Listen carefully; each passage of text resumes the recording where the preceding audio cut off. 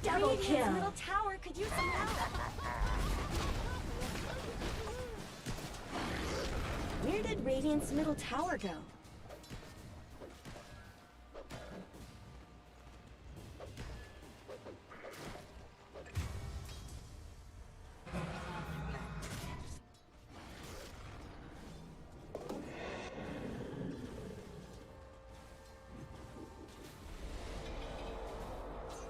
Radiant's top tower has looked better.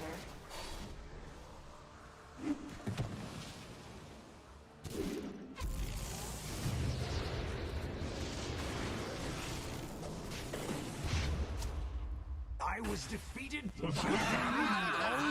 Radiant's top tower is under attack.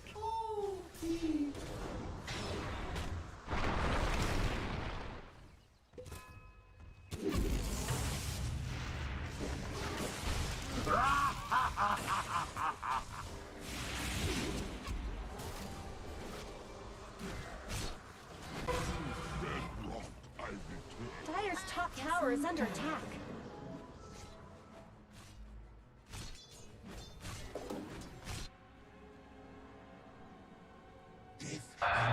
Working on it.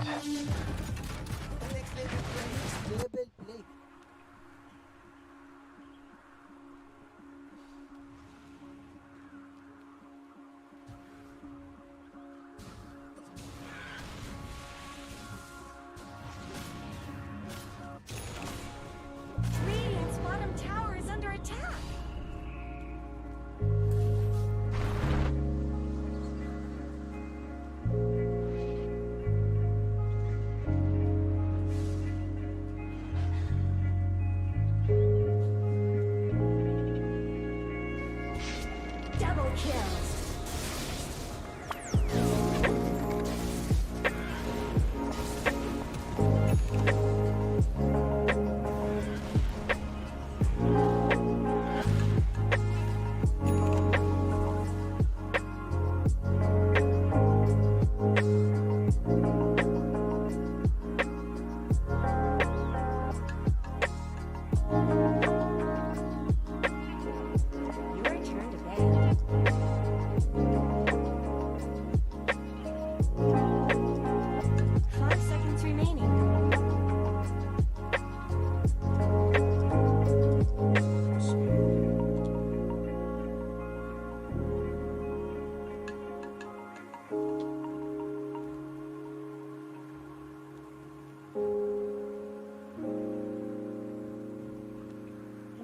Seconds remaining. 5 seconds remaining.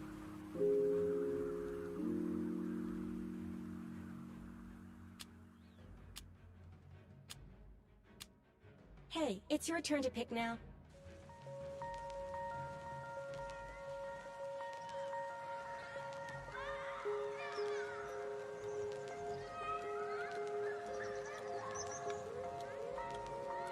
Seconds remaining. 5 seconds remaining.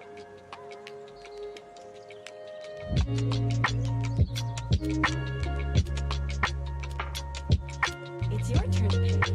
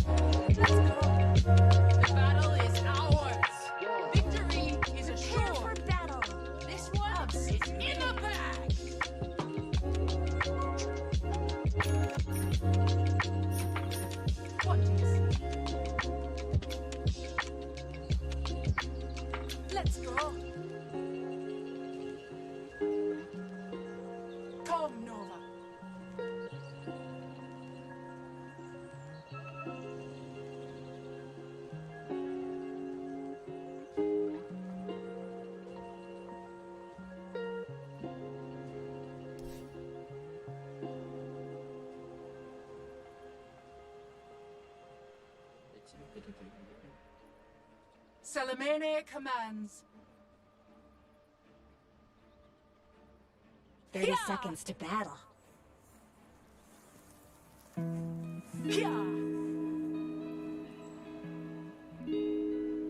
Quickly now. We ride. On the prowl.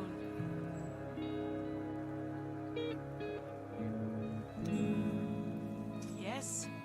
Let's get moving. On the hunt. For the night. Good plan. The night sees all. Yes. Bye.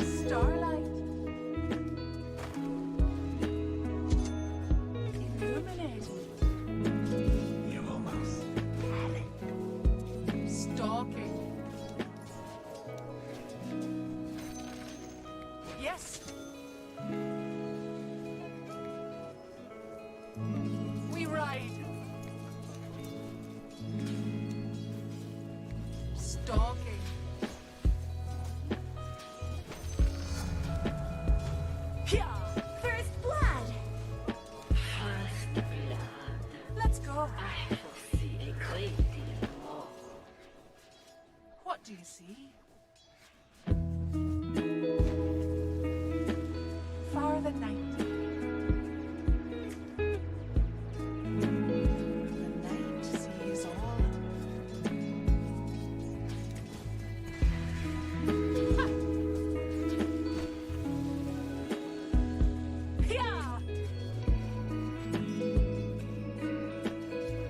On the hunt. Poor wee thing. Absolutely. Yes. On the prowl. By starlight. Illuminating. Quickly now. Your middle tower is under attack. This will hurt. Let's go. Good plan. Let's go. Yeah.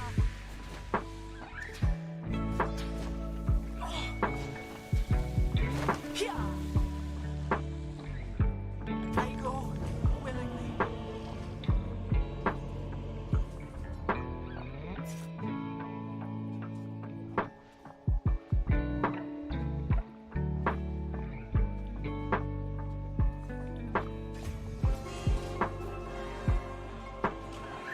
Back on the hunt. By starlight. On the hunt.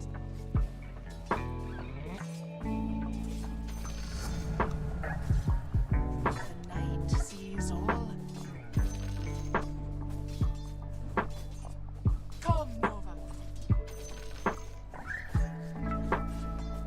Let's go. Good plan.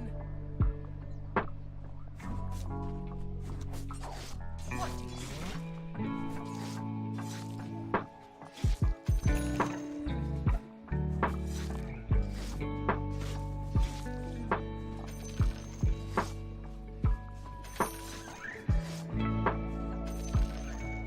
On the prowl.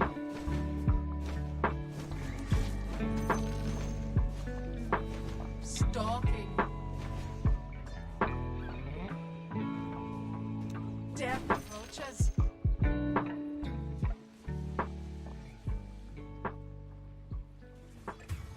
Far the night. Quick. Ow.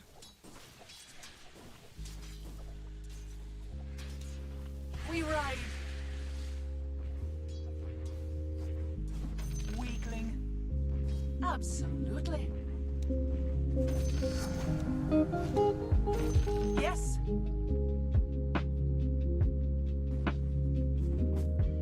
Yes.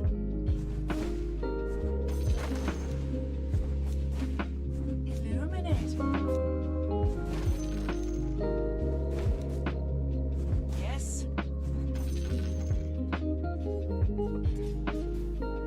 On the prowl. Let's go. Pia. Let's go. Blessings upon a loyal warrior. Who dares? We ride.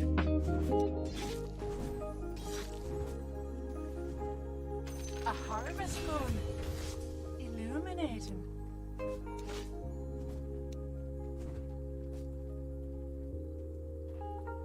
Pia!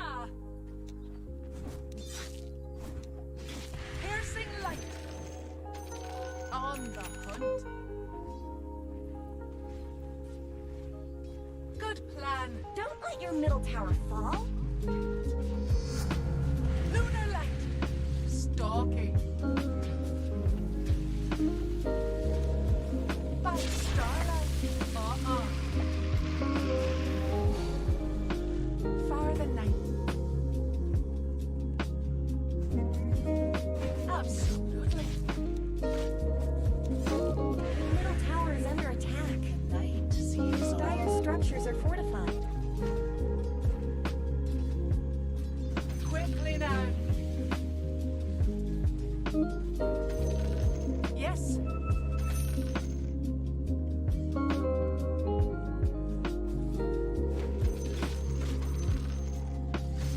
On the hunt.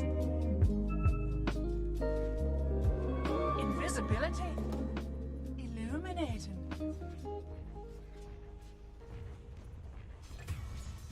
Yes. Far the night.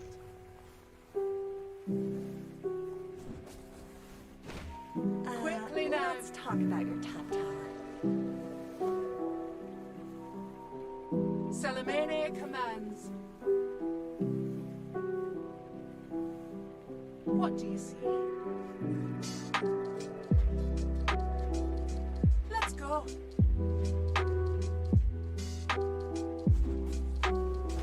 Yes. Let's On talk the about your right. top tower. We ride. I hear whispers.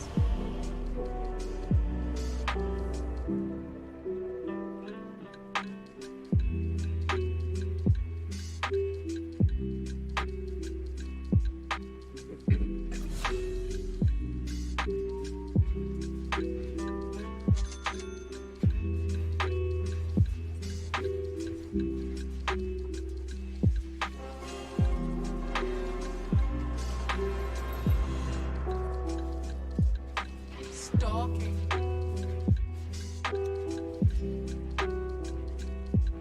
The night sees all. Let's go. By starlight. Yeah.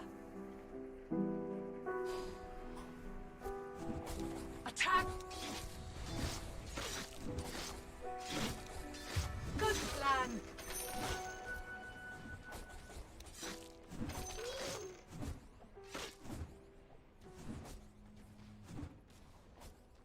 Your middle tower is under attack. Killing spree. Help me! Yeah. On the hunt.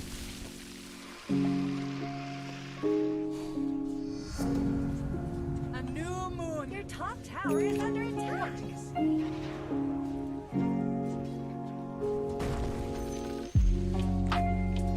Salamene Let's commands. talk about your top tower.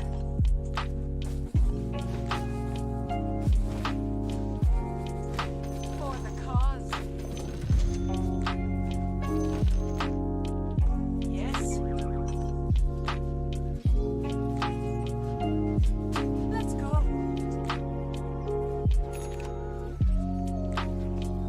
Salamene commands.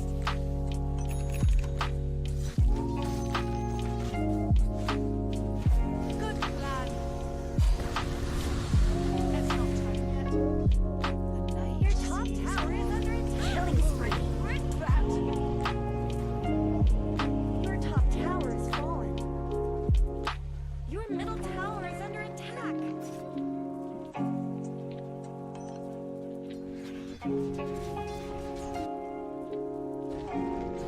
Your middle tower has fallen.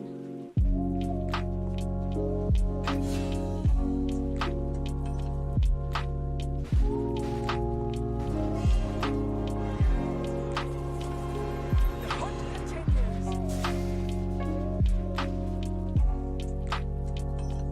Illuminated. Yeah. Insignificant.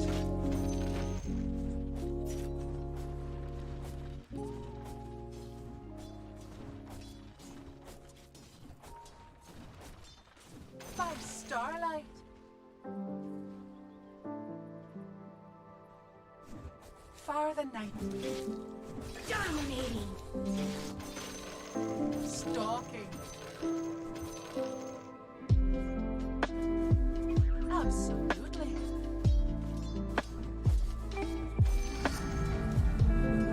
On the prowl. Radiant Salamander structures are commands. fortified.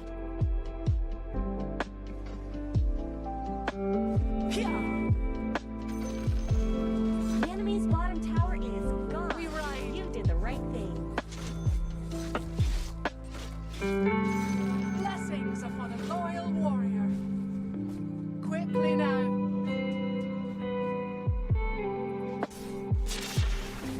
Another death. Yes.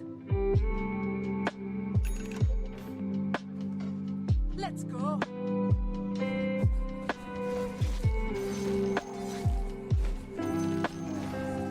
We ride. อ่ะดู Slice.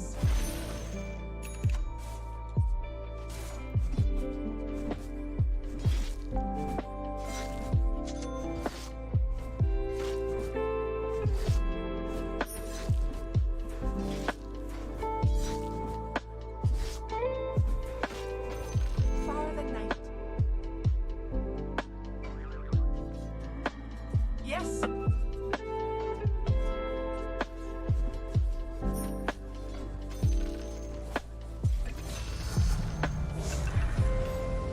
Stalking.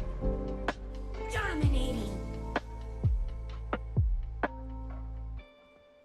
Quickly now. Poor thing. Heads up.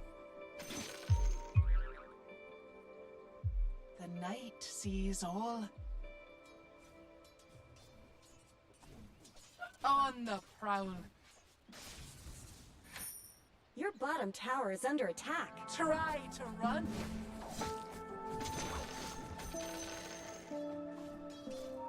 By starlight.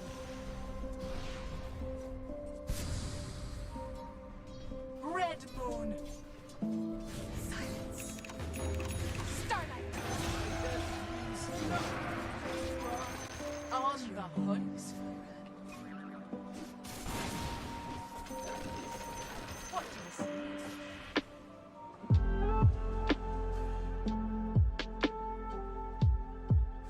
Pia!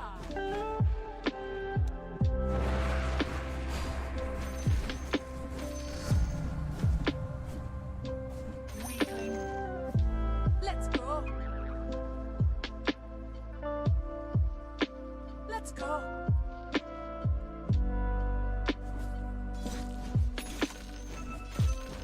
Good plan. Pia! Salamene commands. Absolutely. Illuminated. I'll take that.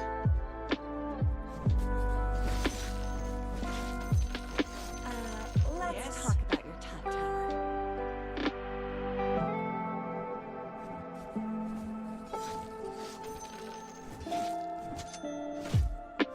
Salamene commands.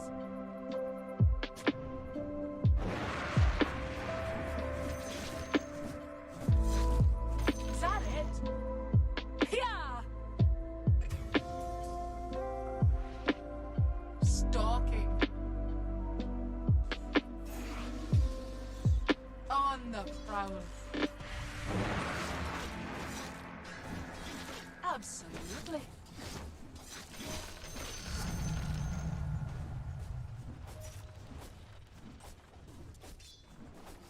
Pia!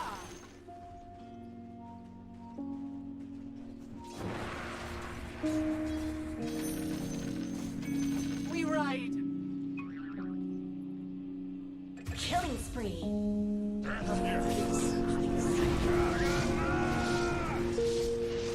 Killing spree. Double kill. On the hunt. Lucent beam. Eclipse. Clearly not.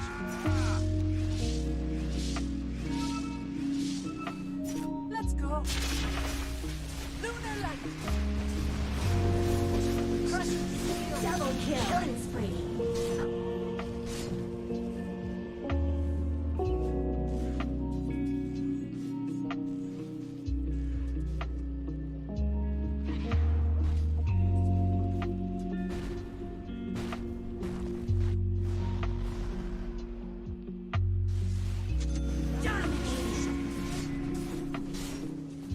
Dominating. Don't let your middle tower fall.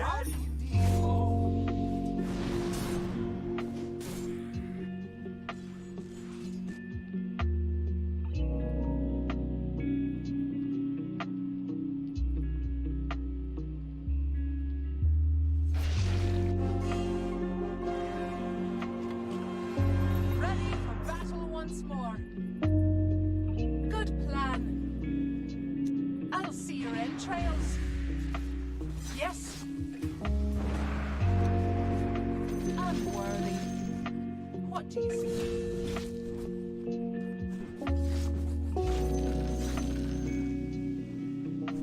Quickly now. Heads up.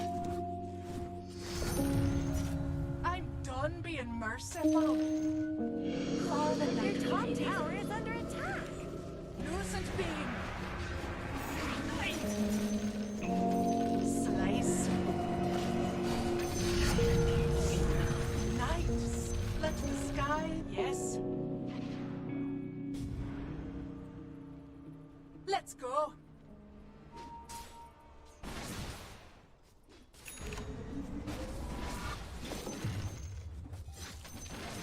Come, Nova. By starlight.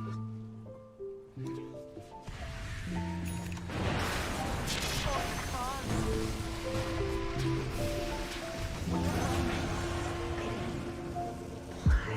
Here's a blade in your eye. Mine at last.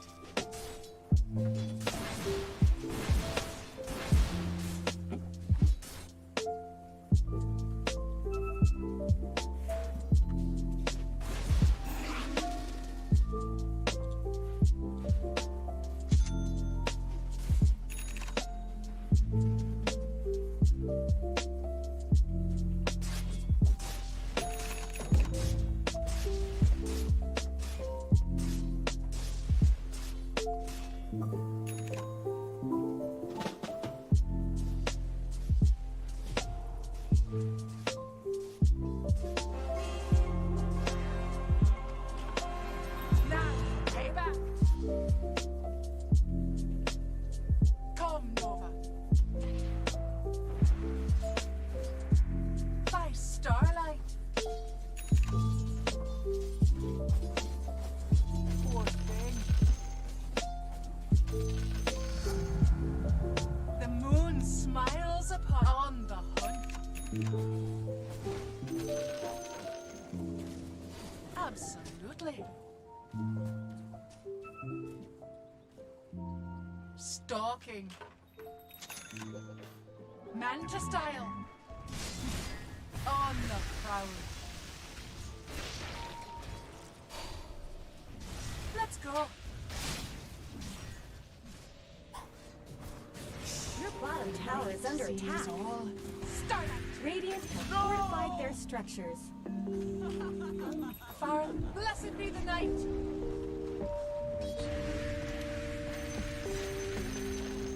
The enemy's top tower just shattered into little pieces. What do you see? Your middle tower is under attack. Illuminating.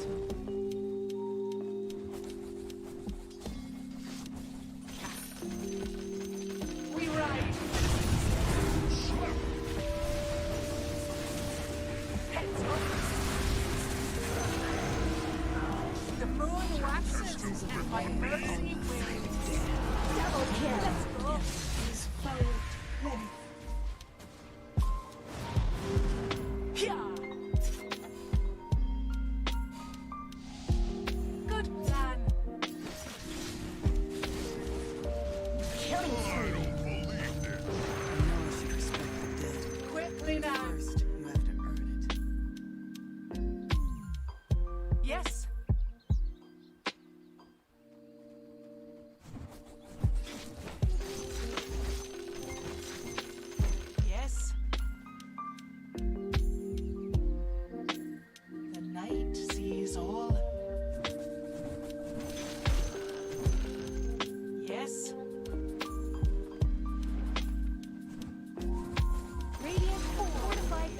structures.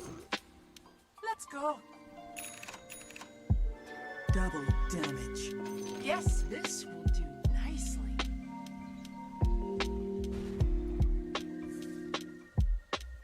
For the night.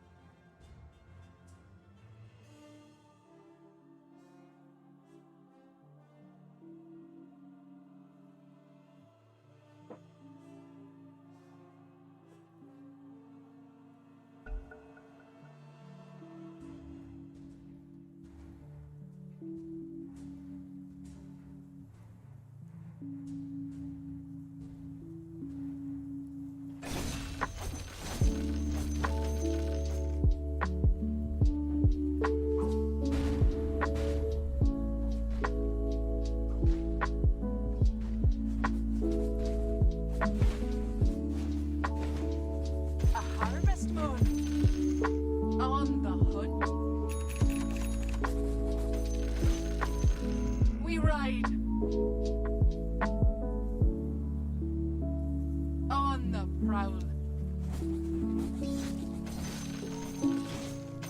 Yeah.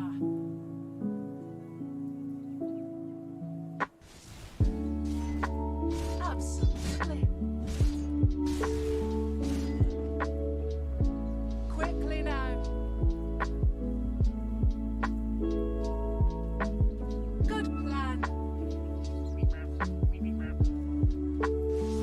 Salamene command.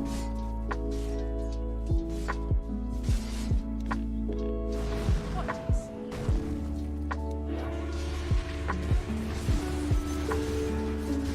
As starlight.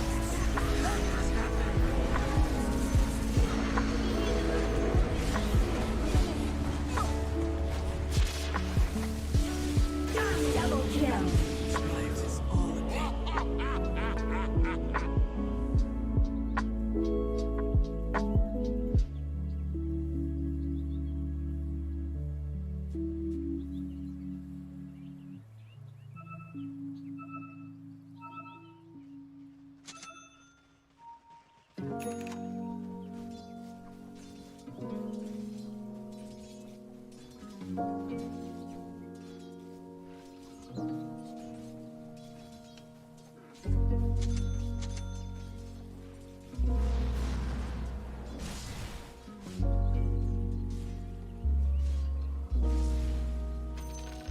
Fire have fortified their structures.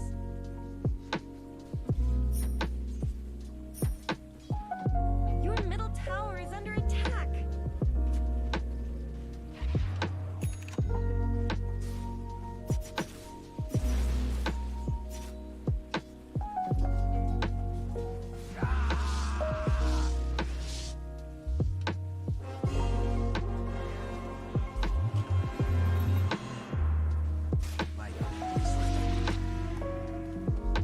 Stalking.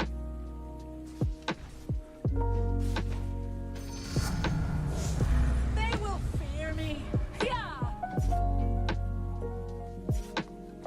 Another death. Let's go. The night sees all.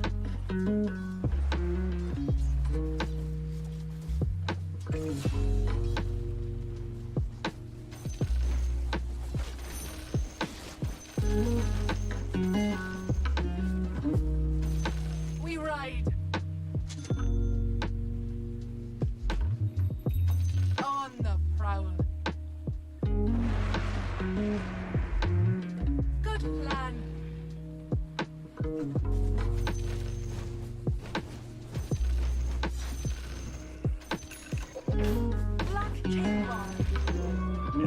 Follow the night.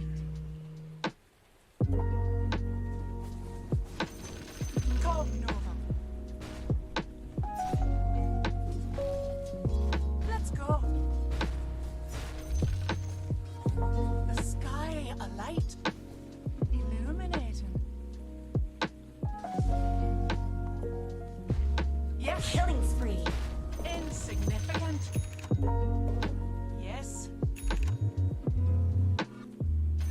Blessings upon a loyal warrior. By starlight.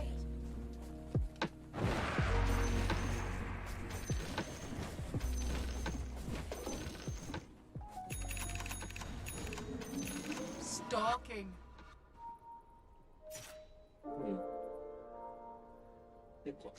Quickly now. Fear the moon.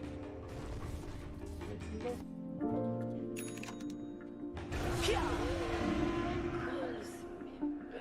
To the dust return. On the hunt. Pia!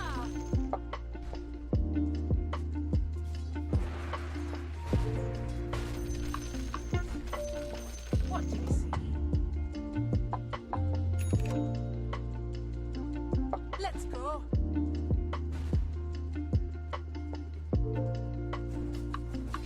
Unworthy.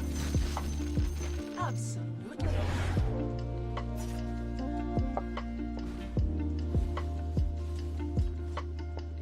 Let's go. Run them down. On the hunt. Yes. Yes. Let's go. Quickly now. Pia!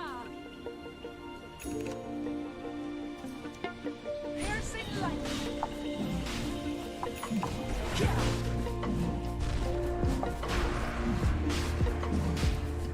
For dark moon. Ha-ha! Immortality.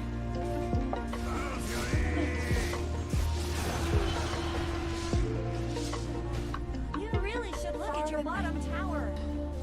Your bottom tower just fell. Maybe you should Good look. plan. What?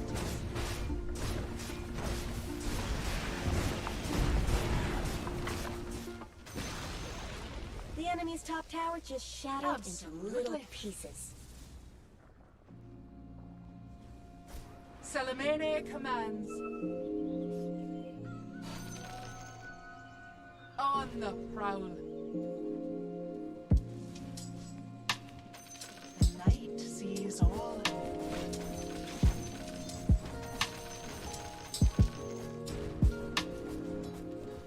Stalking. Swiftly.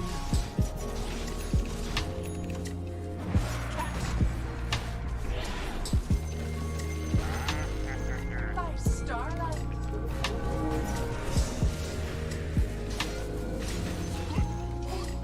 We ride. Hidden in these woods. Let's go. Pia! Another phase begins.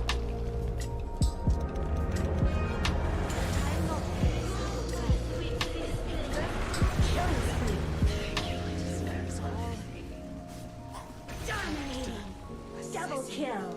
Taste my steel.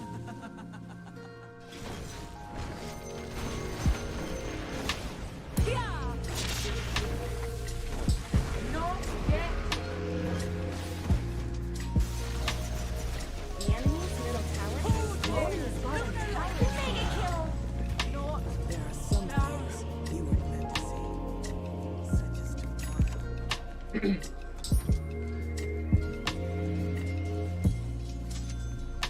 See? Got it.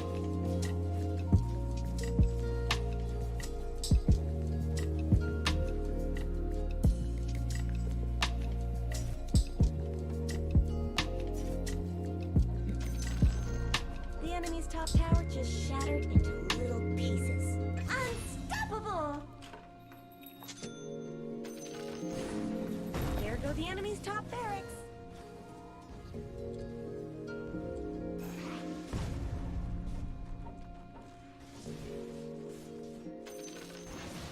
The enemy's top barracks have fallen. Just a cold pile of rubble.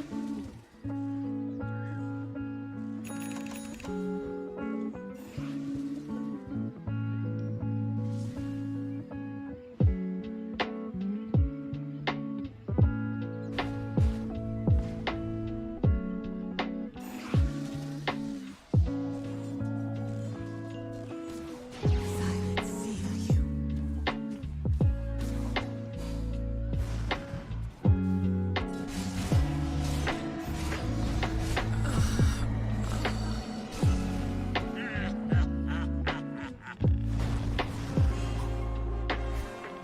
Double kill! You come to a bad end. Absolutely. Insignificant.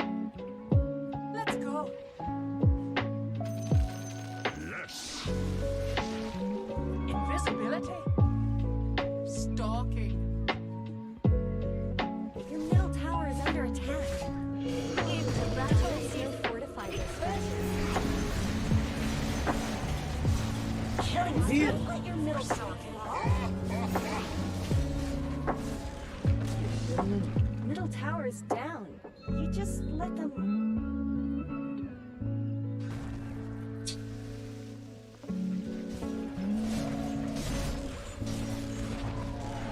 Your middle tower is gone. I tried to warn you. Your middle barracks have fallen. Don't let your middle tower fall. Your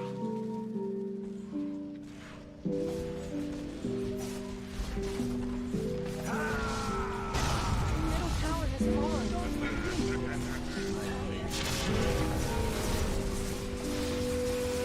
Double kill. Killing spree. Triple kill. It would.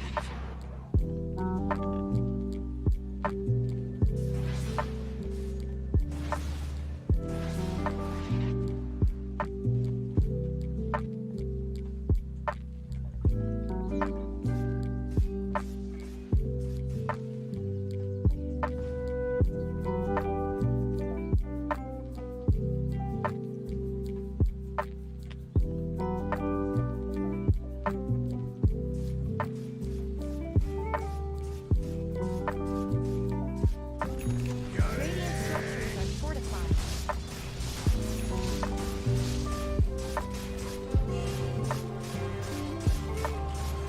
Follow the fight. The enemy's bottom tower has fallen. You won. The enemy's middle tower didn't know what hit it. What do you see? The enemy's middle barracks have fallen. For night The enemy's silver. bottom barracks have fallen. A harvest Now moon. have mega creeps. On the prowl.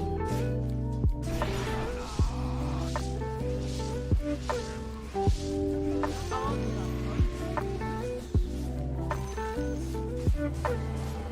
the hunt. Illuminate. Yes.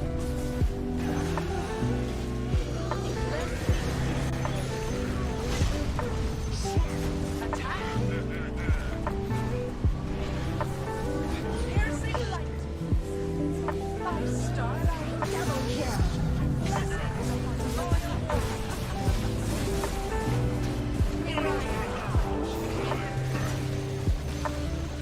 The enemy's middle tower won't make Quickly it. now. Triple kill. Now that you're dead, I find it easy to respect you. Double kill. Dire victory.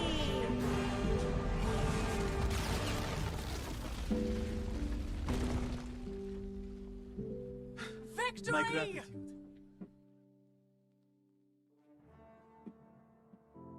Hampir anjing.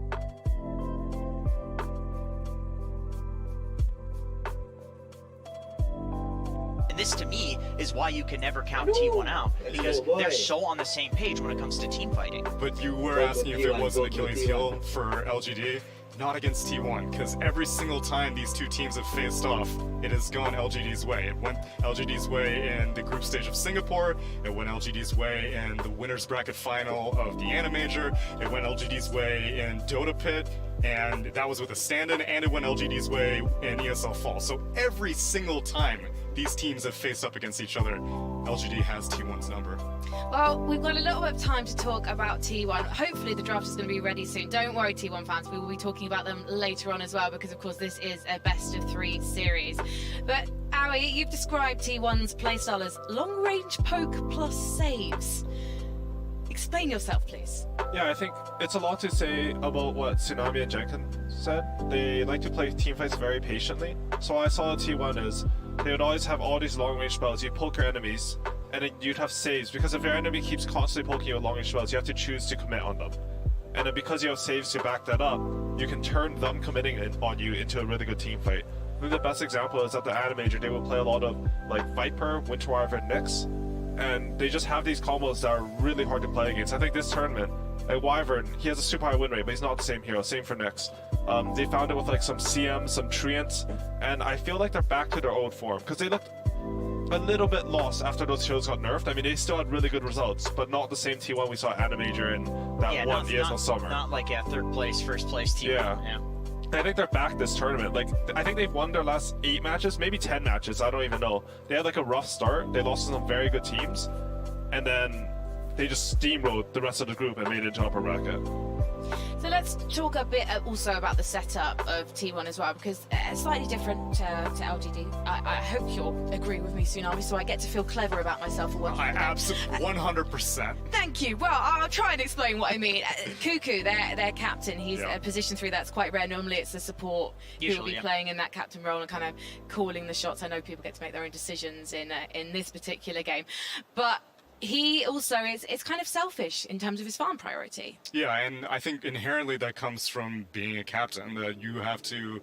well, I guess there are 2 different approaches, because sometimes some captains are very selfless, the classic position 6 style of Western supports who are like, hey, it's okay, you know, I'm just watching the mini-map 90% of the time, I'm not going to worry about last hits. Cuckoo is like, I am the master, as he is so often said in his interviews. He is the master and the commander, and so once he knows what he needs to do, he can tell everyone else. Everyone falls in line, and as we spoke to LGD being more fluid with their roles, I do think that T1 are a little bit more rigid, where Whitemon and Zephyr do take more of a passenger seat while Cuckoo's driving. 100%. I actually think it's like a very personality type driven thing for Cuckoo. He's just like, I'm Cuckoo, I'm farming. And I also think with Whitemon and Zephyr on your team, there's a lot of space for that to happen. The game versus Thunder Predator, where Whitemon and Zephyr, they were Shadow Shaman with 2 levels in Ether Shock, so he's not really able to kill creeps that quickly. And then Undying, who's one of the worst creep killers in the game.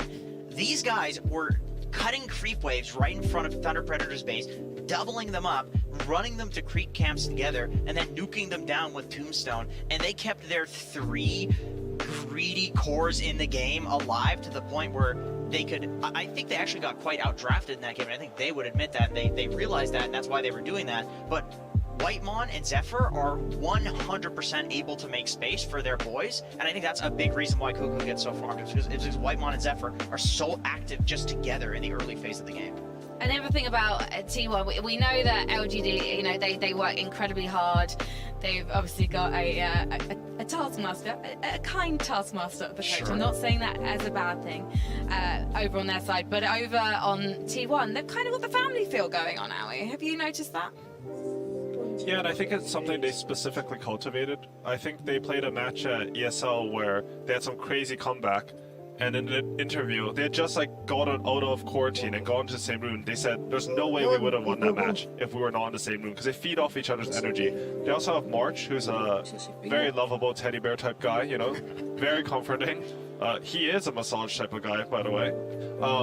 And you know from personal experience? Yes, he's very nice. Okay, I like I'm gonna when he look him up. touches me. Sorry. And I think that contributes to their playstyle. I like what Tsunami said a lot, actually, about how Cuckoo will take a bit of farm priority because he's a captain. I think if you're playing captain from a core role, you're making calls based on your own strength. And I think they've identified that about their team, and they always give the right person the setup in the game in order to make the right calls. I think this match in particular, it'll be all about Cuckoo's lane. Like, if Y and Ame can shut Cuckoo down, I think T1's potential is a lot lower. Also because I think 23 Savage and Carl have been quite autopilot, and I mean that in a good way throughout this group stage. Carl, to me, has taken the crown, and not just because of his team's position as the best Southeast Asian mid. And for me, it was always a close contention between Abed, obviously, Armel, and then Yopaj recently emerged to me as a strong contender after Neon's run in Singapore. But Carl just, like, you have to put so much ban priority on him to make sure that he doesn't get comfort. And then even if you're putting him not on his Doom, for example, which no one's really playing anymore, he's still very, very consistent. So Cuckoo doesn't need to worry about Carl at all. And then even for 23 Savage, I think he trusts his support duo enough that he's like, that lane is fine. I just need to worry about me. The Doom is interesting because it's not something that other teams have really been able to replicate to the same degree of success. I remember, like, after Animator, there was a lot of teams trying to pick it, and it was going horribly. It was just feeding the lanes and never really coming online like Carl would.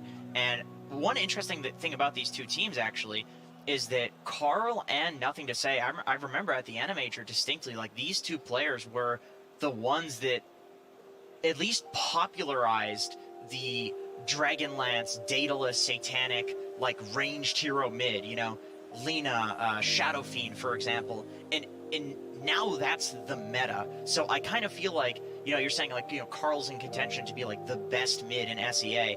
I kind of feel like it's because he set the meta, but it's cool that on the other side, it's like, Nothing to Say, it's the same thing. It was both of these guys. Everybody else was doing all sorts of other crazy stuff. Remember, Void Spirit was a big thing going into Animator, and then these two were like, nope, we're gonna play a carry mid. Well, Nothing to Say also has a Southeast Asia background as well. So yeah. It's probably that pop culture that kind of was instrumental. It's the way to do it now. It's the way to do it. Going into this, though, I remember I was looking up about T1's story, and Kips, who's someone I'm from the community, I'm very fortunate to have played some Dota with. Thank you, Kips. But she was saying that basically Carl had quite a limited hero pool going into this. But actually, looking at the stats from the group stage, maybe Carl was just hiding something, because it actually seems like there's a lot more variety coming out that mid lane draft than perhaps we were expecting. Yeah, and I think that's something we're seeing with Abed as well, another Southeast Asian technically mid, where EG is just kind of like keeping things under wraps for right now. I think that of the depth to see, I think Cuckoo's probably going to dip into his own pool first before he starts having to whip out Carl surprises, because even though Carl probably does have more depth, I do think that of his team, he probably has the least versatility, and that's not a bad thing, because if he's really good on what he's good at, then just keep giving it to him, but maybe LGD might push him to the limits. I feel like that's fine for mid these days, though. Like, the current meta works in T1's favor, in Carl's favor. Like, think about, like, you're never going to not want Alina on your team. Like, she wins every lane, she can rotate, she uses runes, she can farm stacks, like... Well, if you were LGD, who do you want to target in bans? Are you just targeting meta heroes right now, or just the usual Elder Titan, Tidehunter, Tiny? Or are you going to try to target a player? I think you target supports. Okay. I'm pretty sure T1 is very reliant on their supports plus Cuckoo. As far as Carl goes mid, he might have had like a smaller hero pool before, but I think it's more about the heroes that they want for their style to work, more than him being unable to play the different heroes. Yeah, that's fair. Carl's like, he's a weird mid because he's very greedy and he requires resources, but he always looks to scale. Like, I don't know, he scales without taking the map from 23 Savage. He scales by like murdering like, people. I'll play pubs. When I play pubs with him, he'll go like first item Midas quad mid. I'm like, why does my mid have a Midas? And then he would just literally 1v5 the game. I'm like, okay, that's why he has a Midas. And it's the same on Doom, right? Like, he's good at understanding how his gold puts him in a position to win the game or identifying that win condition for himself. He fights with a Midas. He does fight with a Midas. That's always the weird thing about T1 is like, in Animator, they would go like 3 minuses. That was a big thing. Yes. They'd go 3 minuses, but then they would fight. I know. And my thought process was like, okay, maybe what they're doing is they're just getting 3 minuses so they know that they're going to outscale you, and then they just, like, I don't know, outplay you in team fights, or they fight in a way where it's like, okay, let's say you're fighting, you're like standing on a high ground, or you're defending your tower. Obviously, that's an easier fight to take than you going to the enemy tower because, you know, they have the tower aura, the tower hitting you, and so forth. So it's like they take these fights that are good for them while playing really greedy, and then eventually outscale you. I actually really like that because if you think about their style, where they're playing this long-range poke, if you have Midases and you're just poking your enemies, they're feeling even more pressure to come at you. That's true. And if you're both looking at each other, your Midases are actually gaining you gold and EXP while you're both just looking at each other. You just gain advantage. Even more pressure to go on somebody. You know what? There are people who are watching their first TI, so you know what? Let's do some Dota 101. What is a Midas?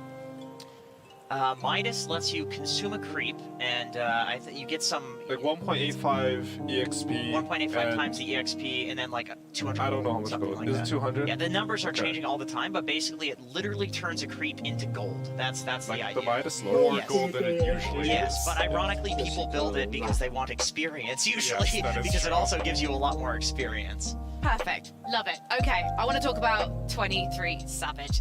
This is a player who, you know, you hear the stories and you just go, yeah, I love this guy. Or you listen to the interviews and you go, yeah, I'm rooting for you so hard. And 23 Savage, he's been really impacted by COVID. He did find some limited success, I guess, in Fnatic. He was meant to be playing with Vici as well, but never really got to play with them because of COVID. And now, we used the word family earlier, but I'm going to use it again. He's found his family in T1. And people are talking about him as a superstar carry of the future, are we? Ooh. And you know what? We're going to talk about him being a superstar after this first game, because right now we're ready to get into this match and the draft. T1 versus PSG LGD. Game 1. Welcome to the first draft of the first series of the day. An exciting one at that, T1 versus LGD. To analyze this draft, we have a draft panel. My name is Alplus, joining me is Fogged and Lacoste. And I'd like to ask you, Lacoste, first, because you were the SEA expert. Most people are not really believing in T1 being LGD. Maybe taking a game, but not the series. What can they do to change their minds? What can they do? That's a good question, because T1 has shown stability. They also shown during the first and second DPC season that they can play from behind. Expert showed that, PSG, LGD, they are the team that they don't lose the laning stage, so that means most of the time they will stay ahead, and T1 is really familiar to know how to come back into the game. Their support duo, Zephyr and Whitemon, throughout the season 1 and 2, mostly on the backs of Snapfire and Lion, were the ones, bringing them back into the game when it was necessary, using smokes multiple times. I remember one particular game when they used 3 smokes in a row just to, come back into the game. I've had games even during group stages where they were doing that. They quickly became my 2 favorite support duo of this tournament, and that's even saying that compared to LGD. They actually have my 2 favorite 4 positions are playing in this series right here. I've got Shinkyu and I've got Zephyr. So both of them are super fun to watch, and let's go. We got the draft going already. All right, so we start out with the Magnus Snapfire for LGD. What do you think of this opening, Fogged? Comfortable, strong, scaling, hits every timing, gives you Roche, gives you every possible potential you need, right? High magical damage in team fight, BKB piercing disable, and amp up, or 2 kind of amp ups for your carry, because these Snapfires are all going Solar Crest. You have Empower as well. kind of gives you almost everything you want in a draft, just off these two. Yeah, it doesn't have too many weaknesses because you have a strong laning stage, you have a BKB piercing ability that's necessary, and also a lot of damage just for the Roche taking or for the tower taking potential. Weaver picked up by T1. They exclusively played as a position 4, so I assume they're going to do the same thing, especially because the lockdown is a bit limited from PSG LGD. There's so far no silences, no instant stuns, unless Magnus, of course, gets a Blink Dagger, but that's going to take a while, and they open up with Lina as their second pick. Lina, one of the heroes from the mid lane that is not a magic damage-dealing hero anymore. She puts out a serious amount of physical damage because her talents really work well with that, and we see this new hybrid build, Boots of Travel, straight into BKB for sustain, keep using your mana to have 3 fiery soul stacks, and then go for a damage item, either like a Shadow Blade or a Crystallis, and she's also one of the better Silver Edge carriers. Do you think that'll be enough to deter the Magnus away from mid? Because I know PSG LGD, they run it in both, right? Like Nothing to Say and Faith Beyond will play it, so maybe not right away that they'll just switch it, but maybe that Lina's one, like, we're just gonna put it out there so you have to move the Magnus away, kind of switch your hand a bit, and ET makes it unpicked, unbanned for one of the first series I feel like I'm seeing so far, at least in the first 5-6 picks. Do we still see it here? Yeah. He always wants to see it. No, but we absolutely can see it too because it fits PSG LGD perfectly. Like they've got Snapfire for Q, they can put it as a 5 position. T1 can still pick it up as a 5 position. I think Lina is. We always talk about mixed damage carries. Lina is one of those that is kind of mixed damage, so it does thrive off of ET as well. PSG LGD banning out some comfort heroes for T1. Yep. They played Drain Protector a couple of times. They love to have a lot of sustain for the poke damage that our panel talked about. And Doom, of course. Carl Doom has been amazing throughout both seasons, throughout the majors, because this guy just knows how to hit the timings perfectly. Sometimes, if he feels like it, handle Midas is necessary. You know, if it's needed to get a straight hood into a BKB. I saw that a couple of times from him, so no surprise that PSG LGD decided to ban it out.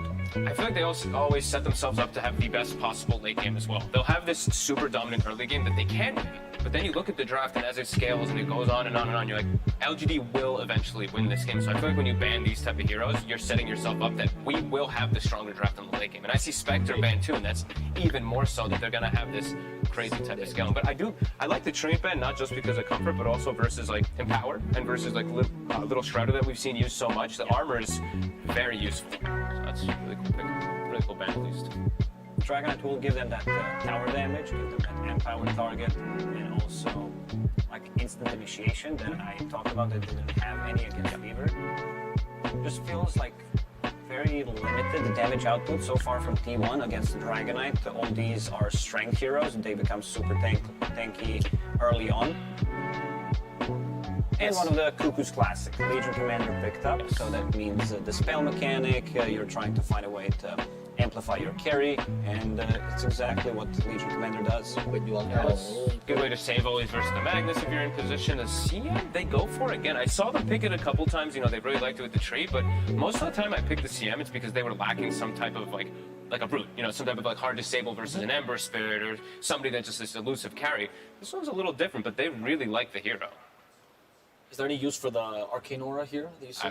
Fantastic. Yeah, Right. Absolutely. All three are great. I mean, CM Aura is always. I don't think anybody's been like, man, what a bad CM Aura. Sure, but you pick it up with like a you dare bristle back and you go, oh wow, this is a combo, right? You usually like mana. Is there anything here you're like, I can abuse this Arcane Aura? Yeah, for Lina especially. In this game, she consumes so much mana. Lina is one of the heroes that I don't think she moves from a lane to lane unless she's full mana. She just prefers to stay, farm the small camp, push out the wave so that you can't gank her, and she's always sitting at like 10-15% of mana. So this time around, we might see Lina do a bit more. You know, she relies heavily on picking up the runes, so we're gonna see some movements.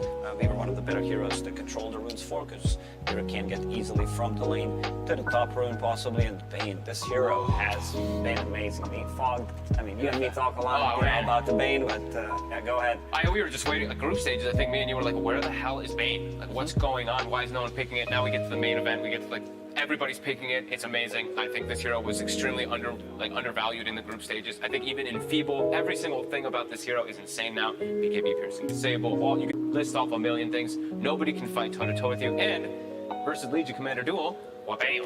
You get that Nightmare off. You completely counteract it unless you are press the attack first. And sure, there's some other things that can go on, but always a great save mechanic. I'm worried about team fight on T1, I gotta be honest, a little bit in comparison. Benjag, please. So what could they do to mitigate it? Is there any carry that you think that would bring enough team fight here to cover this weakness, or should they just concentrate on their strengths and try to push hard that way? I think they should concentrate on fast-paced kind of draft, just not really looking to play around these cooldowns, but I'm not sure what the 23 hero is at the moment yet for that. They ban out Medusa, makes a lot of sense, his comfort hero, and also relatively strong laner, a couple of ways to buff him up. It's not a good illusion type of a game, I would say. PL is out of this game. You're playing into Magnus, into Dragonite, too much splash, too much AoE damage, but I'm also worried. You said there is no team fight. There's a lot of single target abilities on T1, and they don't have that much burst damage. Lina provides you with some. She can play with the Legion Commander, but I'm a bit afraid this double, I'll call it a budget save, with Cookie and the Nightmare could cause a lot of issues for T1. I'm always worried when they don't have great reach to get into the back as well. When I see like a Bane and I don't see you having the greatest ways to actually stop the Fiend's Grip, I'm always concerned. Like right now, who's gonna have to commit into the backline to stop that?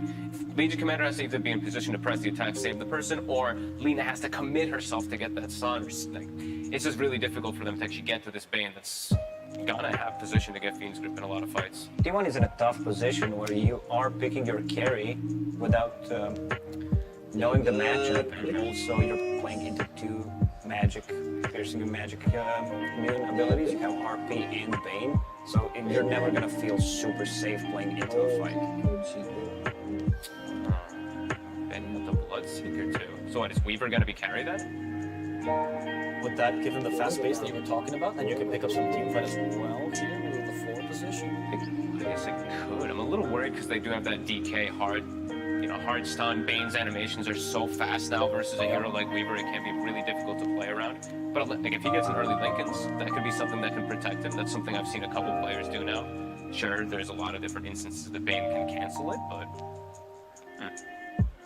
They're not worried though. They saw that and they still ban out another carry. It's just Flark.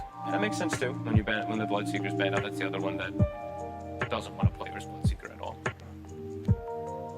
Is there anything that you can, like, can you pretend, because you don't have last pick, right? You can't really flex anything that could go for and carry much like the Weaver, right? So you kind of have to show your hand here. And it's going to be a Morphling, a 23 Savage Special. Okay. Some diverse damage here as well, all right, that we've been talking about. Something to deal with a DK. A lot of single target now, but still lacking that team. It's a good PL game now for PSG LGD. Any kind of mana burn, they really lack AoE. Legion Commander is decent to one extent with overwhelming odds. Other than that, these heroes, they really do not like to play into PL. Morphling too, there's a lot of burst damage that what I assume is going to be, could potentially be either offlaner. It's going to be either DK or Magnus plus Snapfire. I've seen these Snapfires when you're laning versus Morphling. You go Scatter Blast 2 points early so you can try to get those like quick kills on him in the laning phase. Also, Morphling versus Breathe Fire. That's percent damage reduction versus high agi, and there's Enfeeble in the game. Enfeeble, I think something is also an ability that's extremely undervalued. I think versus a hero like Morphling, it could be pretty brutal.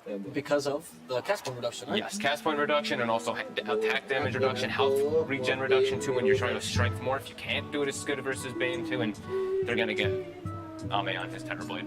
So, closing thoughts here about the drafts. Fogged first. Strengths and weaknesses you can see about, let's say, PSG LGD.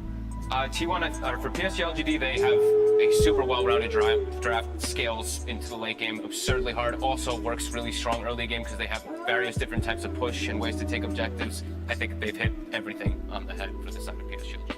Give me some strengths for T1.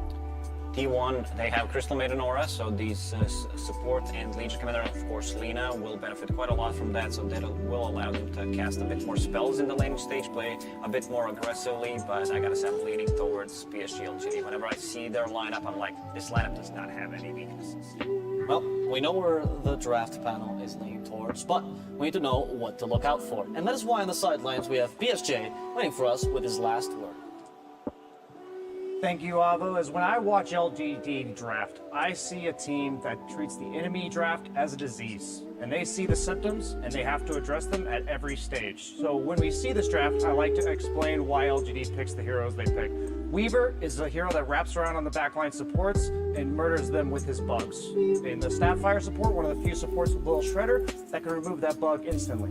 Then you have these backline squishy ranged damage dealers with the DK blink stun in order to address them, and the high armor to deal with the minus armor. Then you pick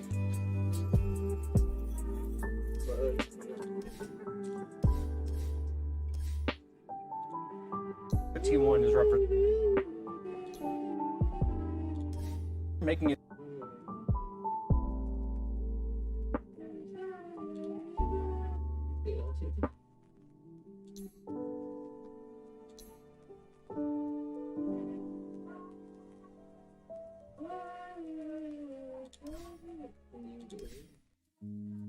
And here with Cinderin, we have quite the matchup here. My good friend, great to be with you as always. LGD versus T1. You're supposed to... Oh, I'm finishing your sentences. Sentences, that's right. Yes. T1, this is going to be quite the showdown. T1, of course, got off to a bit of a rough start in the group stage, but have bounced back looking a lot like they did back in the Animajor. And, of course, LGD, virtually untouchable. Yeah. Do you think that this is going to be what everybody hopes it to be, which is a 3-game series? I'll be honest with you, I think LGD are just such a strong favorite coming in. Like, when you have a group stage where you go 15-1, aren't you kind of supposed to be 2-0 in the first game of the upper bracket, almost no matter who you face from the other group, right? A team that's 10-6 or 11 and... let's do some math here. 11-5. You're doing great. Keep it up. Like whatever stats you have, when there's just that gap. When there's a 15-1 team, it's basically a team that's playing more or less flawless. And even though both teams start in the upper bracket, I do think LGD with a clear are the clear favorites here. I will say though, a team like T1 has this ability, especially later on in tournaments. We talked about this during the group stage when we were casting them. They're a little bit slow starters sometimes, and they ramp up a lot and get that momentum. And we've seen them get some really good placements at major international tournaments this year. I could definitely see them take a game or even the series, but you need to play 100% today to beat this team. LGD just have been looking incredible. The one game they dropped was against Team Secret. Look how they played yesterday against OG. Yep. That was no joke. Absolutely rolled them, especially in game number 2. So it's very, very telling. As far as the strategies go, can't say too much here. It's way too surprising. I think the teams are largely sticking to their identities, especially LGD getting solid team fight, a clear late game winning condition, and the ability to fight and sustain their lanes. It's kind of, if you want to break down Dota in a simple way, there's like 3 things you want your compositions to have, right? It's laning prowess, it's some sort of catch and way to start fights, and some sort of way of ending the game, and then, okay, maybe let's say 4, you also want to be able to take Roche, right? Right. And it feels like they have everything. The biggest weakness is probably the ability to take Roche, but you still have at least the Snapfire, Little Shredder, plus Terrorblade with a power, so you can get it done. Yep, that's very true. Keep in mind, if you are watching on Twitch, I was told by my good friend Buka that cheering is now enabled. So you just hover your mouse and you hold the button for as long as you want, and a cheer explodes afterwards, Cinder. And very good stuff. Expecting that top area to be lit up the entire game as a result of adding so many things. There's one thing I know about Twitch chat is that if there's anything you can click, they will click. That's true. And then again, and then again. The analytics don't lie. A lot of people are clicking. We had to like triple the servers to be able to withstand the clicking. But nothing to say. We'll be mid on the Davian, aka Dragon Knight, versus Carl's Lina. This is kind of I'm going to say, a bit of an old school match. We don't see Dragon Knight as often mid anymore. But what are your thoughts on this going forward with the laning stage? It seemed like a specific response pick, right? I would think this is a lane that Lina does well in, especially after the nerfs to Dragon Blood. I think Dragon Knight fared better if you go back. What's that now? That nerf was like 2 months ago or whatever. But specifically because LGD picked it into the Lina like this, I would imagine they do feel like this is one of the better matchups. Obviously, Lina kind of doesn't lose to anyone mid. Yeah. So it's about, okay, what hero can we get that fits our game plan that also doesn't suffer too hard? And I think Dragon Knight is one of the heroes that does better, but would still expect just theoretically Carl to come out on top in this lane. It definitely has a better ability to flash farm and whatnot, but the issue with that is if you go to the jungle, then Dragon Knight could do a considerable amount of pressure damage tower, tower. But we've been seeing a lot of that into the off lane or the safe lane, like basically not mid. The DK will just transition to another lane as well. So we'll see what they choose to do this time for PSG LGD. Gotten to cast a few games of T1, but mostly art casts of T1. Oh, Nightmare mod on Zephyr could actually be in trouble here. The reflection is there with the right clicks with that Metamorphosis. He gets off his Swarm, press the attack, does give him a little bit extra HP, and will live as a result. But T1, good to see them kind of bouncing back after that first day of group stage, because a lot of high hopes for them, especially in the SCA region. They played out of their minds at the Anime Major, but it felt like after that, they were kind of a hit or a miss. They weren't as consistent as we were hoping. Of course, part of that could be the fact that they qualified for TI and whatnot, but good to see that they bounced back here. But again, they are against the juggernaut of this, and not just their group, but the entire TI right now in PSG LGD. Yeah. I'm trying to think back the last couple of years of TI where it has felt like there's been that clear of a favorite after the groups. I'm not sure if that was the case. LGD was 1 year, but they didn't win. Yeah. Got third place, I believe. You're going to see a skewer here from Faith Beyond. Whitemon in quite a bit of trouble. I think he's resigned to his own death here, but Jin Q might get right-clicked down by 23 Savage as well. Looks like it'll end up being likely a trade of sorts as Faith Beyond just needs a couple more right-clicks with that Shockwave. So 1 for 1, but First Blood is the way of T1. Yeah, goes to the Crystal Maiden. It's going to grab the boots and maybe a little bit extra regen here, heading back into lane to help out 23 Savage. So yeah, a nice little head start for them up in the top lane. I think overall still, though, Magnus is thriving. This is a very good lane matchup for Magnus. At least in the beginning, Magnus just has overwhelming damage. Even when Morph is pretty far into the agility, he just hits so hard with the Quelling Blade plus Empower bonus. Aw, they might kill Savage here almost. GQ, Quite low. he's They're gonna going to get turn this punished, around though. on the Jin Q. Waveform, couple more right clicks. Down he goes again. Uncharacteristic. I could see what he was going for there. Thought he had the burst, but then the punish is just so easy for T1 there. That's very, very good news for them in that top lane. The kill going to 23 Savage as well will almost equalize him with the Magnus now. There's nothing to say in the mid lane. Is 20-7 in terms of CS, and the other side 17-2 for Carl. So nothing to say, doing really well. I mean, I may just be wrong about the matchup. I don't know. Nothing if to this say is a god. Well, right. I think Carl's laning on Lina in general has been really good though. So I haven't watched the lane super closely this game, but just in general across the games he has played Lina, he generally does what he's supposed to do. So perhaps LGD have found a hero here in this patch that can win against Lina. Dragon Tail. It's going to be a considerable amount of damage from nothing to say. There's no real rotations coming in, so I don't think a kill is able to happen as Carl. Oh, missing that LSA could have almost killed him. He needed one more hit and then Soul Ring into Breathe Fire. There is a Fairy Fire on Carl, but yeah, nothing to say. Is honestly kind of bullying the Lina. I can't believe I'm saying that. Not something you see every day. Maybe my read on the matchup's just wrong. Jin Q trying to backstab here, but Carl on his way to the triangle here to pick up that bound. Okay, yeah, Y makes a nice transition. He's gonna kill him here. And the Nightmare with the right clicks. It looks like Zephyr. Oh, he does have one more Shikuchi. Why Gonna find his way close to Jin Q. Just does not see him thanks to the Fox, who gets off the Health Sal, but I think Y did attack ground and hit the Weaver bug once instead of the Weaver there. Needed that one extra attack, so that failed.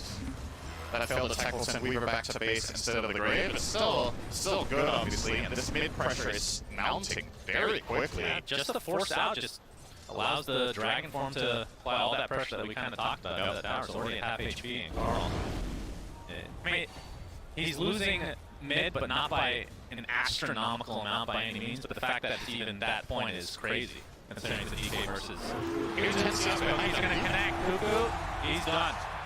So PSG LG evens it up in terms of the kills. We can see there's still a 1K net worth lead for them. I mean, you say you're not losing by an astronomical amount, but you're a lane dominator. You're 500 gold behind minute 6. This feels like a big loss to me. Is that astronomical, though? I don't know.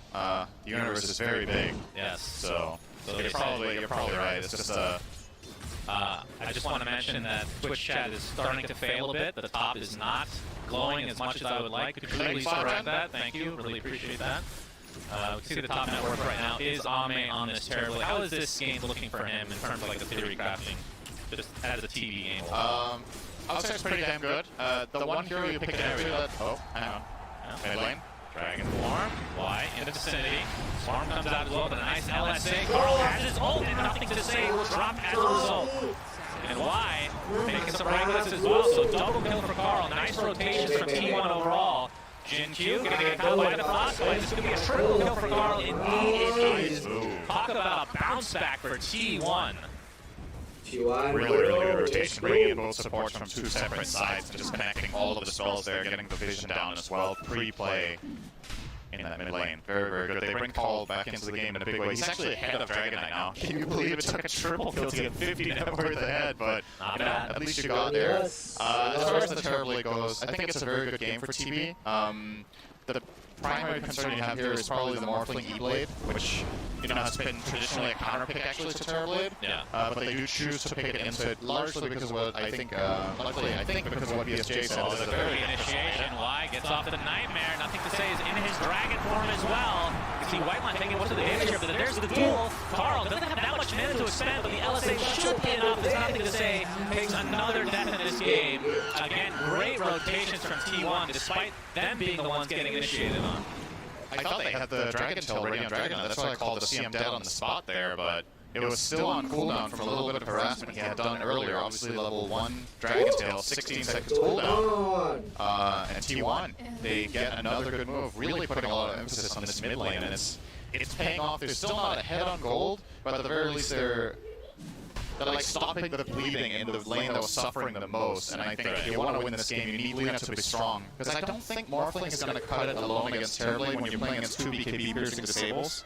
That has got to be a concern for 23 Savage. You need to play around Fiend Script as well as RP. You can take off one of them with press the attack theoretically. Alright, don't get ahead of yourselves, cheers. It was just a little bit of rest on the main side. It's fine. I was like, oh, what's happening top? Oh, it's Little Predator. Good effort. That was a good effort, Sheer, no doubt. We have plenty of room for those for sure. So, as you can see, Ame still atop the net worth right now. Carl working on the boost of travel as 23 Savage now in the jungle. Whitemon might be shown here the Nightmare Frostbite exchange. 23 Savage, Hollow Cookie. Whitemon will fall first, and 23 Savage did turn into that Snapfire, but he's in a 1v3 situation. He gets skewered to the other side, still has waveform. Will be going into the cover of the arms of Carl, who gets off the Luna Blade, but no resulting kill here. Very, very big one there on Y. Not sure how many charges he had, but we need a replay in SFM of that double cookie exchange. How one of them gets stunned but not the other? I don't know why. He's going to be spotted here, but we'll get the Nightmare off with a couple more right clicks. He doesn't have anybody that near him, but it is just a support Weaver, of course. Avoids the swarm. He has dust. And if Zephyr is feeling cute here and trying to take the bounty, he could find himself dead, but... Oh, ZQ? And Zephyr just being a very annoying presence is nothing to say. Almost has his tower dead to rights. And the question is, will they get the deny? Likely yes. And that's going to go to deny. Yeah, if I were a betting man, I would have lost a lot of money on that one. Yeah, I don't think Crystal Maiden gets many denies in a tournament. In general, including creeps. So Faith Beyond is going to be playing, as you can see, the Magnus here. Magnus TV combo. What are your thoughts on that going forward? Terrorblade has pretty high base damage in Metamorphosis, so he makes for a pretty good empower target. You might not think about it conceptually as a melee hero, which, you know, a lot of the time Terrorblade is in melee form farming. Yeah. Doesn't really need empower as much as other carries do, since he has illusion farm, he just pushes waves while farming jungle with his main, for example, but it still adds up, it gives you that little extra efficiency, and especially in Metamorphosis, the damage increase can make a very big difference. You know, I was theory crafting that plus the shard for Terrorblade would be really good, but we haven't seen that yet, sadly. Some tournaments have got... Demon Seal has been... I think I've seen it a couple of games in the tournament, but I don't think they've bought it. Basically, it just allows you to stay in your melee form for a lot longer and not really lose out on much. There's nothing to say. In the triangle now, he is going for the Blink Dagger first. So, nothing to say. Typically, we're used to seeing him in like these mobility type heroes, burst damage. DK is obviously not quite that, but he's more the initiator and building destroyer, as it were. Yeah, that fares to them here. So, I mean, so far, obviously, off to a very good start with his 2K net worth lead. Yeah. TSLG are just being super efficient, right? Like you're 3 kills behind, you got the triple kill mid for Lina, but fact of the matter is they still end up losing their mid tower around minute 10. Yeah. And both Terrorblade and Magnus are having more or less a free game, especially Ame is completely untouched with all of the emphasis they had to put on nothing to say in mid. Ame has 10 CS per minute right now. Well, I think one of the reasons LGD is so good is because of their general flexibility. Like, nothing to say, just talk about how different a role that is, technically speaking. And, oh, we're going to see the spot. Oh, the Fiend's Cuckoo, very unlucky. And that's going to be a kill going the way of Ame again. 3v1. Yeah. Very sad. That Centaur has some other agendas on the mind, no doubt. But we might see some action in this top lane. Nothing to say. I mean, Dragon Knight's not really one of those heroes that's going to take up that much space farming, so that leaves Faith beyond to get really big. There's the stun into the RP. Do they have enough damage to take out the Morphling? Yes, indeed they do. And T1 absolutely getting crushed right now. 3K network lead. Nightmare. Do they have the vision? Yep. The time lapse in place just for the HP, but double kill goes the way of Jin Q. And a tier 1 tower to fall as well. Talking about getting Gali out of a rune. He got 3 kills set up with that invis plus the tower, and one of them is that big Morphling on the enemy side. So huge here from PSLG. And T1 do get the tier 1 mid, so they get some sort of a trade at least. Oh, Carl? What you doing, buddy? Is a dagger on the way, I think, for Dragon Knight, but will be a little bit too late. So Carl gets out of there. Very dangerous position to find himself in. Going for the standard Lina build here with travels into BKB. Like I talked about before, the concerns for Morph, they're kind of shared here with Lina, right? You get BKB, which you feel like you have to against some of this control of the Radiant side, including like Dragon Tail. But you're still susceptible to RP as well as Grip. So you can. In some games, you can get this BKB on Lina and you feel like Superman, you know, for a while. Yeah. So it's just not going to be the case. You still need to keep your cool and maintain really strong positioning. So, good news for T1 though, Cuckoo is about to get the dagger. Well, bad news is that PSLG now have 2 daggers to work with. Yep. So expect them to ramp As up always, even focus more. on the negatives. Thank you. Well, that you could look at it as a positive for LGD. Why does that have to be a negative? That's actually very true. Technically true, and technically is the best type of true. That is, I love it. Whoever said that is a genius. Yep. It was probably me then. Yeah. Working on. Looks like he has the Falcon Blade Yasha, so Scotty looks to be next. Is there any reason to? I mean, is he skipping the Manta for now and just get it later? Actually, he probably has. Maybe he is finishing Manta now. With just the recipe to go. I think he's just gonna skip it. I think yes, Yasha has value and farming speed, and you can. I don't think Not much to dispel, so. Yeah, exactly. It's not much to dispel. There's Frostbite, but you're gonna play around that. Oh, nothing to say. Spots the smoke, blinks in to get the initiation. It's just Whitemon. So at the very least for T1, that's a silver lining. He needs to get the hell out of there. Triangle gonna get dewarded now. Yeah. They are painting that there should be a ward there. None of them have a sentry though. So, they have one on nothing to say. Yeah. On the Dragon Knight, just checking both supports. But that was something they were talking about in the panel as well, right? That these players, LG are pretty creative about how they distribute their wards. And that time around, I believe nothing to say against it. Keep in mind as well, something that's been in the game since this entire change with getting gold for dewarding. It is the player placing the sentry that gets the gold here. And that's true. That obviously means if you're in a commanding position and you make a team move, you can funnel extra gold into your cores by letting them deward instead of having supports do it. So, depending on the circumstance, I think having sentries on, in theory, every hero in the backpack could actually be kind of cool, right? Because then whoever needs the gold the most can be given the gold at any given time. Might be something that LG are taking more advantage of than other teams. Yeah, that's definitely one of those changes that you... I mean, that was of note for that patch, but taking full advantage of it. Sorry, I said the person that placed the order, I meant the person who buys the order. Everybody knows what you're saying is correct, okay? Yes. Even if what you say isn't. But like, imagine this. Imagine in the game, every player buys one sentry, right? Yeah. You buy a sentry and you bring it with you, and then whenever you make a move, you can choose who gets the goal. It's kind of... It's like very... It's a very, very detailed play, so to say, but when you're on LGD's level and you min-max basically everything, you can see why they would do something like that. I do think it was his own sentry, right? It does display that they got the gold at least, so I do think he bought it. 4K net worth lead now for LGD, and you have to think that's just going to increase thanks to this Empower being placed constantly on Ame with that TV, allowing him to just take Ancients without having a meta. Carl, at the very least, will get this tier 2 bot. So it does have a BKB. That's what you're watching right now. The first tower. That is the first tower? Yeah. What did I just say? Tier 2. But you probably said tier 2 because it was the second tower of the game. Second tier 1 tower. Let's get a cheer for Synderen for correcting me. Really appreciate that. Woo! Let's get cheers in the chat. Appreciate that. Looking behind me, the crowd loves it. Yeah, Ricky is very proud of you. Alright, Scotty Online. Is this the go time? Because ever since they picked up these Blink there, they haven't really done that much. They had that one smoke gank that just resulted in one CM kill. Now they have Scotty. Thank you. Thank you, chat. Really appreciate it. Very good. Man, that's actually a lot of fun, not gonna lie. Now we have, okay, just like I said, so Scotty is go time. PSG, LGD, they might just go for Roche, potentially. Probably would prefer to get a pick off beforehand. Yeah, and they might just find Zephyr. Zephyr? Oh, what though? Yeah. Okay, there's counter smoke smoke breaks. now. Why? Why not? Yeah. But doesn't look like there'll be a resulting kill, at least not yet. Kuko, in the meantime, has his armlet. We've seen that pretty much every game on Legion Commanders, along with the Blink Dagger that you mentioned. So they have some counter-initiation possibility.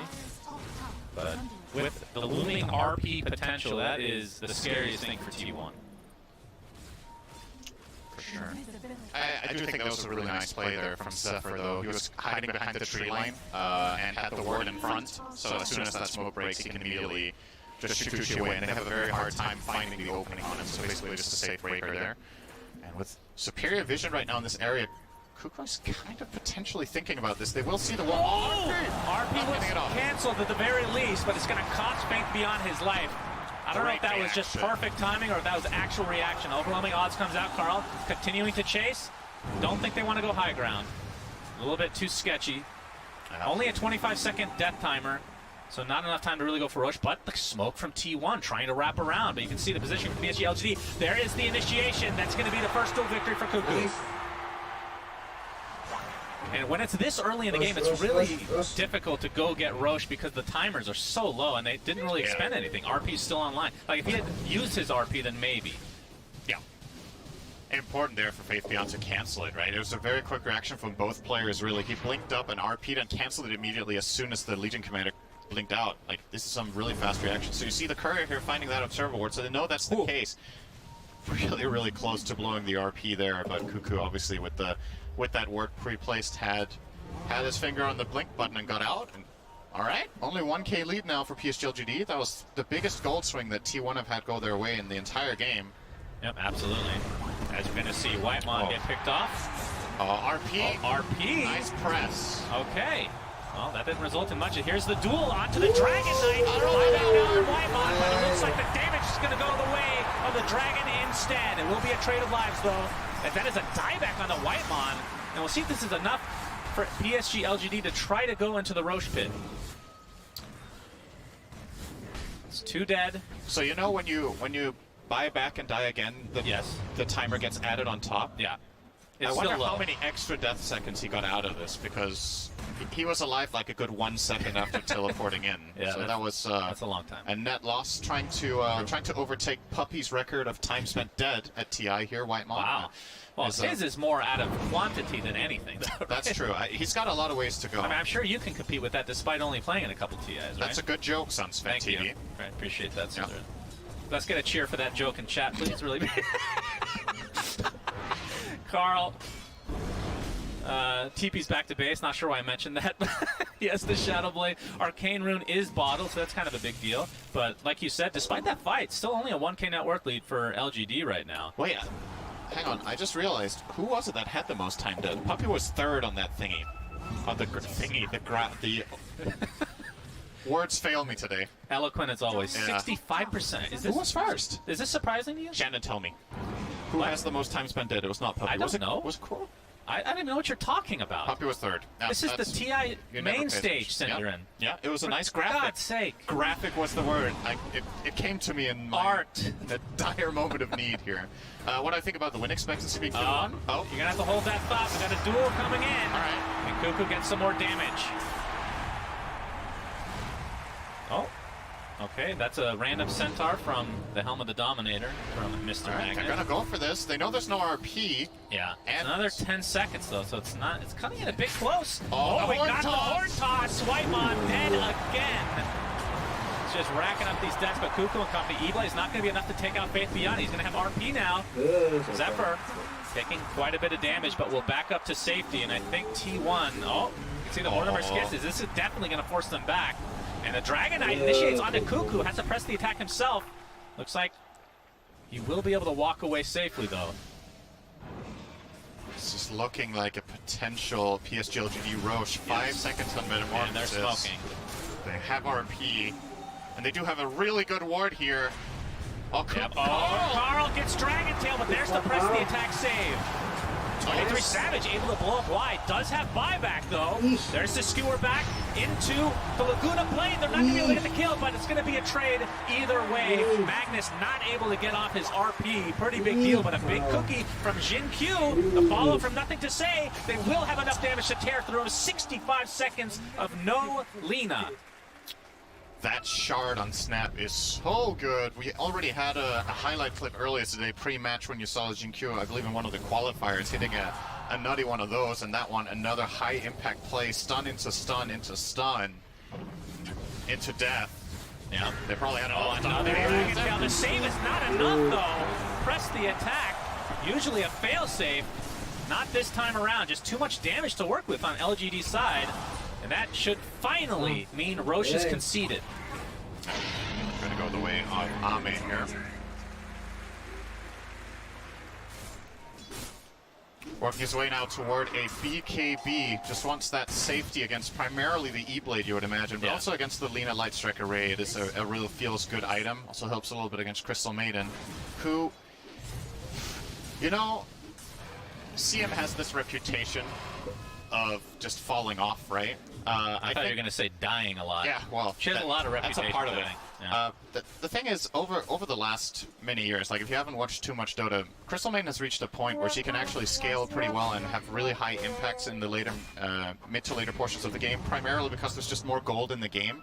And Crystal Maiden benefits so much from getting items like Dagger and BKB. Sounds like a lot, but it happens more frequently than you'd think. In this game, though, Whitemon is at the bottom of the food chain. Yes. This is looking like a patch from like 2 years ago, maybe. Yeah, he is very, very poor, and it just means you're food. Like, he dies to literally 3 attacks from Terrorblade.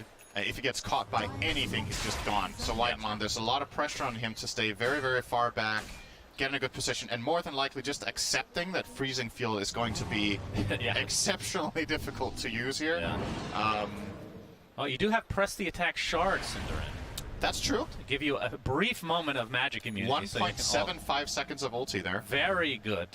He could actually still like just you die said, to terribly either well. way, they have 2 BKB piercing stuns. Yeah. If you get one of those on the Maiden, you're probably happy, though. Yeah, that's a good point. We have the initiation from Nothing to Say. Dragon Tail, Faith Beyond, skewers back into the fray. An easy pickoff for LGD again. Still holding that Aegis for another 3 minutes. We'll see what they can do with this Dragon form. We'll likely go for the tier 2 top. Yeah. Queuing up his own BKB as well. Seems like LGD are trying to hit a timing here with double BKB on Terrorblade as well as the Dragon Knight. Obviously, Terrorblade gets it a little bit earlier. Yep. But that is going to be a really big problem from T1. From a damage perspective, if your Lina is pressured in the fight so she has to run away, I don't think you can kill anyone in BKB. This Morphling build is not good against BKB. You have Lincolns as well as E-Blade. There's none of that like strong right click, which is like a Butterfly or a Daedalus. Nothing of that kind. LGD are just going to go for it. Go high ground. 25 minutes, you have Aegis, you have all your cooldowns. Yeah, why not? Dragon form is running out, online. There's the metamorphosis, and the tower is going to fall very, very quickly. T1, your base is burning. Hello. Yeah. Hello. No fortification available either. They're actually just giving this lane up because Cuckoo's dead. They can't defend. Yeah. Can't blame them. Still 2 minutes on that Aegis. So like you said, it will be a completely free set of racks for LGD, who now sport an 8K network lead. Carl. Just so clean, right? They see that they have enough time for this. They grab exactly what they can, get out, and lose nothing. Yeah. That was even with Dragon Form expiring about 2 seconds into the push, but they're just so confident. Oh, he gets the Nightmare off. That's the Aether Lens. Look at that ridiculous range. Of course, has Fiend's Grip if they really need it, but it doesn't look like it'll come to be. Oh, press the attack. They're actually going to expend RP. This is a really important kill. Lina finally taken out. Does take quite a bit, but nice catch there by Y. Yeah, that was a little bit of miscommunication on LGD's part. They end up using both RP as well as grip through that skewer. But I don't know if T1 realized, so perhaps they're still going to be scared of the grip. I think Y canceled it very, very quickly. Yeah, that's a big pick on Carl and LGD, just straight down mid. Yeah, still a minute to burn. They want to force the buyback, I think. Yeah, absolutely, can't blame them. The All right, they get it. Yeah, DK looks fine for now, but there's the duel. Can they save him? Carl pops the BKB, trying to create as much space on the sideline as possible. Laguna Blade blows up the Bane in the meantime. Eventually, Cuckoo does fall. It's a 2-for-2 with the buyback now onto Carl. And with that, PSG LGD will back away. Oh, they find the horn toss onto Zephyr and gets the time lapse off up to full HP again. Still working on an Aghanim Scepter for himself, which is another turning point potential for T1. Very, very close to T1 gets something. Yeah. Yep, they do. It's expensive to buy back your Lina, though. And just as expensive, you saw in that exact situation, if Bane had Fiend's Grip there, I think they win the game.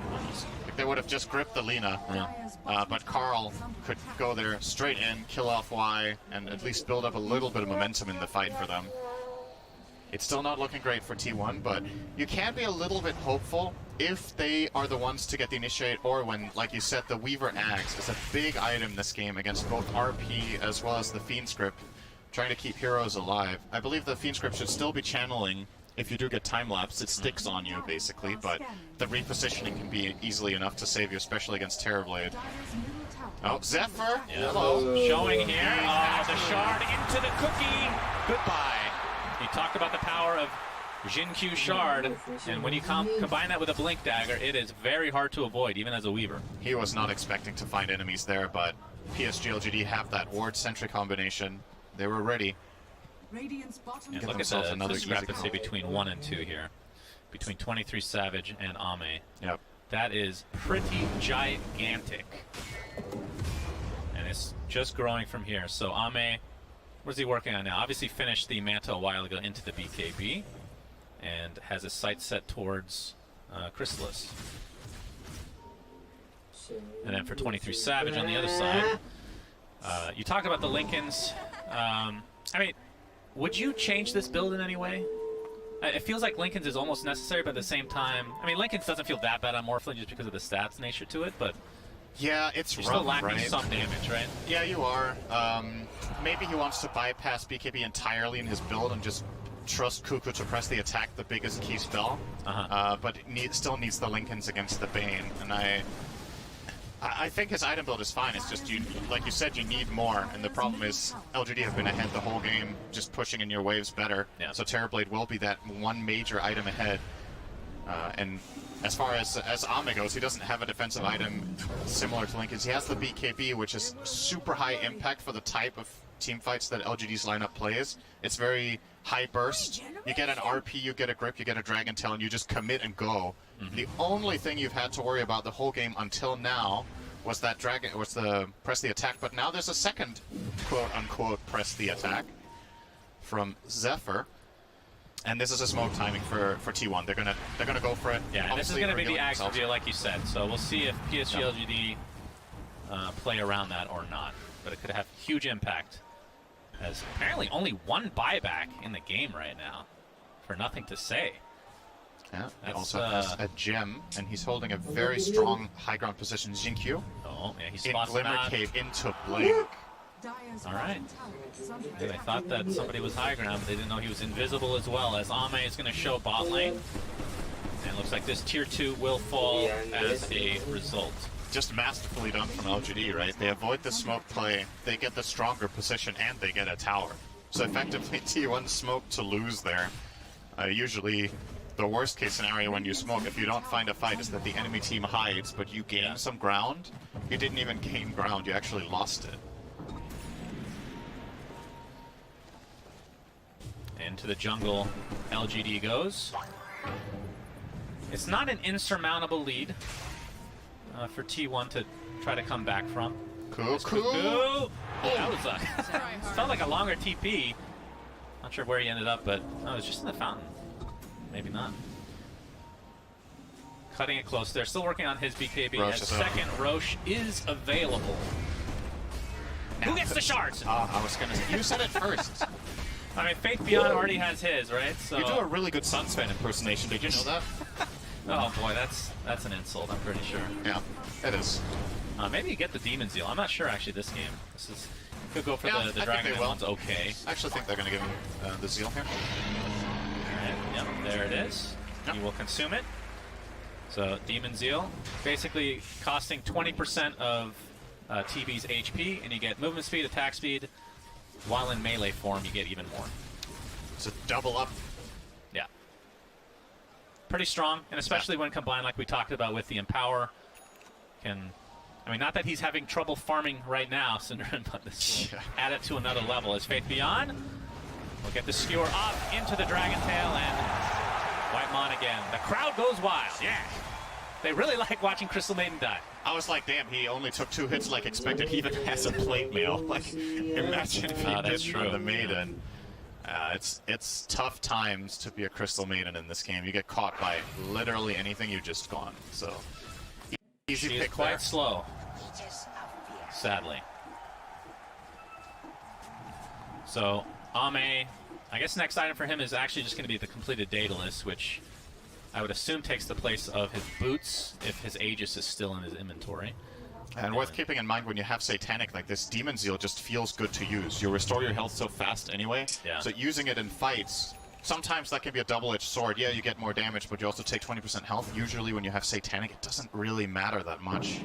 All you need is to get in one attack when you're starting to struggle, and you're going to get all of that health back right in, and here we go. And here we have meta popped again. Oh, Carlos in position. Oh, the skewer back with the horn toss set up into the RP, but no! Press the attack waveform is enough to bait out the RP.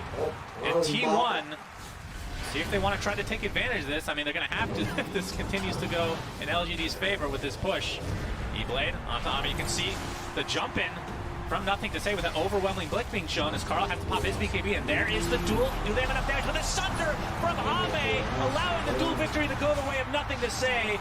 He's just going to walk that one off, but 23 Savage can't walk that one off. That is just too much damage to withstand. And Carl jumps in. This is going to be the beginning of the end, I do believe, although 2 buybacks come up for T1. And the Metamorphosis is running out, but again, he has Demon Zeal to work with. Bane's going to take a tumble. Whitemon drops to the deck as well, 1 for 1. Laguna Blade, Ame getting extremely low. That's just the Aegis, though. Carl completely out of mana. Nothing to say, is still alive throughout all this, some way, somehow.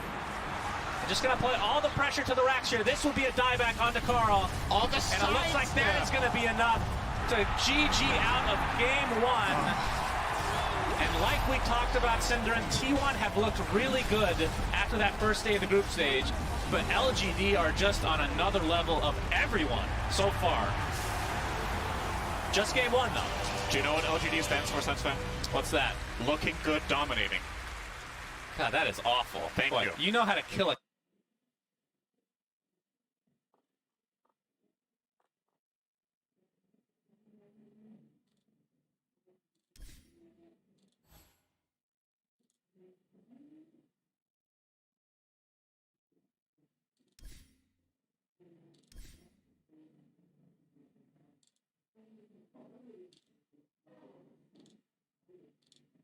when it comes to mid to late game. That's the issue for the other teams playing against them. The one game that they did lose in the groups was against Secret. I think LGD played a strategy without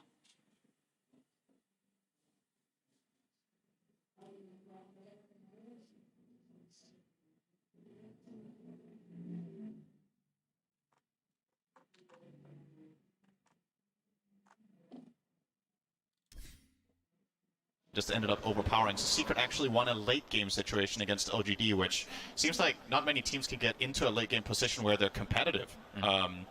Like you said, the game, I believe it was against Elephant, as a matter of fact. Elephant had a huge advantage and still ended up losing later. So, well, T1, you gotta find the secret sauce for this next game because LGD are looking hot. I won't go there. Let's just go to the panel instead. I liked it, Syndrome. Now, that was kind of a long game for LGD, boys.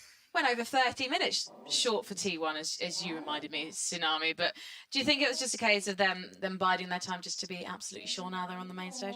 Yeah, I think that if anything, they need to start practicing what happens after 30 minutes. They haven't been there in so long that they're like, might have to experiment, like, oh man, I haven't even seen that tier of neutral items yet. We need to figure out how do we recalibrate. Or maybe they're just very good and they were also showing T1 respect. We've got to talk about the draft. It seemed like T1 were kind of doomed from the start, Ari. It was weird. Even I could see it was a little bit weird. Yeah, maybe a little bit. I think just a little. Their draft wasn't that bad versus LGD, but I think their concept on the draft maybe felt a bit off for them. I think usually what happens is if they can enable Cuckoo, him and the two supports will be able to make some plays. And like CM Weaver Legion, it didn't look like that this game. I think, honestly, a bit of the decisions that T1 made around their heroes looked off to me. I think Cuckoo going for Armlet was not good for Cereblade. I think CM had to go Max Nova this game in order for them to have a chance. Them not doing that, it just led to them not really being able to pressure LGD.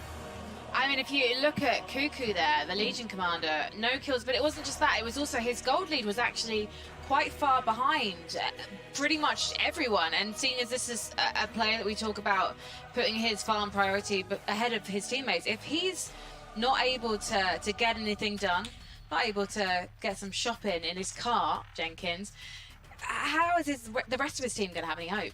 You know, I think that naturally happens when you fall behind as an offlaner. It's just kind of the role that, like, once the map starts closing in, once the fights start happening, your mid and your carry get the priority, unfortunately for Master Cuckoo here. But to me, the biggest thing that I saw from LGD this game that made it look so dominating, and I think T1 actually, on the other side, this is why the game took so long, T1 had some great aspects of this as well. They changed their timings. So nothing to say invis rotation towards that top tower with DK. So number one, he takes the mid tower with his DK form. And then right after that, he picks up an invis rune, and then he heads towards the top tower, and he sets up like a triple kill with the invis rune. And obviously that's something that, like, you're not guaranteed an invis rune. So it's not like LGD is doing this in every game, but there's some equivalent, haste rune, whatever. And then after that, he gets his blink. They smoke directly into the triangle, which is the polar opposite area of the map. And then they get a kill there. And then from that, they have like a 3 to 4k gold lead at 10 minutes. And the game feels a lot easier than all of a sudden Cuckoo falls behind like we just saw. And I think on the other side, T1 actually chained timings like this as well and almost came back at a point where Cuckoo was standing on the high ground and then Mag blinked in to RP. Cuckoo blinked out because they were camping a ward. They killed the Mag or they killed somebody and then they smoked up and then killed in the triangle as well. And that got them a little bit of a lead, but then LGD just kept chaining timings after that. But you talk about this a lot. How, like, I remember during NADBC, you were always like, they should chain smokes here. They should chain smokes here. Because in Dota, you really need to only win. If you win like one fight, it puts you in the lead. If you win another fight, it makes it so the enemy team, you're stomping the enemy team. If you win 3 fights in a row, there's no way that they can win. That's how things scale in Dota. It's like exponential scaling. And it looked early game like T1 was scaling pretty well, Tsunami. But, you know, it was literally just in the laning phase. That's kind of part of LGG's plan. If you are ever feeling like you're in the lead, I think it's because LGD are giving you permission to be in the lead. They're like, that's fine. You can have what you want. And teams are often like, they get complacent whenever they have those circumstances. That they're like, wow, things are going kind of how we wanted them to go.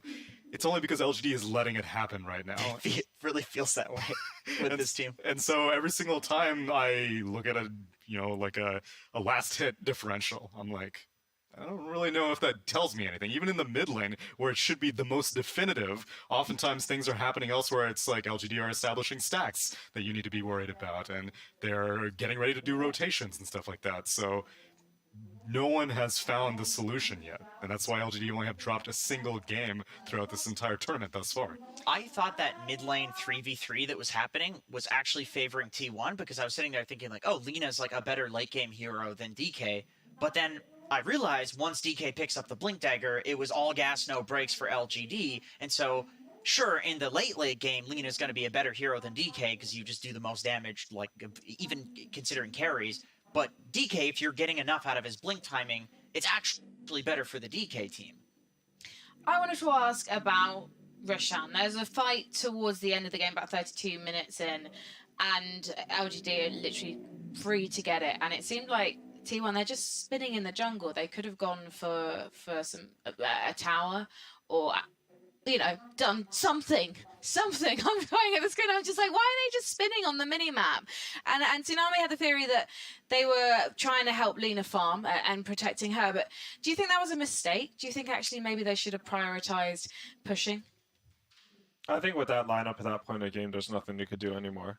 I think if T1 wanted, like, that sort of play where it looks awkward to spectators, it happens because they're like trying to evaluate their options and they can't find a clear win condition. And if you don't have a clear objective in mind, then oftentimes you're just doing random things while trying to think of it. And it looks weird, but honestly, I don't think there's anything better they could do. Like T1 this draft, they had to have bot lane go better in order to win this game. Jenkins. Yeah. I enjoy listening to you talk about Dota. You might have realized by now. If you haven't, I enjoy listening to hearing you talking about Dota. What are you setting up for right now? I heard you describe Terrorblade as the ultimate man fighter during that last game. Yeah. So the floor is yours, my friend. All right, okay. Well, I will say, just because, well, I'm not the best carry player. He can tell you. Lost a lot of MMR playing carry. However, bad. I was speaking with Aoi, I was speaking with BSJ, and we were talking about TB versus Morph because it's one of those matchups that you think is going to be very Morph favored because you just turn into Terrorblade. I mean, Morphling, he morphs into somebody, and he gets all of the spells and not an ultimate, right? And then Terrorblade's the one hero where people say that one of his basic spells is his ultimate, Metamorphosis, right? And so you would think that Morph versus TB is like massively more favored, but it just doesn't seem like that's the case practically. Like hypothetically maybe that's true, but practically it's not. I think the nerf where you can't just be a Morphling who's meta now, you have to stay in the TB form to stay meta. So that's a problem for Morphling. But also a part of that is I think that Morphling is the type of hero, he gets a Scotty, he gets a Satanic, and he can 1v1 almost any carry in the game. But TB just presses Sunder on you. And then also, I think BSJ was saying something about TB's like a team fighting carry. Maybe you know more about that than... Yeah, I think the thing about the Morphling versus TB matchup is that Morphling can counter TB. A lot of it, as well as what you said, is a magical damage and burst potential coming out from E-Blade. But Terrorblade, his specialty is actually that he's a teamfight anchor. Like, he will anchor the teamfight, and Morphling doesn't really do that. He wants a teamfight to be more split up. So if it comes down to it where Terrorblade and Morphling are hitting each other, you'd think Morph would do well, but it just doesn't happen that way. Terrorblade stacking is too good, meta's too strong. Just something's like weird about the matchup in that sense. I think Sunder really helps. And also like any hero that has high stats, any hero that has good illusions, Morphling obviously picks Manta, Luna, like TB just spawns a 100% version of themselves that they can't hit with his Q. So that always turns the matchup as well. TB's just like the ultimate anti-carry. Even if you're the anti-TB hero, it's like, well, your anti-TB is still a carry, and TB's the anti-carry, so good luck. And none of these games exist in a vacuum also. No, they don't. And so Legion Commander trying to enable her Morphling was not nearly as significant as the Jinkyu's Snapfire. Jinkyu's Snapfire was providing so much setup that Terrorblade didn't even have to really worry about that much until it finally became mono and mono time. Yeah, I think how Terrorblade generally breaks down is if Terrorblade can right-click in fights, then he wins the fights, and if he can't right-click, he can't win the fights. That's why it's the same thing for Legion. Like, Legion's a committal hero. How I feel Terrorblade is when you press meta, you're committing in a fight.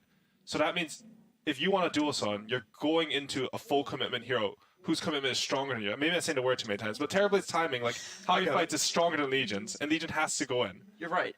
We had the same discussion with Leshrac and TB at the end major too, where it's like, oh, Leshrac, he's the illusion clear hero, right? The best illusion clear in the game, so surely he's good against Terrorblade. Well, what Terrorblade wants to do is he wants to just man up and fight you, Leshrac runs in there and has to be very close to you in order to kill you as TB, and TB's like, all right. And if you're going to kill him, he sunders you, and then he uses the fact that you're going to kill him to kill you. Yeah. So it really just practically doesn't work the way that you think it would, hypothetically. We've got 30 seconds before the teams walk out on stage. So just really quickly, good Terrorblade counters. I think T1 might want the advice. I think it's a usual style, actually. I think long-range nukes and slows actually beat Terrorblade. If they can pull off that type of lineup and have Cuckoo kick him out of lane earlier, I think they're actually very set up to beat Terrorblade. All right. Zeus. He's one of the uncontested heroes. One of the only uncontested heroes at this event. Pick a 39% win rate hero. It'll go well. Okay, Tsunami. Don't even worry about Terrorblade. It's not going to happen. He's going to get banned. Oh, it's not even going to happen. LGD, that was just for T1's benefit. They've got plenty more tricks up their sleeve. All right, well, the teams are walking out on stage right now. As you can see, PSG LGD, they look cool as lovely cucumbers. But you know what? T1, they're going to have had that team talk. That family feeling will be in the booth, and they are going to bounce back. I'm sure Coach March has given some of those inspirational massages. So as they get ready in their booths, we are going to take a look back at T1's journey to TI.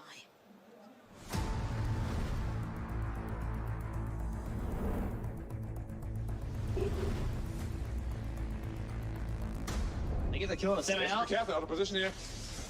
Fixing the trade. Double stun again from Whitemon. He is too good this game. He's too good this series. He's worked really well.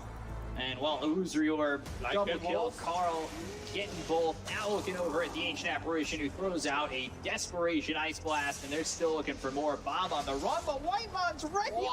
Oh my god! Whitemon on the edge of the mana gets the stun, and they will get this kill on a bomb.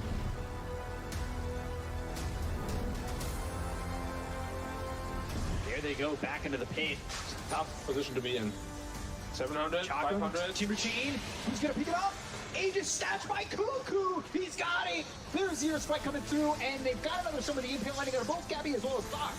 Is Timbersaw doing a lot here? They get the kill on RML, they'll take out Boomy. Two heroes down on the side of TNC. They'll focus their attention on the Gabby. 23 moving in. He's got a doppelganger with the help from the rest of the team, and they should be able to take out the Tiny Animals for more.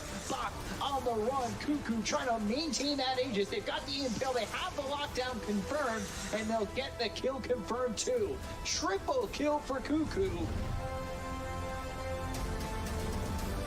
Again, with the Shadow where he's just taking 0 damage. Literally 0 damage. Blink call coming in from Cuckoo. They've got the taunt out onto the gyro. Is it going to be enough? Chaotic Offering follows it up. They've got the damage coming in with the impale. And they hit by Janwell. He's there with the save. They've got the Afibo, and now the Burrow Strike's going to come through as well. The epicenter on the Zephyr as well. 23. They have the damage with BKBB pop. Can't get the Satanic off. 23 trying to heal up as much as he can. Shadow Word's also doing work. They've got the impale on the CTM. They'll get the kill to the Sand King. They'll take him out for 85. No by the Cuckoo with one sliver of health. Blink call on the 2. He's still not going to die. They've got the Shadow Word. They get the kill to Whitemon. They end up losing play hard, and with the tether, it's not going to be enough to stay alive. Janwell dead. Disarm onto the gyro. Natsumi's gone. No buyback for anybody on Neon. I mean, that was amazing by Cuckoo. He comes in with just a sliver of health with that blink call right at the end. I mean, honestly, this game too, we're just seeing the same here from T1. Just top stuff. There is no doubt about it that the work of preparation that this team put in before turning up has been huge. The arena will come down on 8. We'll get the stone gates up, but there's no damage. T1 don't care at all about being caught in this combo. It's Asta that have to run as soon as the ultimates are used. They just cannot fight T1. T1, they're all full HP. They're pushing down the middle. There's the RP on jump again. Carl gets the RP, and he's caught the big one. He's caught Monet. Monet out of mana. He'll go down. As the tips indeed absolutely go in the way. There it is. They'll call it GG.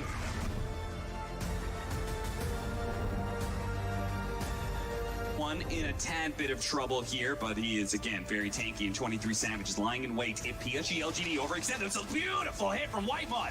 The pre-hex on the axe. His initiation denied. The Doom living through the Skywrath Mage ultimate, and Carl catching 3 on the coil. Now they're in trouble. PSG LGD, they're just gonna get wiped in this team fight. 4 down, Ame nowhere in sight because he knows a lost team fight when he sees one.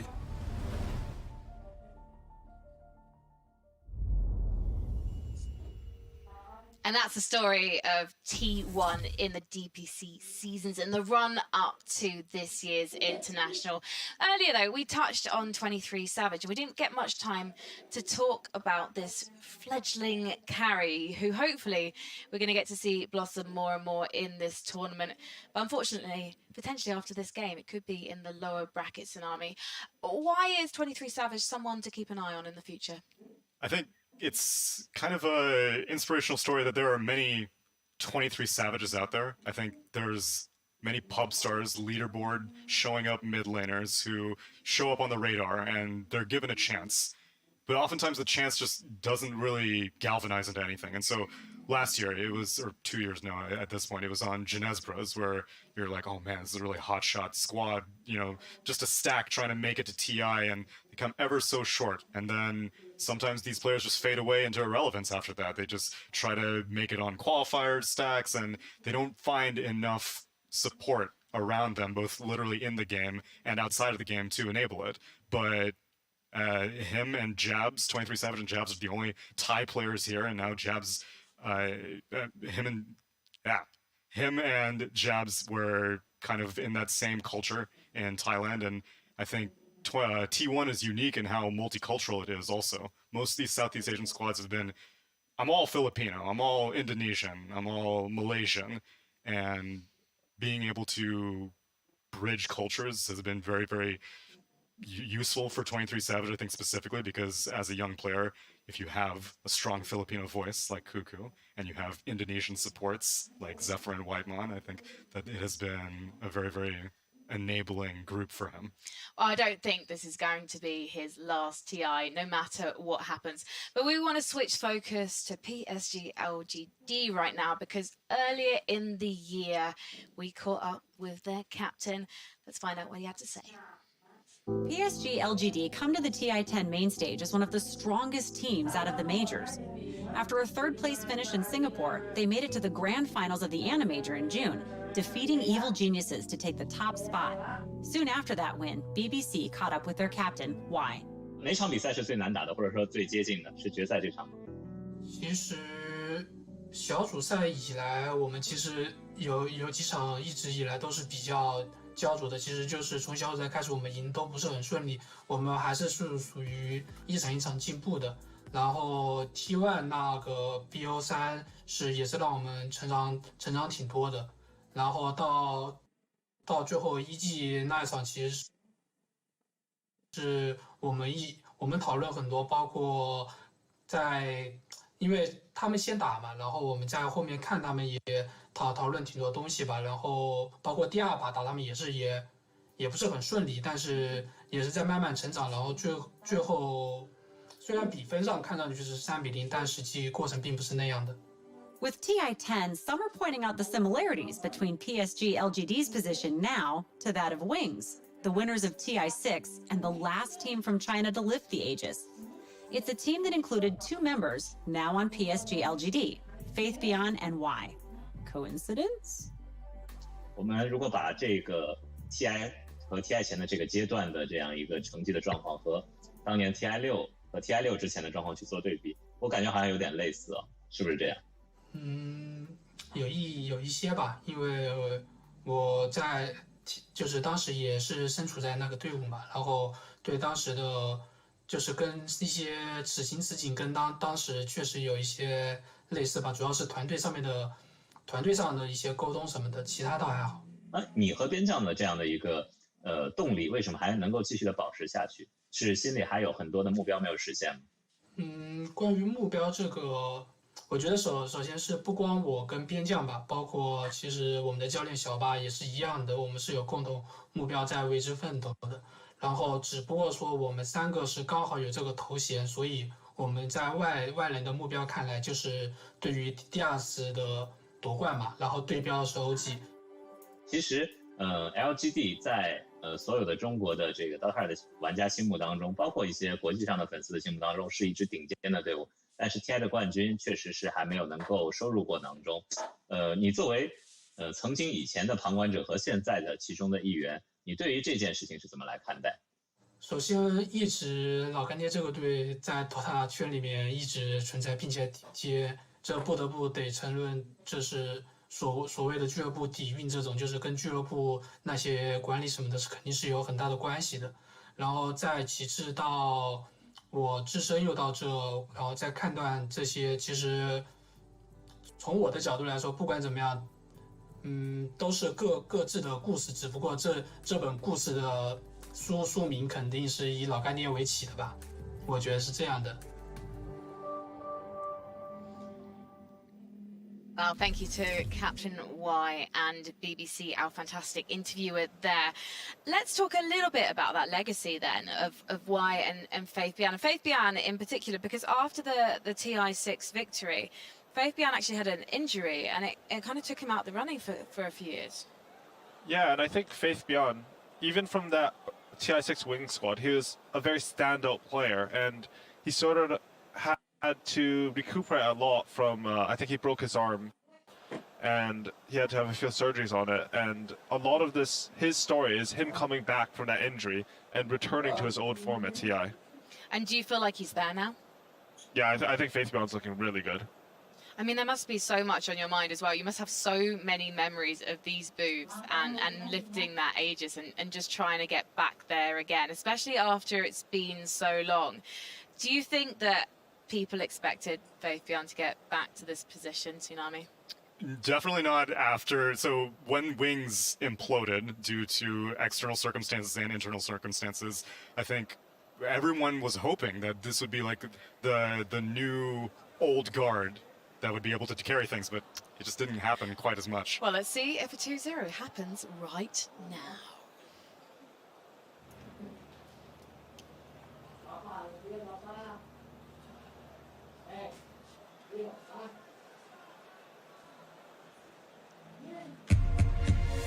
T1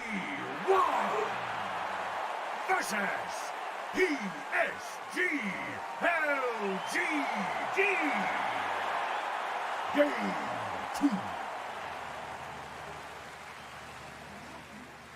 Hello and welcome to the second draft for PSG LGD versus T1. Here your draft panel. My name's Ella Plus. Joining me is Fogged and Lacoste as always. And I'm going to start off not by talking about this draft, but actually just a small overview. What do you think that the weaknesses you pointed out last draft were really apparent in the gameplay? My biggest thing, at least, that I want to see that T1 is going to take away to this one is find a way to shut down Ame a little bit more. I feel like he just had the freest game. Sure, his team was making lots of space for him because of the heroes that they ended up having, but I feel like just putting Cuckoo out on an island all by himself and them having this like Weaver as their 4 position, I feel like this lane can't pressure at all when you're playing versus something like TB, so I want them to just set something up better to just slow Ame down, because you can't let him have games like that. Yeah, Cuckoo and Whitemon were completely shut down in the laning stage. I think this opener works so much better. You have Magnus, which is almost always played by Cuckoo, so you know that's going to be the lane, and you have a Lion, one of their most successful heroes throughout the DPC season. It's just the burst damage. It's one of their T1 special heroes where it allows you to have a bit more burst damage, more control, standard stuff coming out from them, and it allows you to move around the map. The tricore that they always use, especially in the previous game, was a bit of an issue because you have Weaver, CM, who's very sluggish hero, and she was extremely underfarmed, and move out with the Legion Commander, try to go for the kills, while Lina is farming in the triangle. She's heavily farm-oriented hero, will rarely join fights early on, like she wants that to hit that BKB boots of travel timing, so that was a huge issue for T1. I think this opener works much better. Yeah, and I know we've talked a lot about how T1 is more of like, especially with the way that they have played before, it's the longer games, it's more of these responsive kind of plays, and that's why they went for like the Weaver. You have this time lapse eventually with the Aghanims, you have this Legion Commander for save. I don't want that from T1 actually versus LGD, even though it's more of their style. I want them to be more of the aggressors, because I think if you just kind of hang back, that's playing completely into PSG LGD's hands. So just more aggression, and yeah, like you said, this is already leaps and bounds better for me. All right. Can we move on to the LGD draft, because we, Fogged, have your favorite hero, it's the ET. Yeah, I mean, it's ET. The stats say it all. I don't need to say anything else anymore. OP hero. Death Prophet also, they're one of the few teams that are still really confident even picking it first too. I think we've had a couple other teams grab it like later on in the draft, but PSG LGD just open with it, and I've seen them do this several times. I know you're both happy and sad at the same time seeing ET, because what's going to happen after TI? It's going to get buffed. Nope. Definitely not. We see PSG LGD protecting that profit pick and also wait to disengage a team fight. So Invoker banned out the Quas Vex Invoker. On the other side, T1 also protecting Magnus with Survivor, one of the better heroes in general to split up the fight. And Survivor is still very good. At one point, she had over 90% win rate. Yeah, T1's still very comfortable with that, and that's a hero that can play in both capabilities, which is why I really like Wyvern. Almost in any meta, you're an aggressor or your defensive capabilities. You have so much potential also for damage throughout all stages of the game because you're percent base. Just good hero overall. I think that's another really one that was a bit undervalued for me. I thought it was going to get picked a lot more, but I also really like I know you touched on the bans. The Shadow Demon ban is always one. If you have Death Prophet, almost always you want to take out Shadow Demon because you can't build Yules. Your mobility is completely stagnated as well. And yeah, that's a change up. We got a Dawnbreaker. It's been mostly VP who's been running this hero, and with high value both in the carry and the fight position. Actually, I'm just going to start asking, what is this a core? Is this a support Dawnbreaker, or is it just a massive flip? Hard to say. They have Magnus with the Empower, so like if you get Empower on that hero, played as a carry, it could be potentially really, really good. It's one of the heroes that comes online extremely quickly with the Echo Saber. As you mentioned, Virtus.pro ran it 3 times. I believe 2 were wins, 1 was a loss.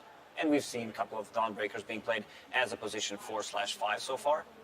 Still flex, but I would imagine it's more so going to be the support. I don't think you want to put a strength core into Death Prophet. Then you're putting 2 strength, probably 2 strength cores, the Magnus and the Dawnbreaker, 2 ideal Spirit Siphon targets. That mid game is just going to be pretty disastrous. DP heals way too much. Dawnbreaker's stat game is absurd, so you get a Siphon on her and you're like full HP. So do you rather play an Agi core against an Elder Titan though? Yeah, I guess that's where it becomes kind of difficult, right? So it's a pretty good opener. That's why PSG LGD did go for that one. So it already makes things a little bit more complicated for T1. So now that LGD picks up the Earthshaker Snapfire, I'm assuming is the Earthshaker 3 that we've been seeing a lot these days, or could they flex the ET like OG sometimes does? Looking at what they got so far, PSG LGD, they ran that Prophet exclusively as a position 3. So this time around, it might need to be a mid hero, and then you have Earthshaker as the offlane, because Snapfire plus ET seems like the support duo in this one. Okay.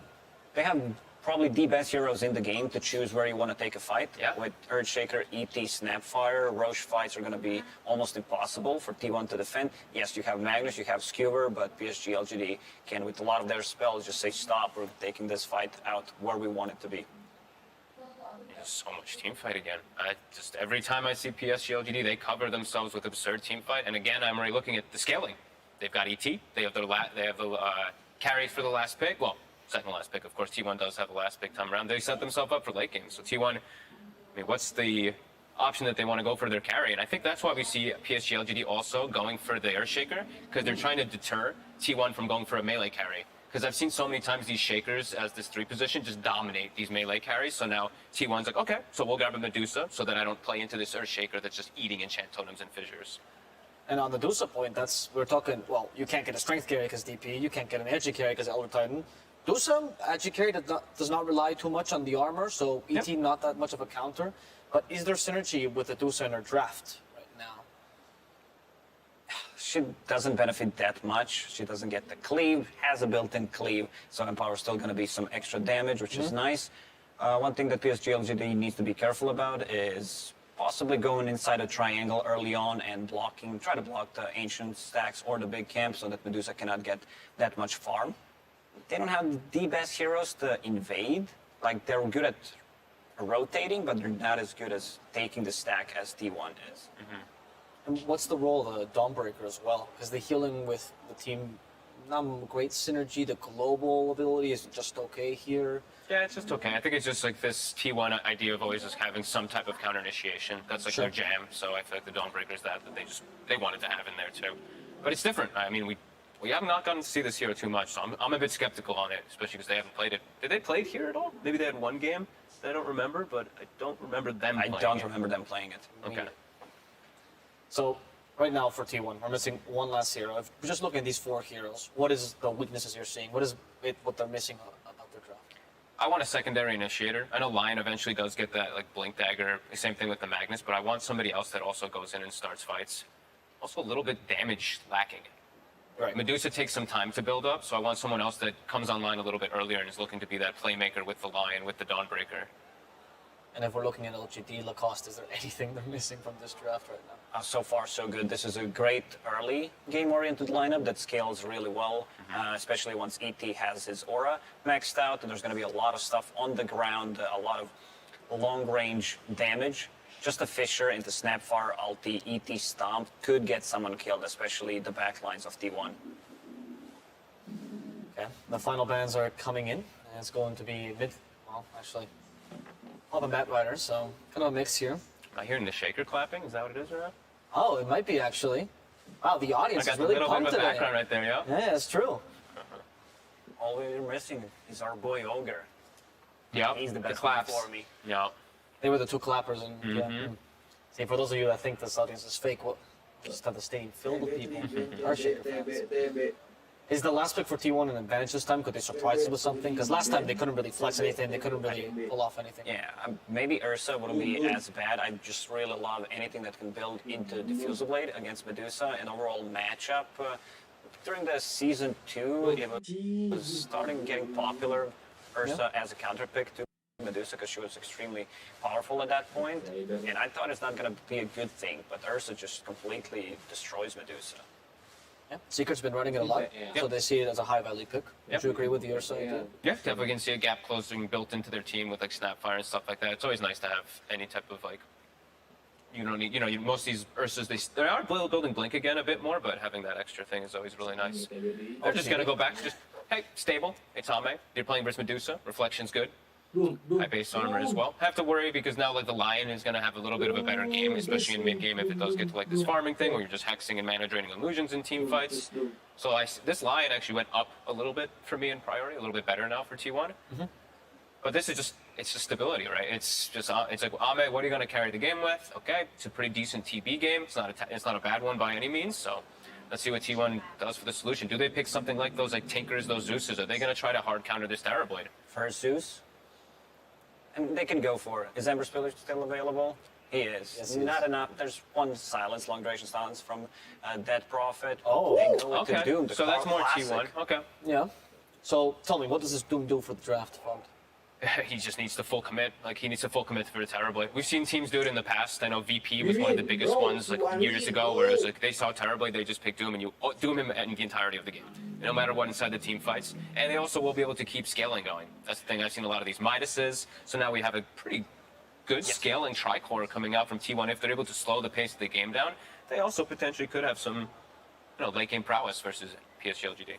The only hero that kind of stands out to me is this Dawnbreaker. I don't feel like it fits in the lineup because you don't have anything else that is potentially global to play with. I don't see too much synergy with it, but I definitely do love the last pick Doom because it's Carl's probably best hero from what I've seen, and also hitting these right timings, the Hand of Midas that you mentioned. Once you hit that Shiva's Refresher, this is when it becomes like extremely strong timing for T1. So they're not really playing into this early game. They're going to be, a bit more focused on the defensive side of Dota this time around.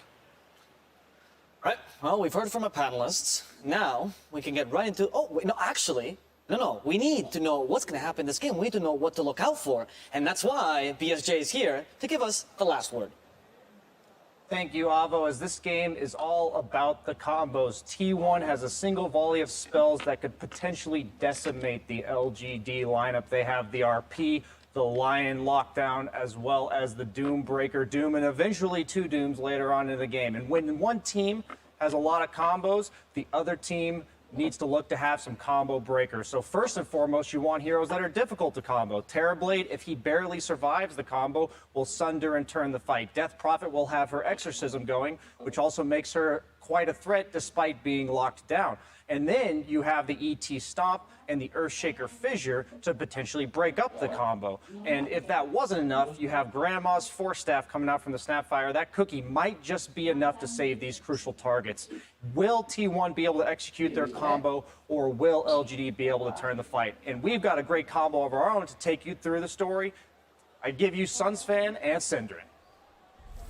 Thank you, BSJ. First blood, Synderen. We just caught it on camera. Beautifully done. We saw this kind of work in slow motion. But we caught it officially. First blood goes the way of PSG LGD. This is game 2 of a best of 3 between these two in the upper bracket for TI10 main stage. Cinder, what are your thoughts on these particular lineups and your favorite hero right now, Dawnbreaker? I think LGD have a really high chance of winning this game because they got first blood. Yeah. Okay. All jokes aside, yeah, I love Dawnbreaker. I think the hero's super fun. I actually thought we were going to see it more at TI and given more priority than it has been, but hasn't exactly been shining, sitting on a measly 25% win rate in group stages, 2 and 6. So very sad to see. Only been banned 5 times. I think a lot of people even predicted it to be the most banned hero of the event and just wasn't. We're getting the replay here. Yeah, that was basically a ravage by Great Lion there, but yeah, Zephyr ends up being first blooded there. But yeah, I agree with Lakaz. I was thinking the same thing, that typically when you have a Dawnbreaker, again, it's just the support here, but when you have a Dawnbreaker, you want some sort of initiator that has a lower cooldown that you can just set up consistently with your ult. They have RP, a very long cooldown. That's basically it. So and the reason I bring that up is because Solar Guardian is kind of the reason you pick this hero, I feel, other than the laning stage, which she's very strong at. Yeah, a simple breakdown of Dawnbreaker is you're really strong in the first 5 minutes, and then you have your ult, and that's pretty much it as a support. Like, your other spells are nice for a while, but later down the line you just do very little against BKBs, against heroes just getting enough stats and getting more mobility. They eventually start trumping a lot of what you do. Your stun is super situational because you need time to wind it up, unlike something like a Lion that just connects it, as Carl is almost dying in mid here. Yeah. Nothing to say. Well, let's talk about this lane then. Nothing to say, obviously playing the Death Part versus Doom. We're not seeing as much Doom mid in this patch. I want to say about 6 months ago, this was basically the standard. How about this matchup overall? Really like DP in this matchup just because you're playing against a melee strength hero. Some of DP's best matchups are the ones where she can keep running down with Spirit Siphon in lane and just do a lot of damage, and should be very good against Carl, who still had a very good first couple of waves. He has 9 CS here, not too shabby at all. But yeah, I would imagine, especially, look at the lane positioning right now in mid. Like, this is what you want as DP. Don't sit here. Yep, right, just keep denying. Every time the wave is here, Carl comes forward, you bet he's going to get siphoned, and you bet he's going to run him down a little bit here. Actually going for 2 points in Crypt Swarm, and Carl has to yield again, deny, and now nothing to say, we'll just, I think, try to keep the wave here again. So yeah, I want to say, back when Devour gave health regen, this would have been much more manageable for Doom. Yeah. But now it's, like, obviously burst damage is what you mostly fear, but this damage from DP is just constant. The Spirit Siphons are seemingly always up. A lot of rune control, you can push the waves. There's almost, like, what's the reasoning for Doom mid? Is this just a pick that, like, okay, didn't have to be originally the mid, but they just felt like it fit better this game for whatever reason? Above all else, I think it's comfort, right? It's T1, this is their best strategy, is playing Medusa, Doom, and Magnus, right? They're basically like, okay, we're down 0-1, let's pick our best heroes that work together. And T1, I just think, when I think of this team, I think Doom and Medusa as their 2 best cores. They got both of them. It is pretty much on the greedy side, right? Like Doom, Medusa, Magnus. Doesn't get much greedier than that. But at the same time, you look at LGD's lineup, which isn't necessarily the fastest either. Yeah, we got the Spirit Siphon into a Crypt Swarm. I mean, honestly, pretty easy kill and pretty expected as well. I feel like that's not the best voice line usage from Carl there. I don't feel like I don't feel like nothing to say lost there. But I do feel like Carl gambled, so he got 50% of his voice line right. So, all right, if you agree with Cinder, make sure to cheer. Yep. We'll know if they agree in about 10 correct, seconds. which we both know is the best kind of correct. Thank you, Shannon, for ruining it. Definitely remember that quote. Yep. We always finish each other's horses. Yes, thank you. Carl looking for a high five. Don't think it's going to be reciprocated. There's the cheers for Cinder, and they love you.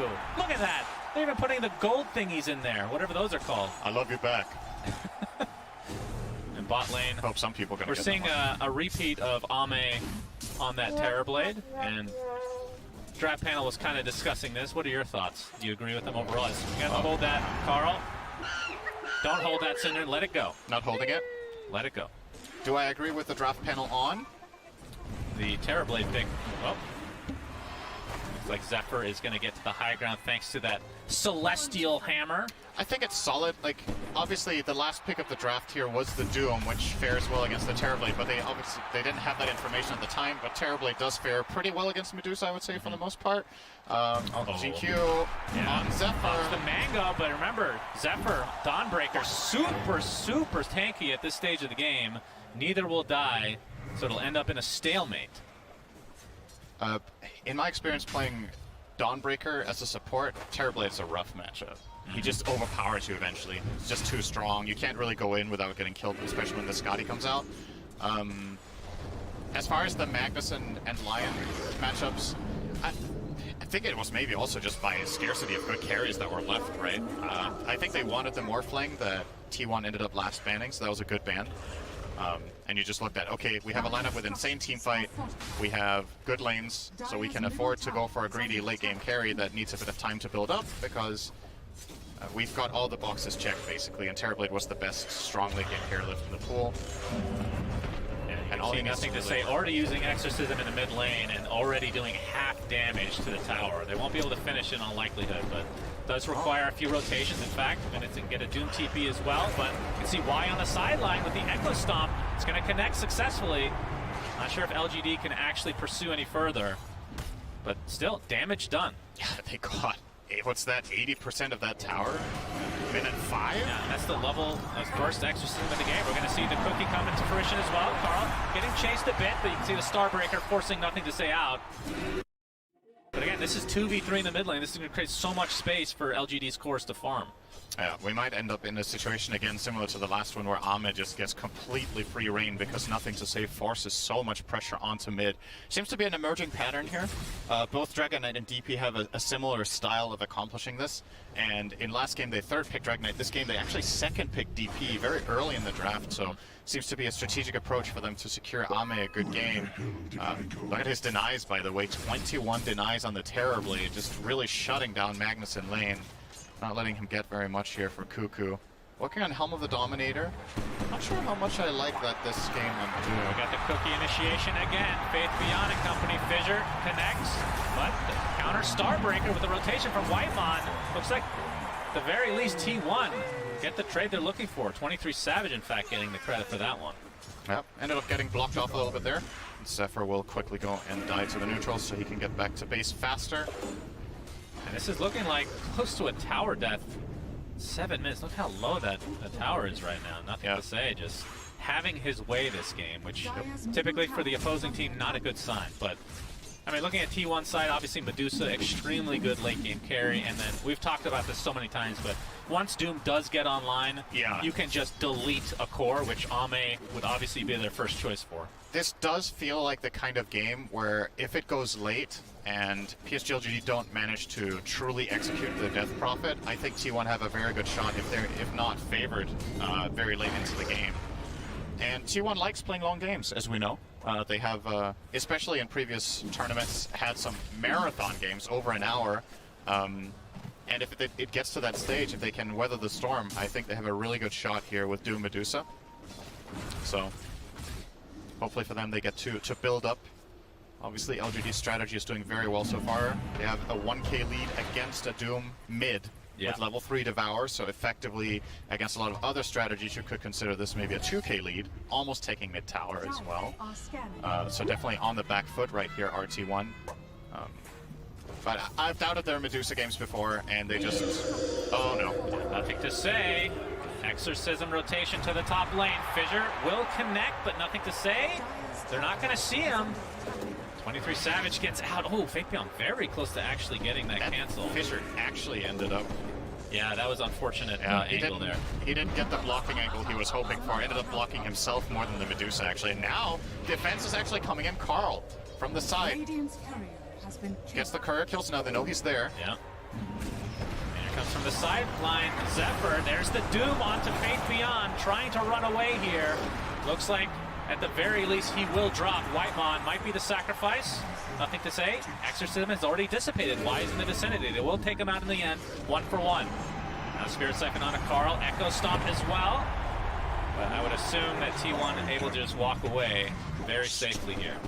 But so 1 for 1 defense. they get the core. Yeah. They get that kill. Who got the bounty for it? It was Carl himself, killing the courier as well as the shaker. So approaching top net worth now on this mid doom. Midas is arriving as well. So the ramp up is really going to start now. Gets a nice little bottle refill from Whitemon as well.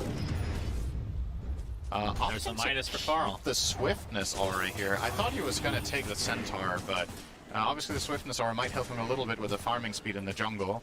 He really likes tomatoes, I'm sure. Delicious ketchup. As does anyone sane. Sunspent TV. If they're cooked, maybe. Carl, he's going to be spotted here, but he's going to get... That's not the hook stomp. No. That one was not worth, I don't think. The tower taking heavy damage, but here's the rotation from T1. Even 23 Savages come to play. Trying to take out Jin Q. Looks like he'll survive. Oh, meta. On the other side, Ame with the meta. 23 Savage trying to keep me out. Ain't gonna happen. And this tower will fall one way or the other, but Cuckoo looks like he wants to defend and try to get the deny with the Centaur, but he's gonna take heavy damage if he gets any further. It's just gonna be given up. And something we haven't talked about very much, if at all, I really like Elder Titan as a hero against Medusa. I think when you're playing against these static pushers, like let's say Medusa, Terrorblade, etc., like the siege tank type. Yeah, you don't have very much mobility going your way, so it's so easy for Elder Titan to land these stomps every single time Medusa shows. They have nothing to get the Medusa out of there yet. There's none like those swap, force staff, haste, anything. Oh. Not the best fissure, but it's going to result in a kill either way. Yeah, and it's going to probably lead to a tower. Indeed. Now, that's actually a really good point, but I mean, it's interesting that you've talked about this many times, how strong Elder Titan is right now. We've talked about the win rate, pick rate, and all that good stuff. And I think it's really cool that in past TIs, like the pick ban system was a lot different, right? You had more bans in the first phase, which means now, if there's a handful of heroes that teams are really prioritizing, some of them are going to get through, and it changes all the time. So the fact that we're actually seeing some of these heroes consistently get through is pretty cool, in my opinion. For sure. And you can't really fault either of the teams for the other bans they're doing, right? There's just a lot of heroes that are really good, and there's a lot of... ban everything, but there's the Doom onto Ame, and the Finger of Death.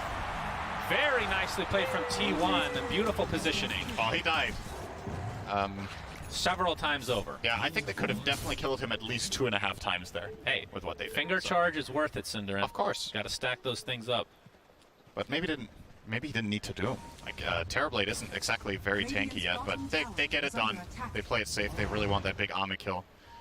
I think he didn't die last game, so probably feels really good to kill the Terrorblade at least once across 2 games. Yeah, I would imagine. Yeah, that's an understatement, no doubt about it. But you see, top net worth goes to Carl on the Doom. No big surprise, despite the little bit of a rough start. We figured that he would bring his way back just because he is playing the Doombringer after all. Yep, he's doing pretty well. Fake casting his Thunderclap. That thing costs a lot of mana, by the way. He actually does cast it here. A lot they actually changed it. What's a lot to you? No, okay, it used to be like 150 mana. Yeah, I just haven't eaten that creep. I stay away from tomatoes, like I said, so. Makes a lot of sense, actually. The potato, on the other hand. No, and you definitely don't play micro heroes that would take it. That's true. So that's true. You go into the draft screen, you see his Pangolier banned. No, then I pick Pango. Is Pango banned? Yes, then I pick Centaur. So not exactly a lot of variety there. Man, you just ruined my pubs for the next year, Cinderin. Now everybody knows my strategy.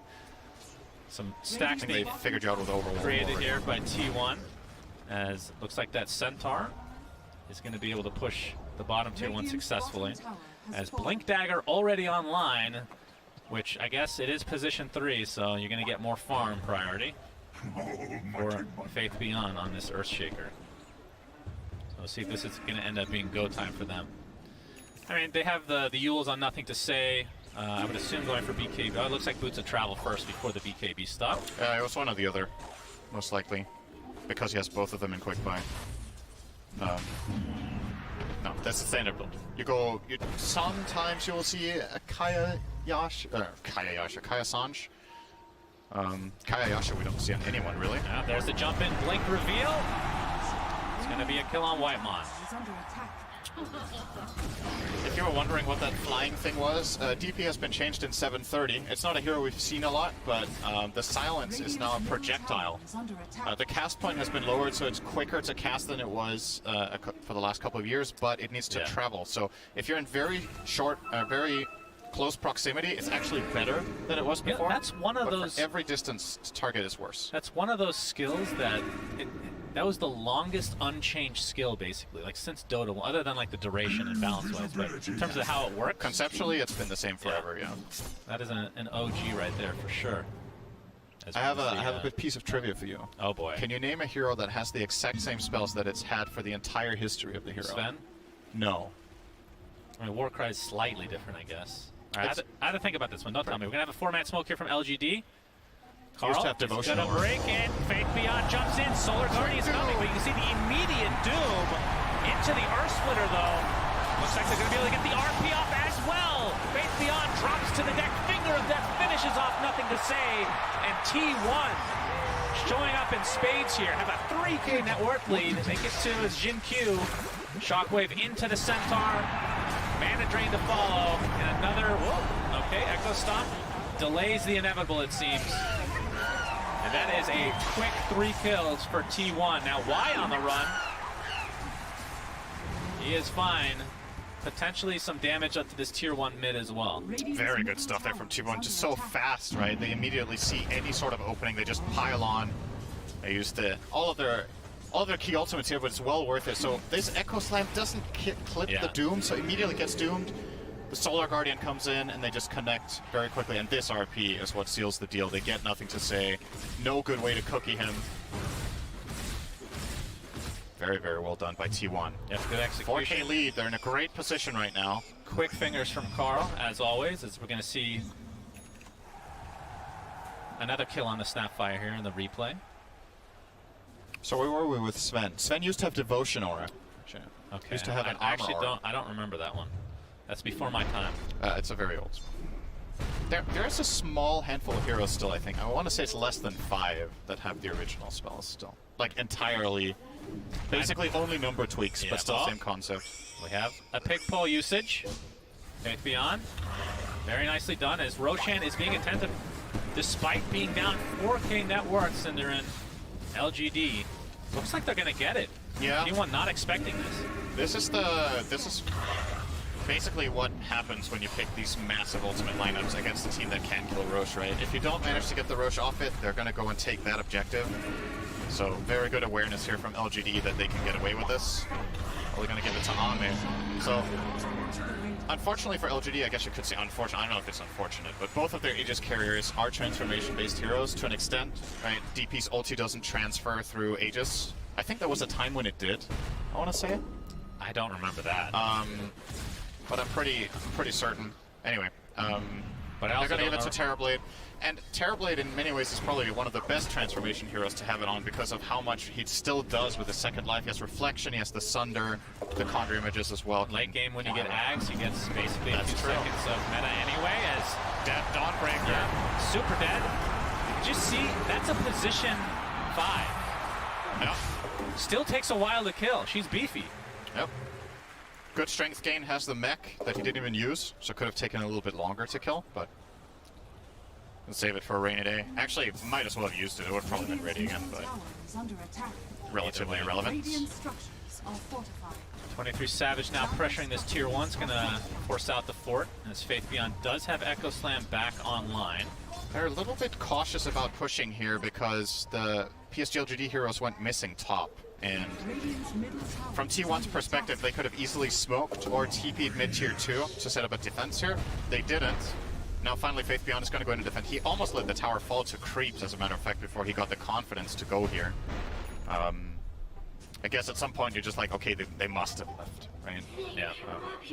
But he didn't have a ward seeing T1 backing off, so he couldn't confidently go and cover that tower.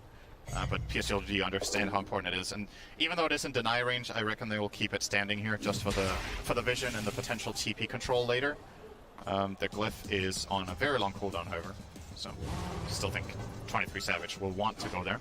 But it can function effectively as a bait, right? Yep. When you're playing against a team and there's a mid-tier 1 tower and all these teams know, this is potentially a huge kill. Oh, double pumping on the Doom. Doesn't want to doom him. He doesn't know where the backup is of the team, and of course there is the Aegis. Yeah, that's true. No Aegis there, that's an instant doom for sure, but Yeah. So it ends up negating that smoke attempt from T1. Still 3 minutes to go for this Aegis timer. Who were we casting? Was it yesterday where they weren't afraid to go all in on that Aegis, on that high ground? Yeah, that was IG against Spirit. Yeah. See the meta popped, and tier 2 tower taking heavy damage as a result. They finally does T1 that mid tier 1. T1 gets that mid tier 1 Cinderin. Very easy to say. Yep. As Scotty looks to be next for Ame. And yeah, this is just going to be given up. Again, just respecting that Aegis. Pick pull on Whitemon now. Does each team have one? Sometimes I wonder how they get their ideas. Like, who came up with that?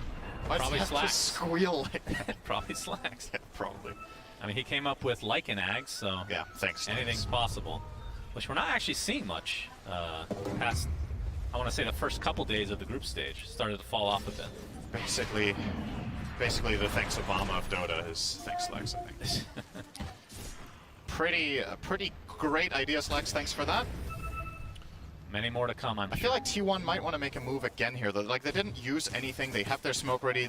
This is one of the biggest benefits to Dawnbreaker, what you're seeing in action right now, by the way. Similar to how Spectre will play as a carry, Dawnbreaker can just sit on the opposite side of the map and keep covering the dead lane, as I've heard it's called. And then whenever your team makes a move, you can always connect with Solar Guardian. And if you do get ganked comparatively to a Spectre, it's a relatively minor loss. So expect to see Zephyr sitting up here a lot of the time, just pushing out this lane. If he gets ganked by 3 heroes, it's okay, you know, whatever. But actually, do have the smoke coming in here. They want to try to see if they can get a jump on Faith Beyond, but he seems very aware. Oh, Carl whips himself, trying to find Faith Beyond in the trees. Enchant Totem. Blink Dagger's not out from their 6 seconds, but looks like he has used successfully. In the meantime, they will find a pickup onto Jin Q instead. Yeah. Knows there's a ward there now, of course, being caught in the trees, but what a great play from Faith Beyond to stand there in that tree line and get out. The one escape he had, and he found it. 30 seconds on the Aegis, so we're going to see Solar Guardian with the whip. Doom. Cuckoo in the vicinity gets the shockwave, and this is going to be an easy kill for T1 again. Nothing to say, just ticks away there. So T1 starting to mount a very, very big lead. Of course, it is a Doom game, so have to keep that slightly in mind here. Well, Gabe likes them. Yeah, what's Gabe the percentage? 71%. That's quite a bit. Faith Beyond, Fissure. Not going to follow it up with anything here. Faith Beyond is working on the Aghanim Scepter for himself. What do you think about the Sheesh voice line? Do you like it? Who does that? Whitemon, whenever T1 do literally anything. I'll have to hear it. That's from Undying. How have you not heard it?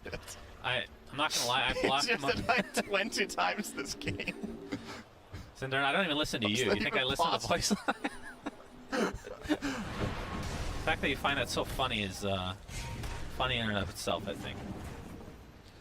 Whitemon now. Ooh, he's actually working on Ags. Very cool. So Dawnbreaker Aghanim Scepter awesome gives you basically more control with your ult. You can pop it immediately, so it's only a 1 second lag time, or you can wait longer. It heals more, and it provides 60% evasion for any allies in the area. Which is godly against Terrorblade, who generally doesn't buy MKB or doesn't want to. But then again, doesn't do much against DP. The Ghosts have True Strike, but against Terrorblade it is very, very good. This is going to be the first time I've seen the Dawnbreaker Ags in a pro game, actually. Yeah, you're right. Some of the games we saw in the group stages were... Oh my god, they actually found him. All right. That is going to be a kill. So PSG LGD successfully take out Carl, who again is the top net worth right now. Maybe a little bit of a false feeling of safety because of the ward that he did have up there, but they knew it was there and they took a different angle than standing there in the tree line. Went a little bit too far, and it's a big pick for LGD. Unfortunately for them, Roshan can't respawn yet, so they won't be able to get that with that Doom kill, but it's still a very, very major gold swing when you kill such a rich hero. The kill itself is worth 1,200 gold in just relative difference. And then a minute without him farming. And and then it quickly adds using up. his Midas, his Devour, all that good stuff. Yep. I mean, it does feel like a mini Alchemist, but at the same time, you feel the power of him. Alchemist like ramps up to a point where like, okay, now I understand once he's 6 slotted, but for Doom, I mean, just his ult in and of itself, just being able to put yourself in position to get his ult off has huge impact on the game. As we see a smoke now from T1, Ags is completing on Faith Beyond, so he's going to be jumping around on that Earthshaker. Doesn't really have much mana to speak of right now, though. I'm actually surprised we do end up getting a draft with T1 in it that gets a last pick Doom. Like, this seems like such a good ban against this team in general in the second phase, but even in the third phase, LGD did not want to cover their bases against that one, and T1 say thank you very much, even willingly picking it into a hard lane matchup, and they're still making it work. GQ. He's out. Looks like he's fine. Oh! Right at the last second, Whitemon. Yeah, they know the ward is there. Very early finger of death. I'm actually not sure he got the stack there, but... Well, he has 4. I believe he had 3, so... Just to clarify, when I said he's out, I meant of the game. Yeah, that's the old cast. If there was any sort of confusion there. Yep. Obviously very clearly going to die there. And so many of those Tinker wards have been placed and dewarded in a game with no Tinker. Yeah. Just seeing like how much split pushing is occurring in this meta right now, regardless of what heroes are in the game.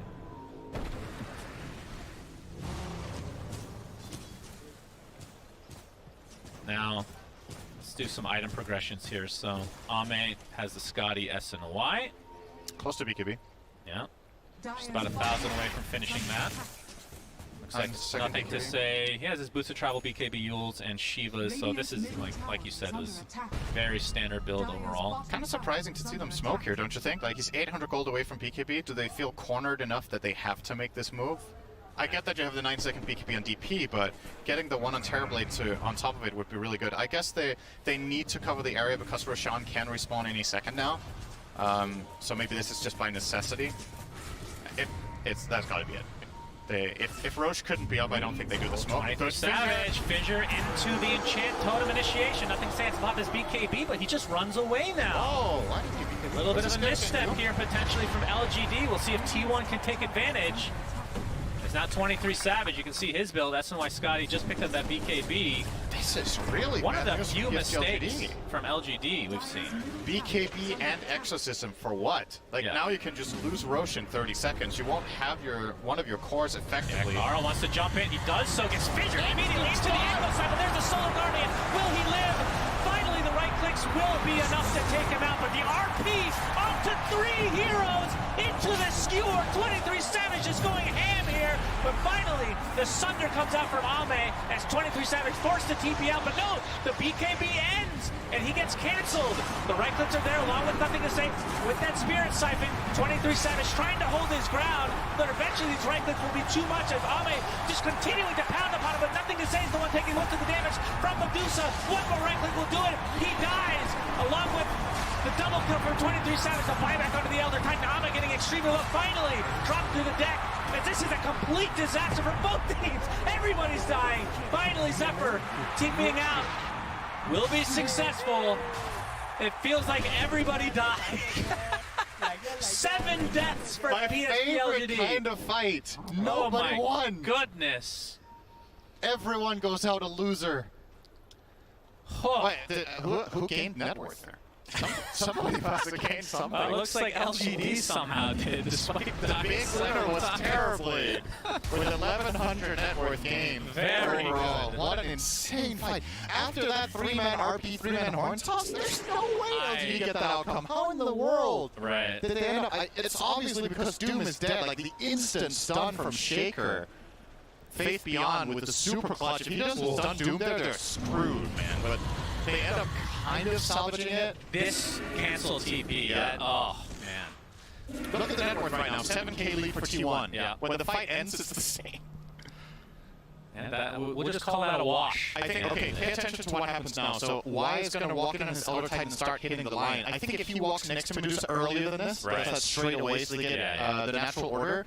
I think Ame might have actually survived this fight, so could have been optimized a little bit here where we're kind of, picking apart the minor details when it comes to this level of play, but wow, that was actually a crazy fight. But we got the Titan Sliver now sitting there for Ame. The Dream neutral drop. Yeah. currently has the Paladin Sword. I would imagine he wants to swap. Does he want to keep Paladin Sword just for the lifesteal?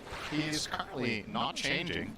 Really? Usually you do see Terrorblades gravitate toward Titan Sliver for a couple of reasons. First of all, your base damage is insane in Metamorphosis, so you get way more damage out of that item than most heroes do. Secondly, your hero is primarily susceptible to disables, so having the status resistance helps a lot. And it gives magic resistance on a hero that has a lot of armor. It's like incredible. This item was made for this hero, basically, but he's still opting for the Paladin Sword because he wants the lifesteal. I guess against Doom, he might feel like that's more valuable. He's not queuing up a Satanic either, so maybe the fact that he's not going lifesteal right now. Maybe he has to go MKB because of the Ags on Dawn, and then he will get the fact that he has to do that because of position 4 bot Ags. Yep. Kind of crazy. But we did see the impact here. I think he didn't hold the Solar Guardian for that long. And we talked about how it's really just RP setting that up if you want to actually extend the duration. Okay with Lion on a single target, but it's not the greatest, I agree. As we can see, smoke now from PSG LGD. Despite that fight being a wash, you can see T1 continue to pull away just a bit in terms of net worth. That's what happens with Doom in a mid-game to late-game Medusa. It just becomes really hard to handle. And Roche is being attempted. Let's see if LGD can actually contest here. Oh, they can keep doing that. Yeah, I mean, Elder Titan might be the best hero in the entire game at contesting Roche. He's the king of stalling together with Tinker. So we have old Tinker, this is the Aegis and Shard. Scouting out with the Astral Spirit. Getting the massive damage to come, I'm sure. Echo Stop will miss though. Actually, are they just going to give it up here? It looks like PSG are not committing to the pitch. They're showing Faith Beyond close to the tier 2. Yeah? I mean... BKB? Yeah. Alright, they forced out the BKB, but yeah, you're right. This is just completely left for T1 now. So Aegis Shard. Shard will be consumed by Medusa.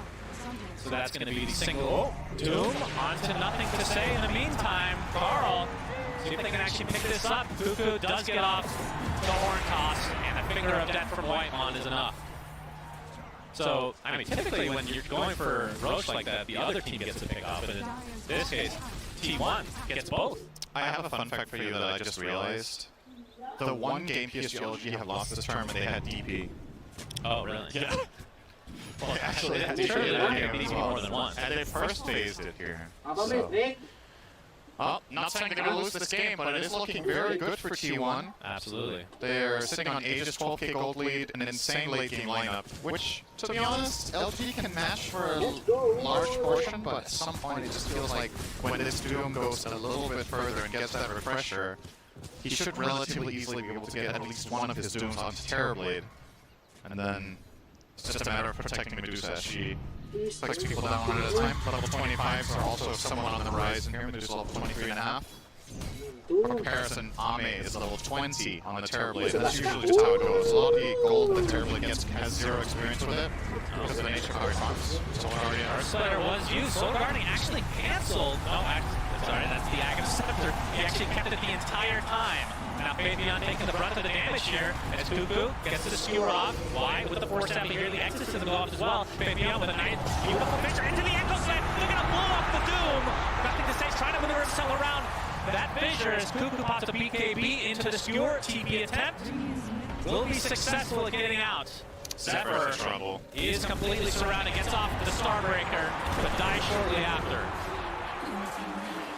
So LGD with a nice exchange here. They lose Faith Beyond. What a godly cookie that was. They get Doom. Very, very nicely done, yeah. At the very least for T1, they do kill Shaker and they don't lose their Aegis. And, you know, a lot of spells are committed that time around for LG to find these two kills. They use Echo Slam, they use Exorcism. Even the Snapfire ult was used there. Not the biggest deal in this game comparatively, but...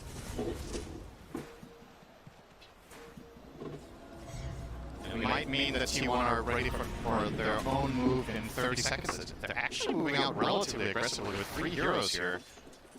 The those spells on cooldown and Aegis and Medusa, they feel confident. Like he said, he got the shard, so which single target spells does he even... Sunder! Is that the only one? Spirit Siphon, Sunder. Spirit Siphon is very, very good. That's true. That is amazing. Any does it work on items? I guess not.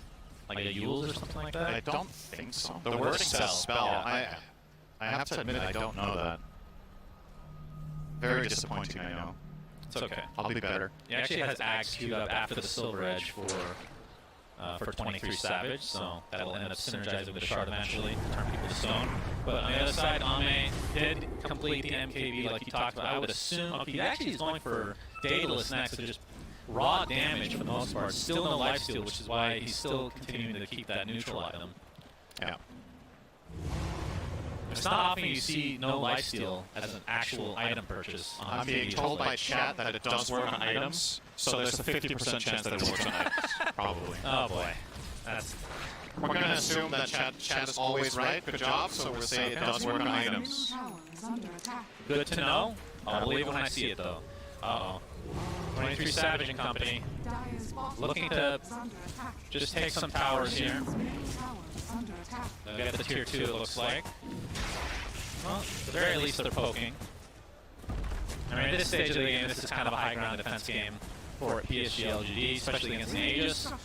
And you can't ask for a much better team to defend high ground with literally Elder Titan +4 is all you really need. Yeah. Like How many Force Staffs do they have? They have 0 Force Staffs on T1. That means effectively Fissure will be a complete block-off that they can't really counter. The only hero that really gets out of it is Magnus with the Skewer and the Dawnbreaker with Celestial Hammer. The other heroes will be stuck in a really awkward position. Unfortunately, their siege hero is ranged, so it's hard to Fissure block Medusa if she's hitting from the low ground. It's really hard to kill her, but 23 Savage did actually complete the Ags and does not have buyback now. So killing her once this Aegis is taken out of the picture. Very true. It's expiring in 5 seconds. A bit risky, but T1 definitely with the advantage now. Radiant structures are fortified.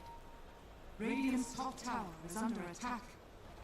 And early rush is obviously now in 3 minutes with the Aegis just expiring. So plenty of time for both teams to build up further. I think LGD would like to wait with fighting until they have the Terrorblade Daedalus as well. Even though he has MKB Chrysalis, which is powerful. He has, based on 23 Savage's item build, I actually think he will overpower the Medusa clearly when he gets the Daedalus, just because the raw damage and tankiness that 23 Savage has with this build doesn't really match up. If this item was, say, could have had a Daedalus himself at least, which he isn't opting for. He's going for the silver, like we talked about. Obviously, he doesn't want to go butterfly because MKB. Yeah. So what would he get? I mean, Rapier would be the obvious choice, right? Since it's Medusa, at that point you're probably stronger than the Terrorblade with the Rapier plus Daedalus. But for now, a fully decked out Ame will be terrifying. And also, we're talking a lot about the carry versus carry matchup, but we should be focusing quite a lot on the Magnus and Doom as well for T1. They're really setting up the fights for them, and if any of these get caught by a Fissure, Terrorblade's going to kill them in like 4 hits once these items are done. So, okay, maybe not the Doom, that's a bit of a stretch. But Magnus is not particularly tanky with this build. He's sitting on 19 armor, and that's basically it. None of his items really make him tanky at all. Still a 77% win probability for T1. Still looking great. It's been flatlining though. It has. For a while. Y is working on Aghanim Scepter for himself, so that's going to give him basically the BKB once the Astral Spirit returns.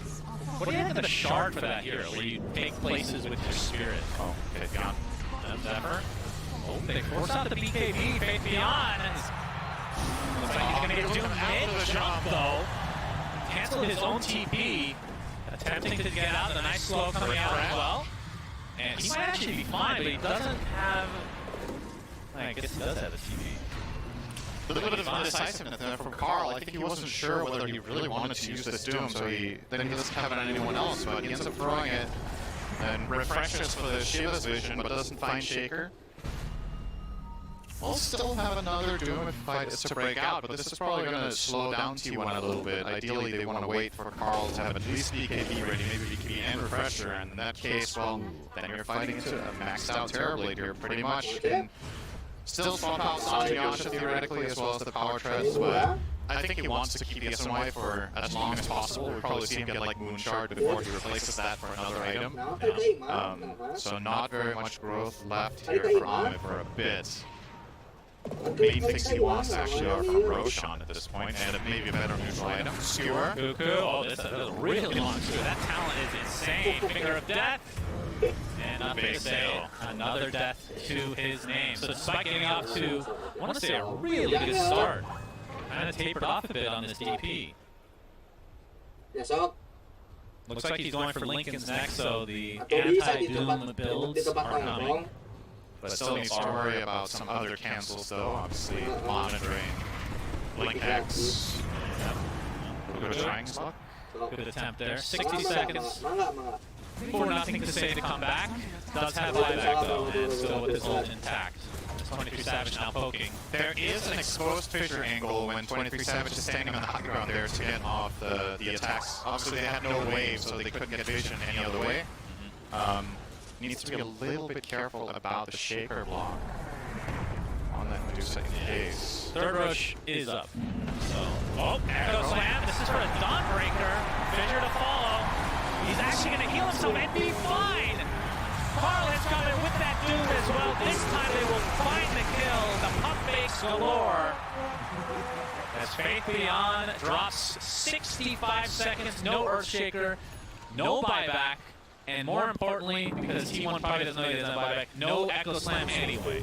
Yep. Into the Roche pit they go. Going to be very confident with this. They will have their second Doom as well in just 15 seconds, so Carl could connect over there, but I don't even think he's going to need to. I think PSG are very careful with even approaching Roshan without their shaker. They're going to scout out with the Spirit. It's going to stomp here. This is the Agonized Scepter. Roche is going to set that up nicely. Yeah. But looks like they'll get it for free. Well, Cinder, you know what we're going to talk about here. There's an Ag on the floor. Oh, I thought you were going to say tier 5 items. Doom picks it up, so longer Doom duration, and it breaks. Yep. Which the break, I mean, against Elder Titan, I mean, you're not going to want to Doom Elder Titan, I guess, but Natural Order just doesn't work anymore. That's kind of a big deal, I think. Other than that, break doesn't really do anything. It's just for the 6-second extra duration. Unless I'm missing something. Cuckoo. Oh, he gets the arm. Oh, no! He hard toss after! The wrong direction! Oh, boy. We need wards. Yeah, that's quite not my fault. We don't have wards in their tier 4 tower. Yeah, a little bit of miss. I mean, it's just the wrong angle, really. But now RP's down. Can PSG LGD do anything about this? Or will this just be like X amount of seconds off of the Aegis? I think they want to go. This is big. It's the one of the biggest spells that has been problematic for them has been this RP. If they get the jump and they pop their BKBs, this could be the makings of a big comeback for them. They are still fighting at a massive disadvantage here into Aegis, into 2 Dooms. Actually, only 1 Doom. Oh, but the Refresher just picked up by Cuckoo. They don't know this. They don't know. So he has another RP to work with. Very sneaky indeed. This is very spicy, Carl. Force smoke now for LGD. Fissure into the initiation, but there's a Solar Guardian from afar. Can he get off the BKB in time? He does. He will live as a result. Meanwhile, we see a big impale on the backside. Nothing to say. Pops his BKB and runs, or Exorcism's already used, which means T1 just have to wait this out. T1 are looking very good this game. Primed and ready to potentially force this to a game 3. But can LGD come back? Normally I'd be like, it's going to be a tough road for X team to come back from this, but it's LGD, and they've looked virtually unstoppable this entire tournament. They've had games with a similar look to this that they still managed to clutch out in the end on high ground. And I'm still going to keep focusing on the fact that T1 have very limited ways of repositioning a couple of their heroes, so once Fissures come in, and the Elder Titan Stomp as well, they don't really have a good way of handling that. And keep in mind, Y as well has the Force Staff. We usually see the defensive use, but the offensive use in a game like this is really powerful. If you get the Echo Stomp or a Fissure, you can push people into a very bad position inside the Radiant base here, but for now, obviously 23 Savage very safe with the Aegis. Indeed, has the cheese in his back pocket as They're looking well. to trade top.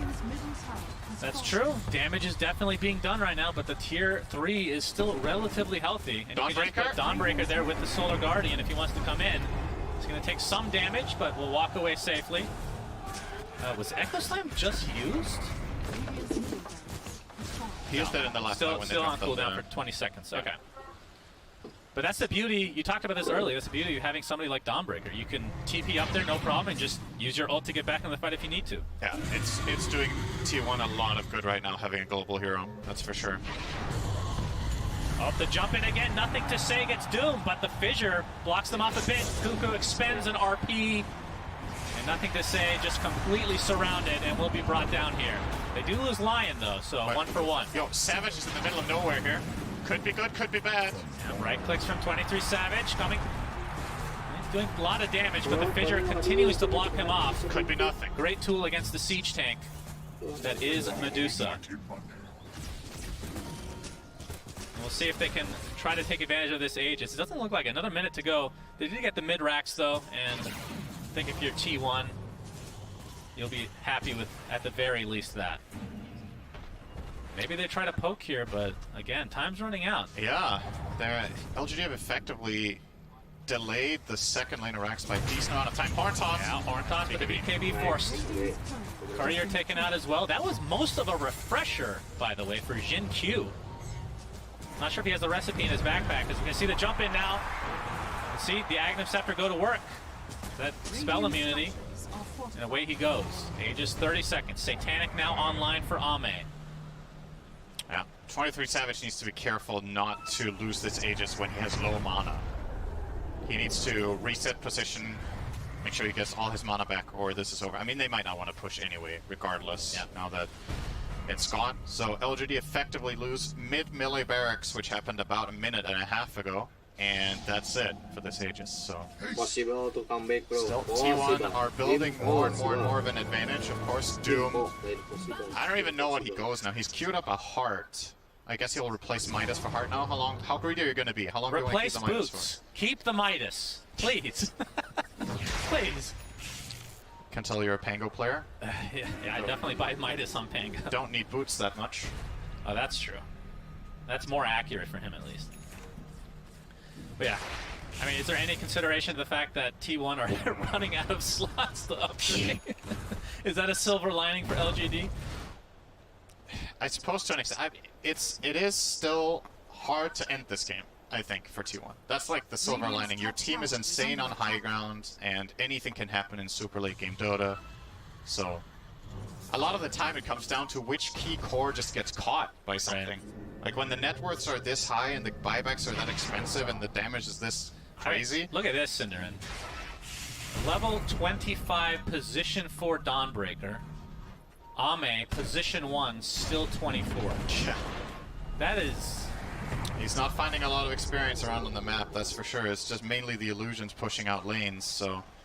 And it's a good point. The 25 on Ame is actually very important. Those talents are insane. Yeah. In the late game, you either get the 35 seconds more frequent Sunder Which would or you go for in this 20 game? meta duration. I don't know, actually. Getting the Sunder down to a 6-second cooldown sounds pretty crazy, but you're still playing against so many lockdowns, right? So you probably take the meta duration. I don't know. Yeah, it's a tough call. If you get Doom, then the decision might not even matter, right? Right. 23 Savage has a refresher for himself now, so double BKB, double Stone Gaze, double Silver Edge. Wow. Yep, strong stuff, I know. Oh, Zephyr. It's going to be spotted out. That's the Demon Zeal popped. They're going to be able to take out Dawnbreaker in quick succession here. Carl looking to potentially go in. Pops the BKB. Nothing to say, does the same. Doom actually applied to Ame, but he's already in meta form. I think they'd be fine to fight here. Carl has used everything. T1, that's a huge RP from Cuckoo, though, and the right click from 23 Savage just decimating LGD. Earthshaker buys back into the game. Second RP onto Ame. He's stuck in place, but there is the lifesteal. And look at how much damage he actually does. He is getting kited from afar, though, as 23 Savage with that split shot modifier going to work on LGD overall. Can they stun lock Ame enough? Zephyr getting right picked out from far. The Sunder Talon was definitely taken, as you see Ame use it multiple times. Beyond finally come back to the fight. Trying to kite Medusa as much as possible. Ame, all he can do is try to lifesteal. It's not going to happen, though. Double kill for 23 Savage. Finally will go down. Does have buyback, and Ame's going to expend his. So Jin Q working on Carl right now, burning down to that Inferno Blade. Fissure, nicely done. Blocks off Carl completely. Faith Beyond on the wrong side, though. Why? Carlos, no buyback. So has that magic immunity. 23 Savage buys back in the game. Looks like they want to try to finish this one way or the other, Cinderin. And there, Carl jumps in on nothing, saying with the finger of death, down he goes, double kill for him, buyback again from LGD. 5 versus 5, assuming nobody has buyback at this point. Good, Gaben. And they continue to fight here, or do they want to back? Fissure on the wrong side. Provides enough space for 23 Savage to get away safely. This game is insane. 27k net worth lead, and this feels so even. Who even has buyback anymore? Does anybody? That's the question. No! The only players who didn't use it are... They all did? That is a 10 kill, 10 buy. The first of TI-10 and maybe ever, actually. That is insane, man. Oh. Sheepstick now. Oh, sorry. I can't hype up everything. Sheepstick picked up by Doom. And that's a double Sheepstick, double everything. And he is This is going to be the item out now of this game, I think. Whitemon with the Aeon Disc. I think we might see more players pick this up in this game if it goes longer. When you're without buybacks, that is essentially your second life. Oh, any kill now is huge. Yes. No buyback. Literally any kill. PSG LGD playing it safe.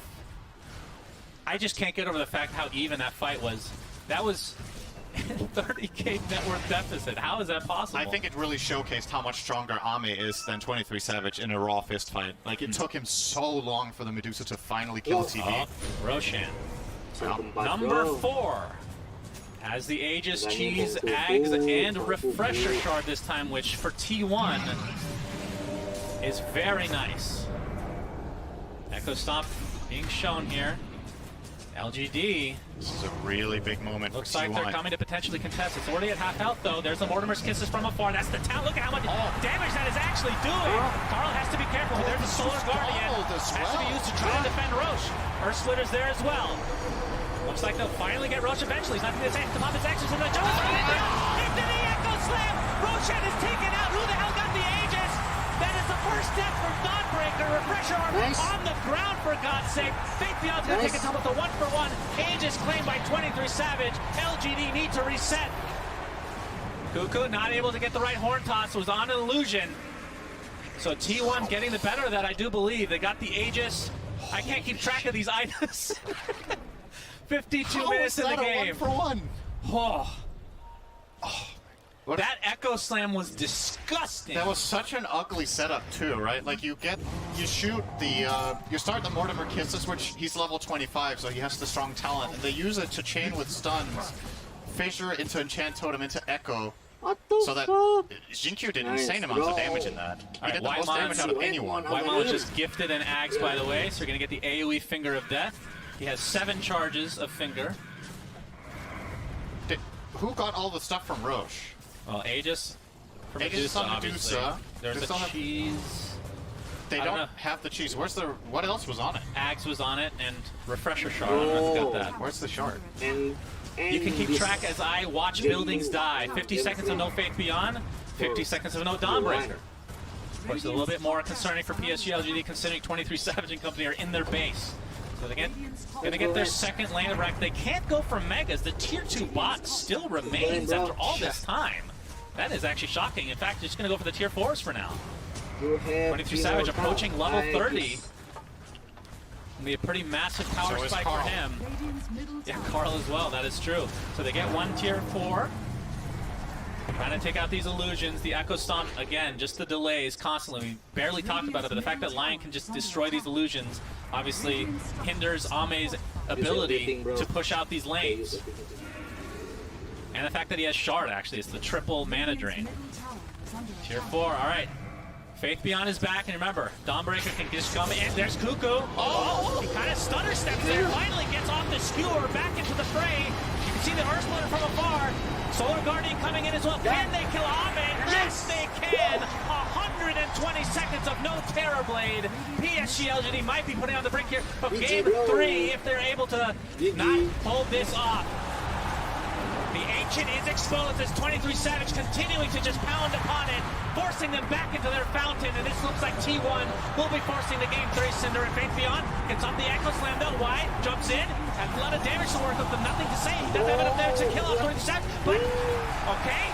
Satanic keeping him alive. Carl jumps in with the hook stomp. He's continuing to try to hit this Ancient. 23 Savage. Echo Stomp again, just keeping him at bay. Yule Scepter now. Can they kite him enough? Refresher Shard used by Cuckoo. Into the RP. Into the Ancient kill. T1 force game 3. Oh, what a sick game. Oh my God. That was hype. I love that game. Oh. Showcasing all of the strengths of both teams, honestly. I think T1 playing some of their absolute best heroes and a lot of standout performances. How many good catches do we see from Cuckoo, among a couple of interesting we need wards in the enemy base, but for the most part, Carl on the Doom, all of their trademark stuff, and PSG LGD showing their insane late game plays, right? That you're so far behind and you still make that look like an even game. You gotta say, going into game 3, right? If T1 gets some of these key heroes and they can build themselves a position like that, they definitely have what it takes to take the series. But LGD still even in a loss have to inspire confidence in the viewers that they're probably still the favorite in game 3, especially if they clean up a little bit perhaps in the draft here with I mean, giving they T1 went all late these heroes game back. against Refresher Medusa, Refresher Doom, Refresher Magnus, not to mention Refresher Shards on top of those already Refresher Orbs. Unbelievable game number 2. Like I said, crazy game for T1. Yeah, T1 forces this to game 3. Let's see what the panel has to say about this absolutely god-tier game 2. Well, I have to say, first of all, that was absolutely god-tier casting from Suns fan and from Cinder in there. Thank you so much, gentlemen. Now, we were reminding ourselves as we were watching that incredible match that T1 actually have taken a game off LGD in the upper bracket final of the Kiev Major. So the fact that they won today actually shouldn't be that surprising, Tsunami. There was a Doom in that game as well, although it wasn't on Carl, it was on Cuckoo, but it does seem like the T1 will resolve their more dangerous situations with comfort, and that happened in this game, that happened in the Animajor, but then LGD did take game 3, and I don't know, maybe tides are changing? We'll see. Maybe. I mean, it worked. Like, we looked at that draft, and we were thinking, like, okay, on one hand, you have this is the most T1 draft ever. You have the greediest heroes, also heroes that can make plays though. But it's like you have Magnus, who is obviously going to be farming up with his abilities. You have Midas on the Doom. You have Devour. You have Medusa, and yet like they were still running around the map, killing everybody. I actually think that the MVPs of that game were Carl, Cuckoo, and Whitemon. And Whitemon in particular, because in every single fight, he was waiting to use his Finger of Death. In that huge fight at the end, where literally 10 heroes bought back, the reason that they were able to kill, I believe it was Nothing to Say right at the end, where it looked like LGD was actually going to take it with that buyback, was with Whitemon in the Finger, where I was sitting there thinking, like, there's no way that he still has it up, but he was being patient with it. And then also, on every RP, he was hitting like a double or triple stun off of the RP. He wasn't getting killed online, other than in the fight where they all 10 bot back. Everybody died in that one. Jenkins, I think it was you who was saying on the desk earlier that the key thing is obviously stacking your team fights, and T1 were able to do that in the early game, although there were some team fights where it was really hard to tell who actually benefited the most, and I really wanted to take a look back at one of those team fights. It was around the 27-minute mark. What the hell is happening here? Who wants to talk me through this one? Aoi?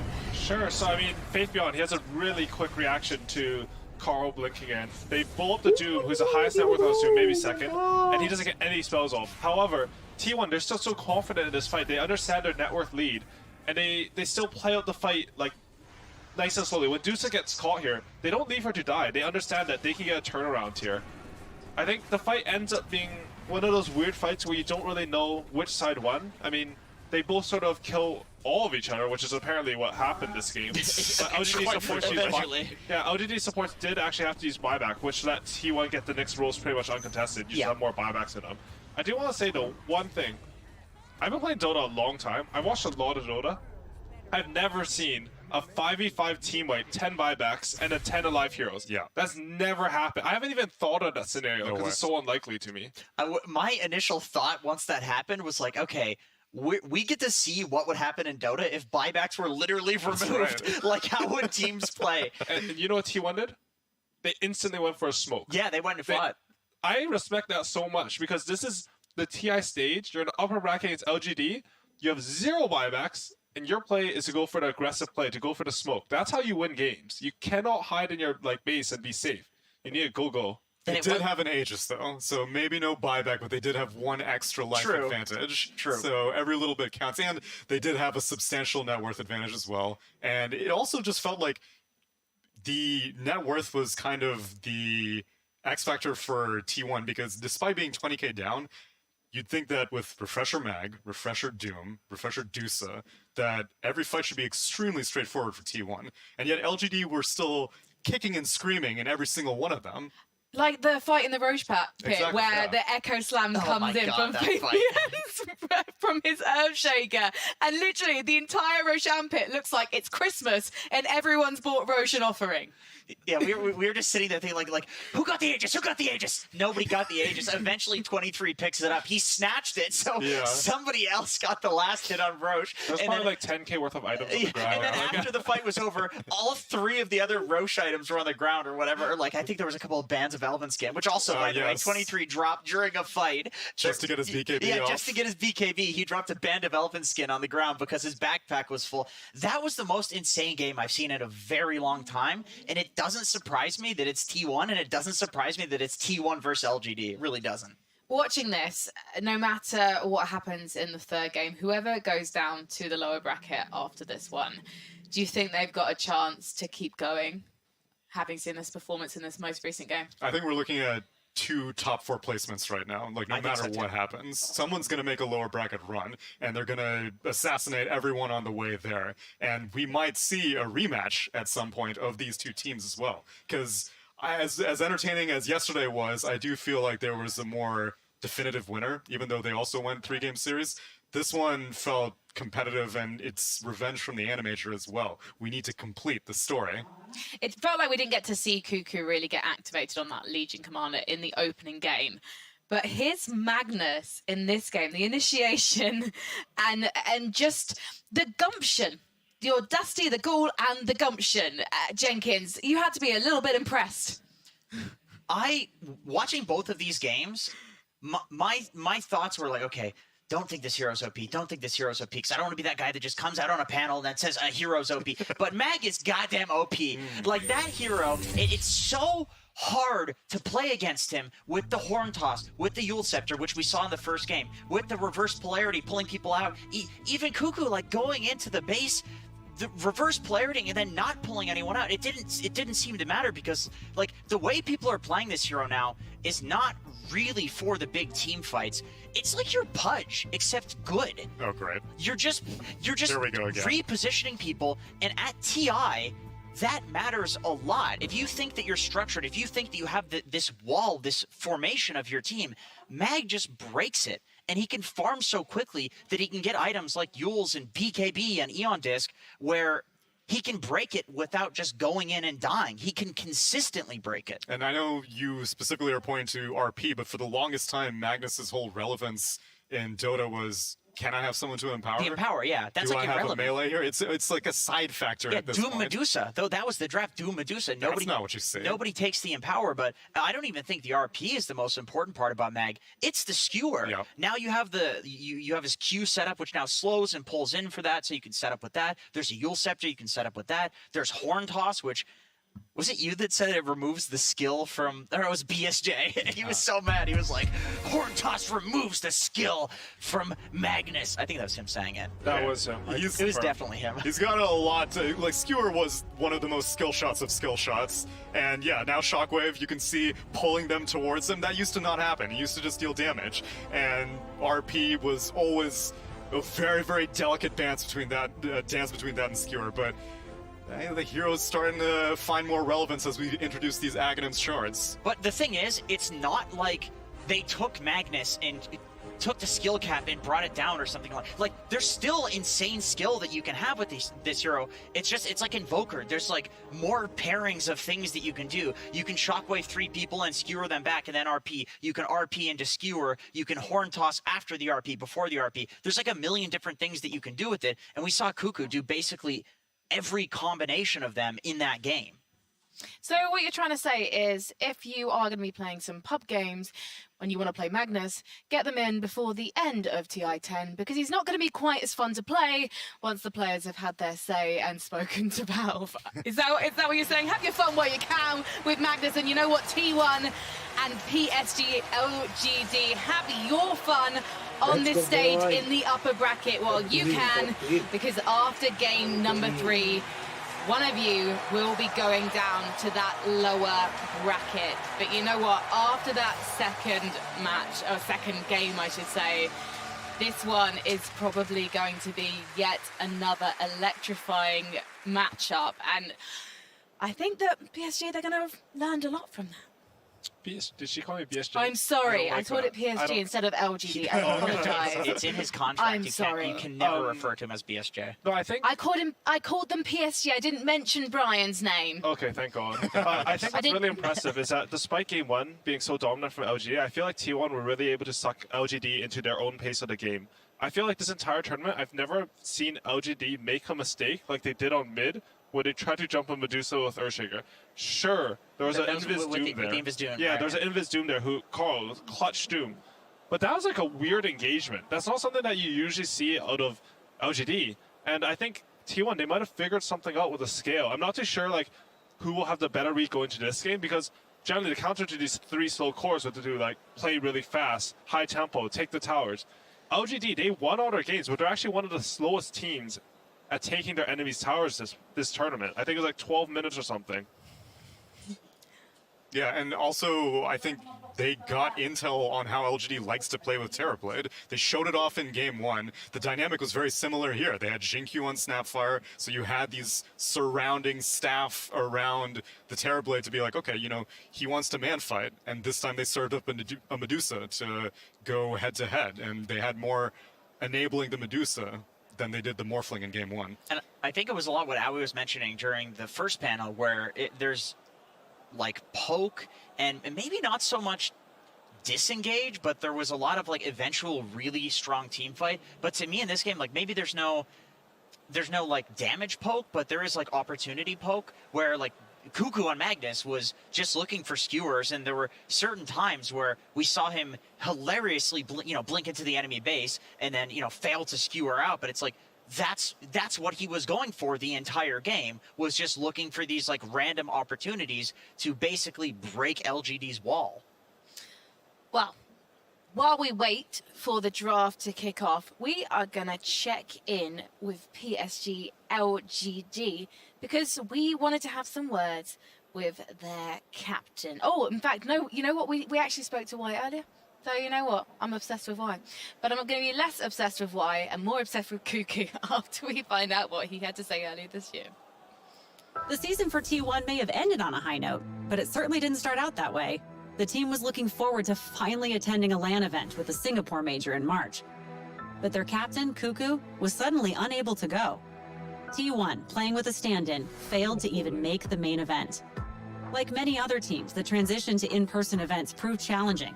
But for Cuckoo, he says it's where he really thrives. I did not play LAN for 1 year. And as a player, I really like to compete at LAN because the feeling is kind of unexplainable. Unlike the online, it's like you can like just chill, watch some anime while playing tournament, something like that. But on LAN, you can feel that you cannot slack off or play like lazy. How have you had to change your leadership style as a captain with everything being so different? I think our coach helping me to improve as a captain. And at first, he's the one drafting for us. When the drafting also come back to me, I feel that I kind of step up a bit to perform well and to draft well for my team. And when did you step back in to draft for your team? DPC Season 2, the opening game. It's like my captain told me, "Hey, Ku, do you want to draft?" Something like that. I know my draft is good, better than March. No, just kidding. No, just kidding. With Cuckoo drafting, T1 went on to finish first in Season 2 in their region, giving them a direct invite to the Animajor. And to earn enough points for a spot at TI-10, all they had to do was win one match. Me and March keep talking to the boys that don't think about the TI and the result. Just keep thinking about the game. Don't focus so much like on TI. If we go to TI, you can think about the TI, right? But if we fail on Animajor, there's no direct invite for Southeast Asia. Well, they won that match and kept on winning with a solid run that took them to the lower bracket finals, ending with a loss to EG that was so close it hurt. Still, after everything T1 went through this season, Cuckoo had led his team to a spot at TI. Let's pretend you're in the grand finals of TI-10. Who do you want to play?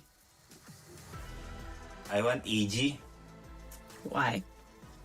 Because I want to see like so many Southeast Asian player on the grand finals. If EG and us is like on grand finals, we can put like 7 Southeast Asian players on one grand finals, and I think it's kind of good for our region.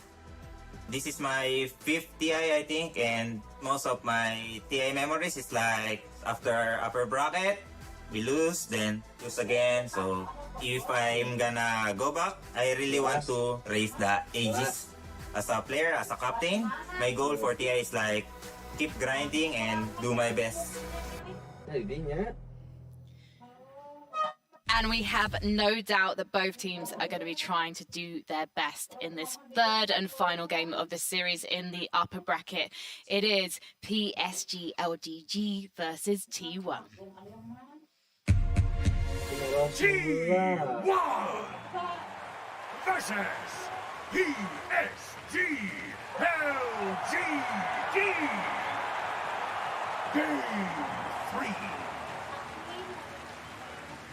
Welcome to the last draft of the first series of the day. My name is always Level Plus, joined by Fogged, joined by Lacoste. And while we're analyzing the draft, sometimes it doesn't tell the full story. So Lacoste, tell me, what went so well for T1 last game? I mean, I gotta focus on Carl. His Doom was completely popping off in the previous game, managing to stay on the top of the network chart with the hand of Midas, understanding what the timings, what needs to be done. He was like just moves, and we could see in this one, like no doubt about it, as we expected, hitting hand in the first phase because he was causing so much issues. They made nothing to say. Look, a week, which is one of the rarest times that they'll ever say that because he is a pretty flawless player. He doesn't really make mistakes at all, and they just kept finding him out of position with both Carl and Cuckoo. It was phenomenal, really, from T1, and yeah, you can see the adjustments already made for PSG LGD. We see Magnus now moving in priority up to number 1. ET takes a little bit of a step back, and T1 still going for a very strong scaling draft with these two heroes as an opener, but also still active, very good at just catching and all about like this mispositioning too, which I feel like was big in the last game. These skewers just bringing people out of spots. Now both teams have one. We have a glimpse and we have Skewer plus one toss and all that fun. And they just picked Io into Disruptor. Usually it's the other way around. Disruptor has been historically a counter to Io. And as you mentioned, EP plus Disruptor, these two heroes are always going to be... You're going to be feeling good having those heroes no matter what stage of the game we're talking about. Having a strong laners and also ability to scale. But to go back to the previous game a bit, the big boy Philly, this is the item, the neutral item that people tend to hold for the longest duration of time, as we've seen Zephyr holding it, I believe in this game for more than 20 minutes. I believe average time is around 13, compared to some average time is 8 minutes holding the neutral item. So big boy Philly on the top. So I like to ask, because if the IO is not good against Disruptor, right, it must be because there's some synergy or something you're looking for in your own draft. So what are the strengths of the IO Magnus as a starting combo here, Fogged? You got the double buff up for your carry. You got a lot of heal, sustain that's going to be coming in, and gives you. I mean, global potential is always something that you have to factor in. Sure, there's glimpse, but we saw last game how much the global was a threat.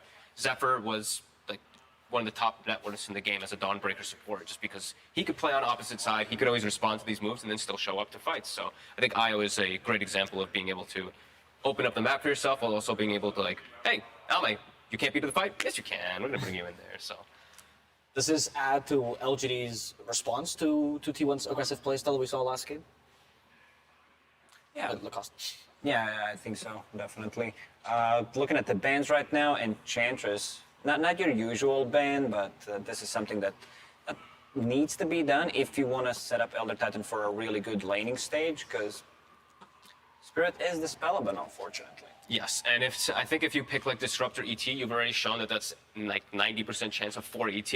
And what is 4 ET like? Not like playing against Enchantress. If it's a 5 ET, I feel like you can't actually go for that kind of dispel thing. But we saw Secret do exactly that, right? They baited Saksa into playing the ET in the OG series, and Puppy just snap picks Enchantress versus it, lanes it against it. He actually was lucky because he was versus Monkey King as well, so he had double dispels and all that fun. He had really strong lane for it. But yeah, when you see that it's gonna be a 4 position. There's even a secondary dispel for the Disruptor Shard in case they go for that. So if they want to actually buff up their carry, you have that little extra... There's one more hero left in the pool that has a built-in Dispel Oracle. I don't think you want to get Io Oracle. It just seems extremely weak, especially compared with the Magnus. If your offlaner has a lower cooldown stun, I think that's doable, but at this point, I just don't think they're going to go for it. Queen of Pain banned out by PSG LGD. I've seen so many games where Virtus Pro bans out Queen of Pain, and it screams, we want to pick Storm Spirit. This is the hero that we want to get. Queen of Pain was banned out in the previous game, so that means, maybe they screamed a bit more against the T1, and this is a comfort hero for Carl as well.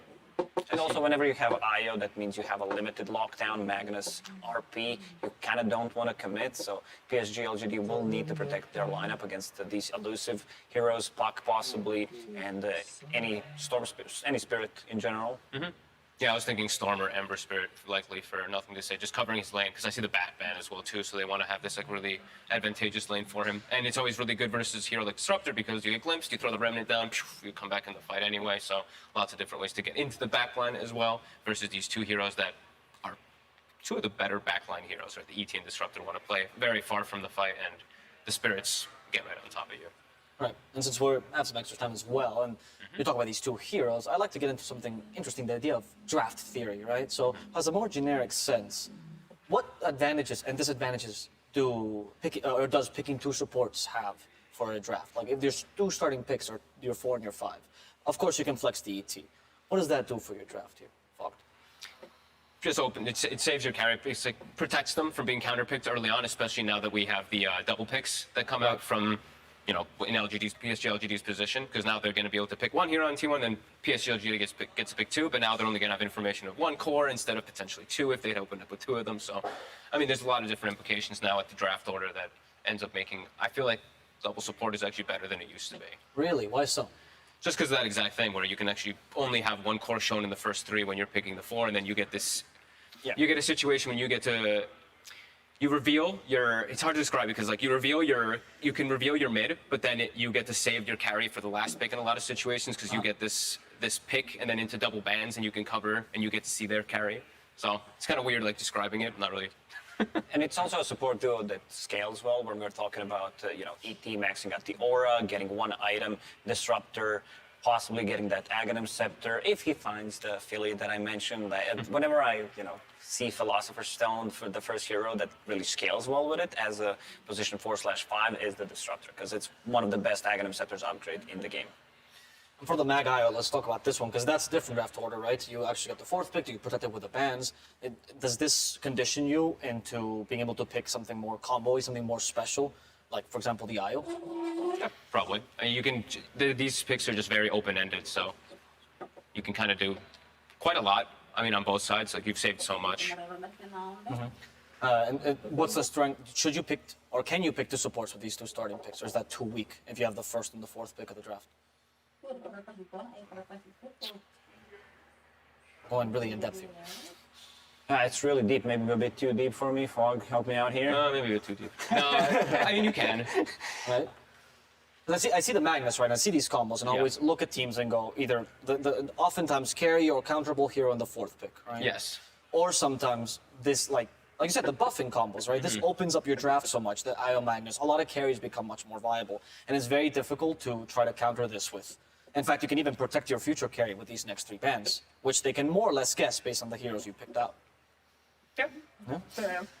So let's keep going. What can we? Let's theorycraft. We have time because the game is paused. We have a pause, right? Yeah, exactly. So let's theorycraft a bit. What could we be seeing? What is a carry that goes well with Magnus and IO, and what could T1 be expecting for this pick here? I usually like a BKB core because you're going to be playing International Order. BKB versus Static Storm is always going to be really effective until if they do find an Aghanimus, which pretty much requires a Philosopher's Stone in most situations for that Disruptor, since it's very likely to be that 5 position because ET's picked also. So You still BKB don't core. know what you're going to be playing into, because as we mentioned, T1 really camouflaged their draft really well, opening up with the position 4 and 5. Maybe something with the built-in BKB. A jog. You still don't know the matchup, but we still have a lot of time as well to theorycraft about what could it possibly be. So when you don't know the core to core, what are some carries that come to mind that are pretty solid no matter the matchup, or have a wide array of good matchups? Juggernaut, I think, for me, is the most standard Dota 2 hero where you don't know what to pick no matter the bracket. It feels like, it's still a Juggernaut, and these 2 supports don't have any kind of escape mechanism against them. So it should be like a free kill. You have a Blade Fury that you can get out of ET stomps if it's necessary, so you're going to get stunned. And just feels the spell mechanic as well, the healing that synergizes well with the IO. What about the other carry with an inbuilt BKB, the Lifesteal? Do you think that one is also solid? You need to see the matchup. You can't just pick that hero blindly. Yeah, it is always going to be good versus like ET and Disruptor in stages of the game, but that hero's been a bit underwhelming for me. Why do you think so? I just think he just takes too long. He really just takes such a long time to farm compared to a lot of these carries that just have natural built-in mechanics of like steroids. We have Medusa with Split Shot. We have Terrorblade with Conjure Image. We have, Morphling just being able to farm pretty much anything at any point in the game. So.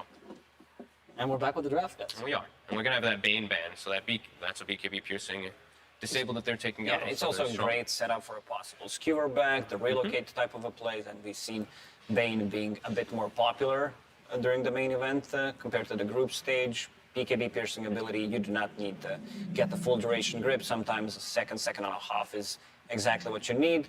PSG LGD.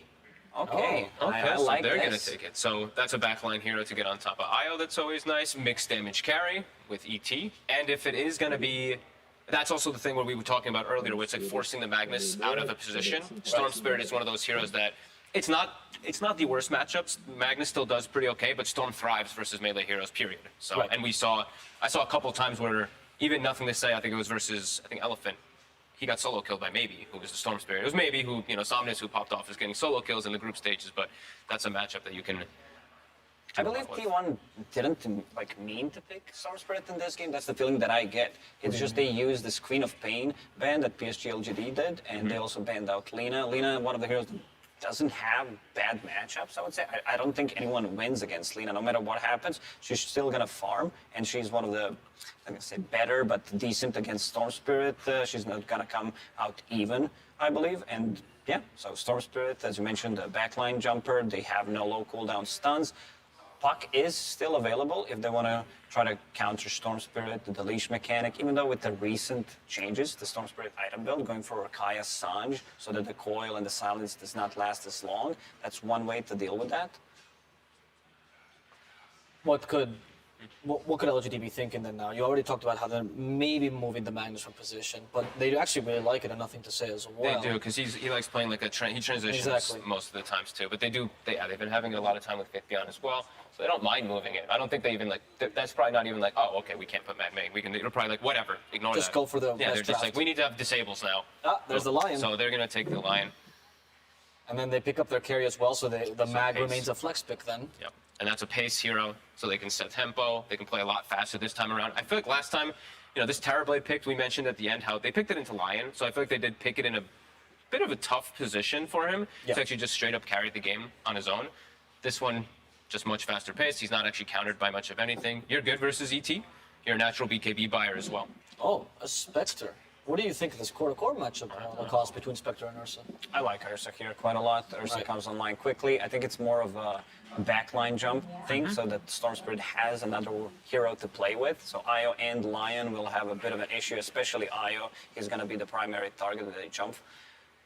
Looking at PSG LGD, they are Radiant this time around, and they also have Ursa lineup. So once you decide to do the swap Reno, the trade, you're going to lose your tier 1 tower, your carry goes to tier 1 tower on the top lane, and then you can always threaten the Roshan, because Ursa plays the top part of the map, while Dire, they need to stay close, they need to be checking, and Ursa is the best Rosh taking hero in the game. Is this a hero that you guys would consider good with the two buffers they have on Mag and Ion? Absolutely. Absolutely. It allows him to. We saw even multiple different games where I've seen more Aghanims now on these Ursas just so they can get their. OG, I believe, did that. Yeah, Sumail did it. He was versus a lot of disables. This one he's versus a static storm. I don't think we'll see that. I think BKB it's going to be Diffusal, BKB, Blink Dagger, something like that, Basher, etc. It's going to look to be super active very early on. What could be the last picks that we'll be seeing? So for LGD is still open. For T1, we're probably looking for an off-laner here. Yeah. I'm surprised, again, though, I see the Lion picked, which was excellent, versus the Storm, and then they picked the Spectre versus. I actually like Lion versus Spectre in most games. As soon as you hit, 20 minutes, there's a team fight happens, just mana drain, you take out 3 illusions inside of a big haunt, also inside of mid-game, too, being able to take it out, it's really strong, really effective, so I feel like both teams kind of, were like, oh, let's just make the line a little bit better somehow. Yeah. As we saw PSG LGD take the Terrorblade last time versus it, and now T1 take the Spectre versus I would love to see some kind of tower damage coming out from PSG LGD. There's still Beastmaster available, or they can go for the Dragonite. Have a bit more stun control against the Storm Spirit, which could be flex, and they could put it on a mid lane. It's still Storm Spirit favored matchup, but then you have this flexibility to see where Magnus or Dragonite are going to go. Also, BKB carrier, who also and someone who benefits from the Empower. That's what I want to see. And we see the bans, right? It's Nature's Prophet and and both teams are well, we're both lacking push, so. That's true.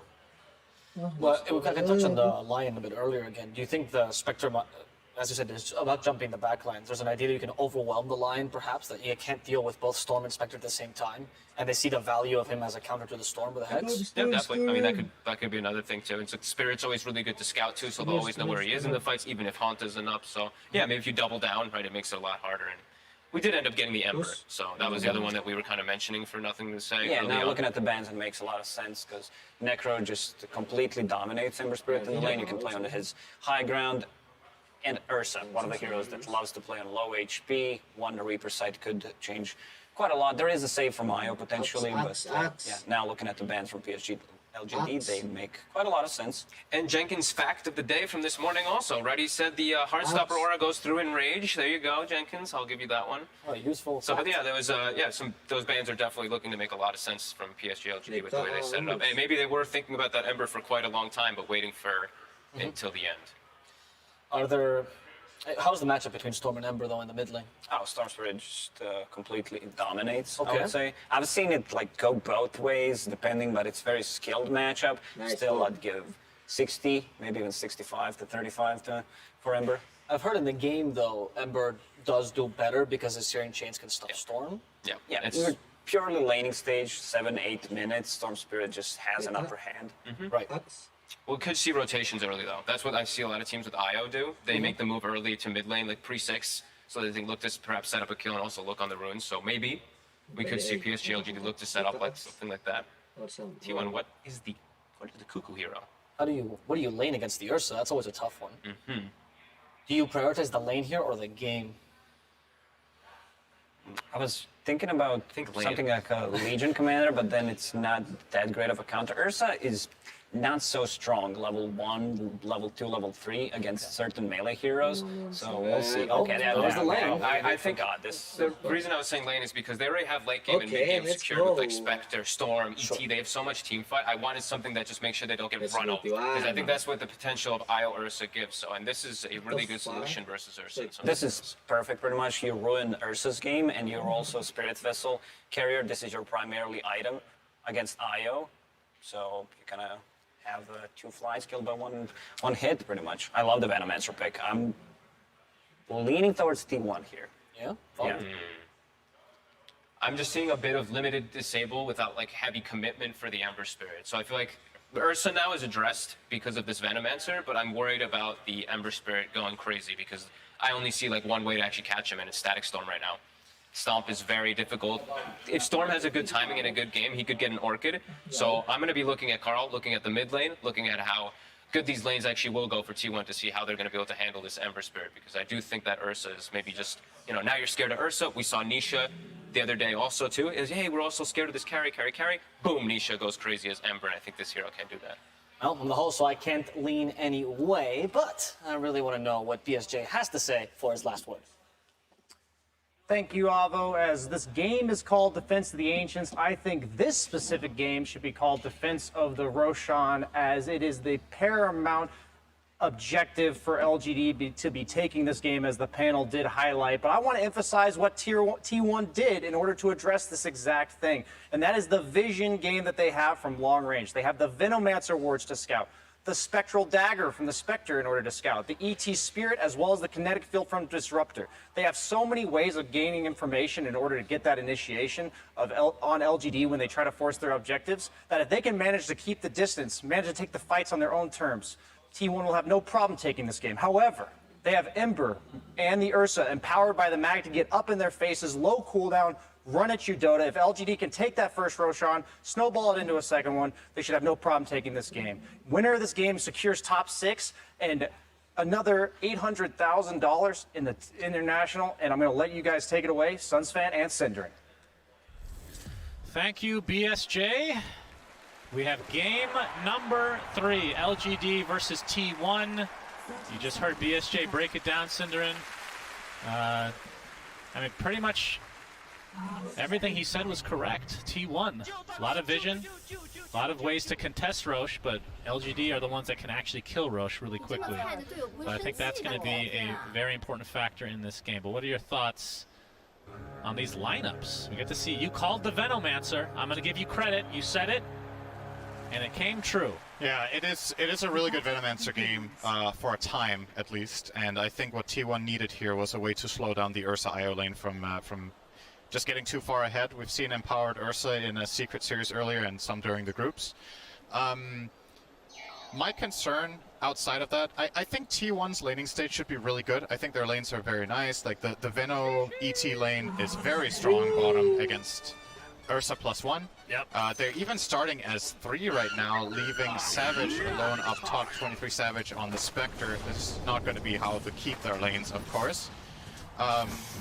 I want to know what T1 do when BKBs come out, because I don't think they're going to dominate the lanes and the game hard enough that PSG LGD don't get there, and that's my problem with the Dire lineup right now. They have nothing against BKB. They're actually going to have to kite for the full duration. Nobody kills during it.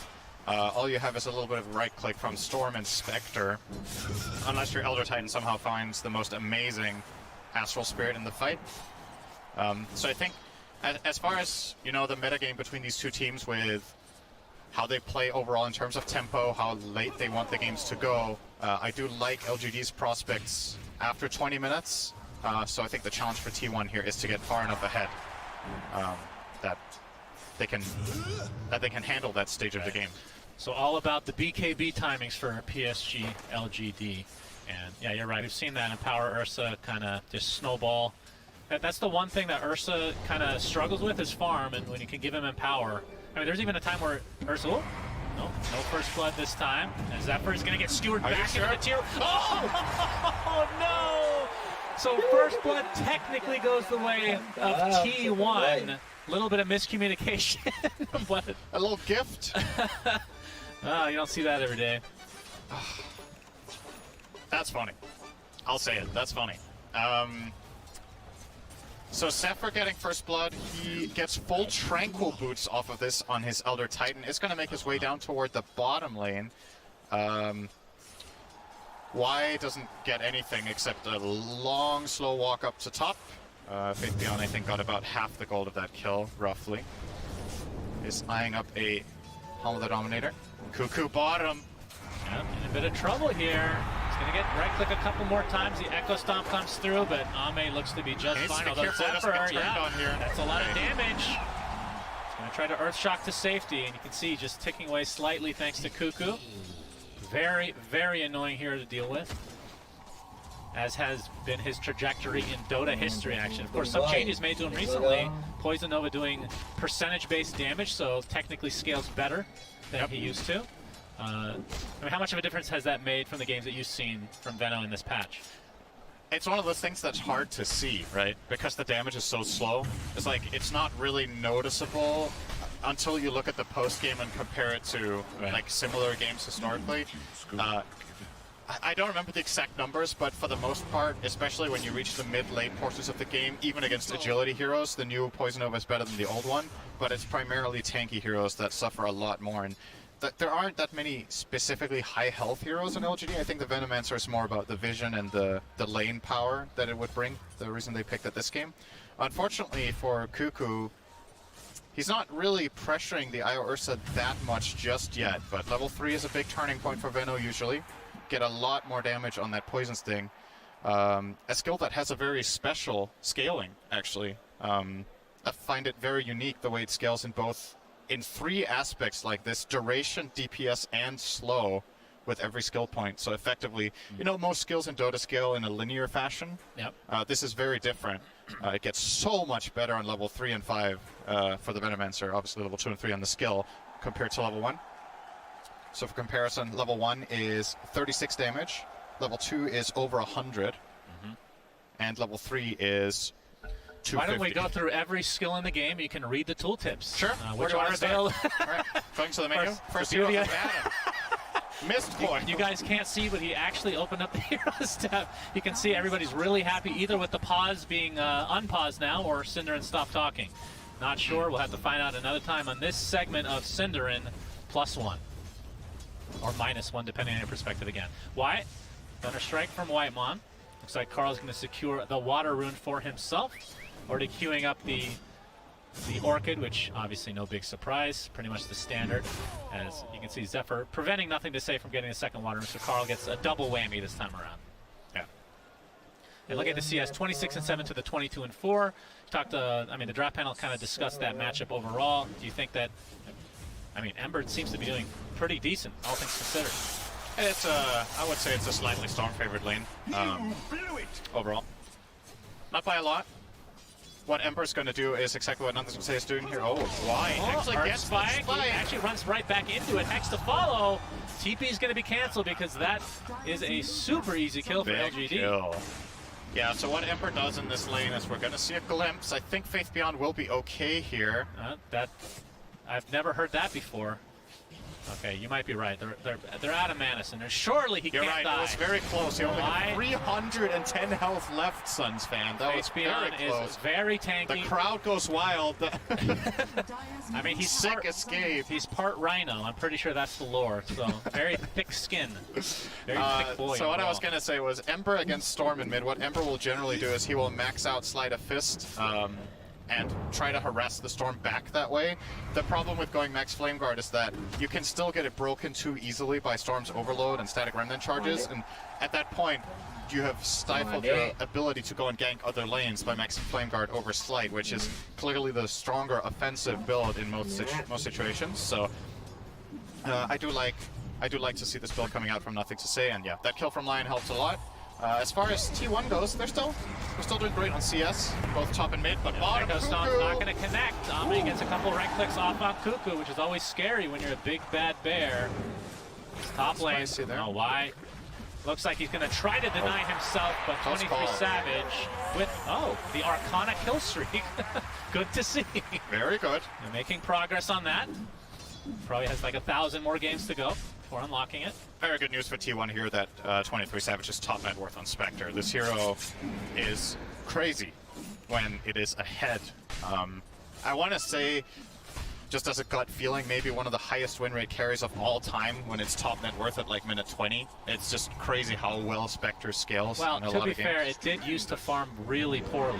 Yeah. So if it was top net worth at that point, then that's a little different story than nowadays. It's still a lot worse than most carries at farming, though, right? Like it's still slower. The Falcon Blade build-up and the better dagger jump in from Storm, but it looks like Cuckoo wants to play as well. Trying to turn this around on the bear. Beautiful impale from Y, but results in the same ending, which is Ame Dunzo. That's a lot of damage! Destroyed as well. Double kill for nothing to say. It's going to be a back and forth action as 23 Savage pops the wand. There's nothing to say. Still has the Flame Guard applied.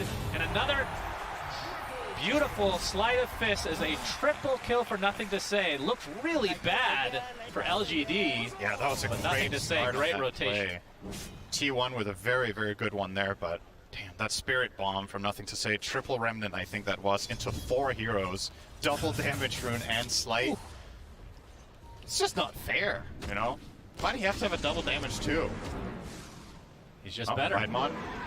Shockwave is up. Doesn't have a ton of mana afterwards, though.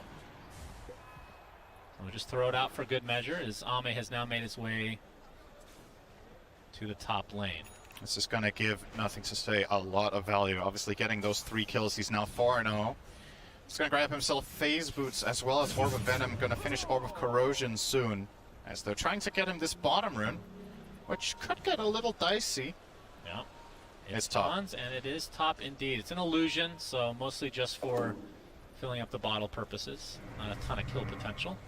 Carl should still be careful. Like, this hurts. If he gets caught in a stun chain and there's a little bit of damage coming out from nothing to say in addition to just a slight, he can still die from 2/3 to just the Lion Ember here. He's going to respect it and go jungle.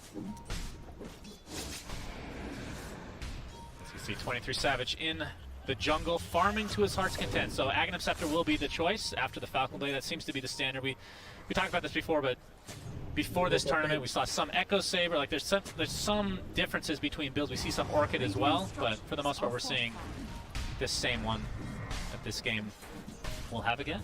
But the Aghanim Scepter just seems to be super strong with that 30-second cooldown, single target haunt Cinderin, aka Shadow Step, whatever you want to call it.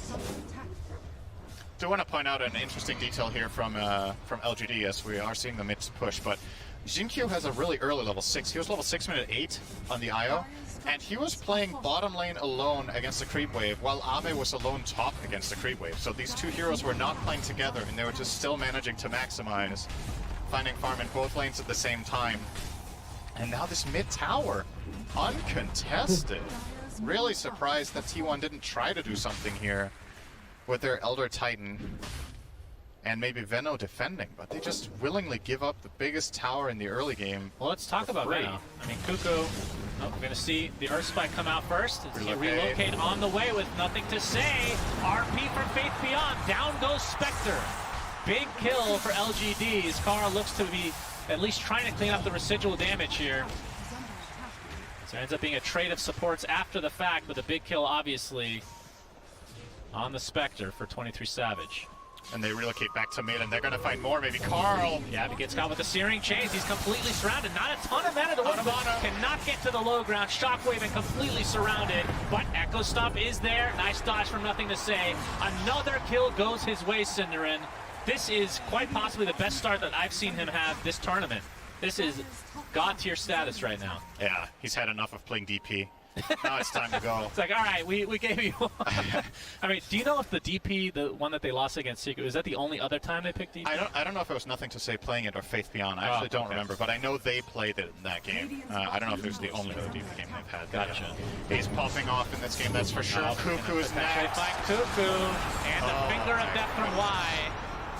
LGD clicking on all cylinders in this game. This is looking scary if you're a T1 fan, just because of how insanely fast a game like this can go with an Ember having this kind of a start. You know, it's not just Ember, he's playing with IO. Yeah. So you get that extra mana funnel all the time. It might not seem like much to get the attack speed from Overcharge, but all of it just adds up, right? It just compounds over time. Now we have a Haunt with a Static Storm. This is going to be a big kill for T1.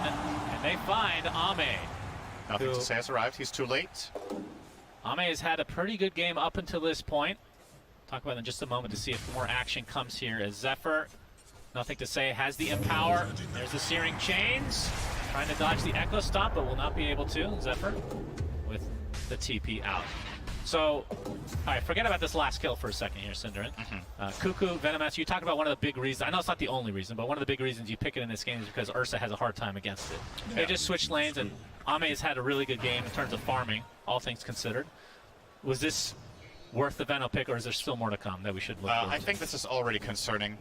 They would have probably liked it to go better than this, but the Veno against Ursa is just a lot different when there's an IO, I think. It's just you have so much more regen coming through. Yeah. So that extra bit of move speed and overall mobility in lane really helps. Oh, nothing to say. He might just kill Whitemon here, honestly. The glimpse, but the Remnant is out, stuck inside the kinetic field, but does not matter. Nothing to say. Completely dominating. 7-0, and this is going to open up space for Ame to get inside the Roche Pit. Has the Morbid Mask, going for the Diffusal Blade. And this should be a freebie. 12.5-minute Roche. Depending on how long this game goes, Cinderin, we might see 10 Roches. Can we get to double digits? Ever. That was a very random comment. I don't know what to say to that. Why are you suddenly thinking of 10 Roches? I don't know. I'm In a just game really with excited. I get Io really Ursa. excited by Roche. I feel like he's underappreciated by the masses. His lore is very interesting. All right, you get 10 seconds to sign a new drop from Roche after Refresher Shard and Axe. Bloodthorn. That's not a new design. You're just putting an item on it. That's what's already being put. All right, Refresher droppings. Okay, what It's does it do? something on. It's like a worse version of a shard. Why would the 5th one get that? But then if you get all three, Ags, Shard, and Ag Shard dropping, it becomes Exodia. Okay. Which is like a Mega Ags. Okay. A Gaben level spell, if you will.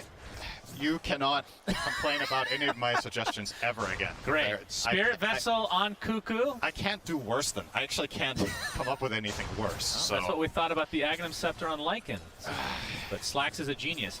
So Cuckoo has a Spirit Vessel Syndrome, but like you said, I mean, he doesn't have any charges. That's definitely an issue.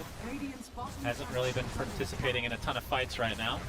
This bottom tower looks to fall. Oh, Carl might be in some trouble. Do they have the damage? Absolutely.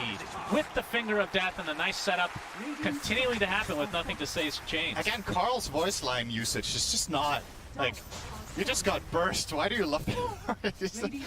I think... I'm pretty sure he just randoms whatever voice yeah, line. he uses whatever. Of course. It's just funny that there seems to be an emerging pattern of Carl's voice lines just not necessarily fitting the situation. I guess that's a good way of keeping morale high, you know, laughing at your own misery a little bit. Yeah.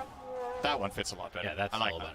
better. Yeah. He had to search for. He probably just binded that now, just to make sure he could use it. Did you say binded? Bind it. Oh. I was just like, do I have to lecture you about verb inflection once again now? All right, Diffusal picked up by Ame. I'm just going to fire. ignore. That's an old school one, actually. I'm going to ignore your insult again. Yep. Nothing to As say. You do. You never learn from it. Just creating so much pressure for T1. It's going to be a smoke move here, I think. This would be if they could find nothing to say right now. This would be pretty big because he's getting close to finishing BKB. See why, but yeah, the Plague Ward's giving that vision. Spectral Dagger comes out. Nice little detail with the Purge Creep, by the way. Will be very helpful against Veno. Yeah, that's true. That the little Satyr Banisher is going to follow them around here, being controlled by Faith Beyond, or well, whoever he has shared control with, of course. 2.5 minutes with the Aegis. I mean, what is LGD, what's their timeline here? This is a lineup that wants to finish earlier, I would assume. They don't want Spectre to get ultra late game? It depends. Like, if you have this strong map control and you keep pushing all the lanes and you find kills frequently, I don't think your lineup is severely worse late game. You have 2 melee cores that use Empower, BKB Piercing Stun from the Magnus. Yeah. Lion is always going to be a late game wildcard hero because of how strong Disables just are. And IO, one of the best late game supports too. So I'm not really I don't think LGD should be too concerned with it. On paper, Storm Spectre look amazing. Veno often falls off kind of at some stages, and unfortunately for Cuckoo, he hasn't really ever had a massive impact in the game yet. Well, yeah, it just hasn't been any fights yet, which to be fair, there hasn't really been an actual team fight. It's been kind of scattered. I mean, nothing to say, just all over the map, essentially, with the IO support. Yeah, and he has the BKB Orb of Corrosion, right? So you can really tell that LGD have an understanding here of what is the one problem we have is if we get caught by spells. Yep. So a lot of the times Embers in this position will not go for the straight BKB, but get like a Maelstrom or another build-up item. But it feels like he has enough damage with just the Empower and the Orb of Corrosion, and with this BKB, he's honestly invincible. If he gets it off, he's never dying while that's running. So this lineup, so kind of enter God mode there.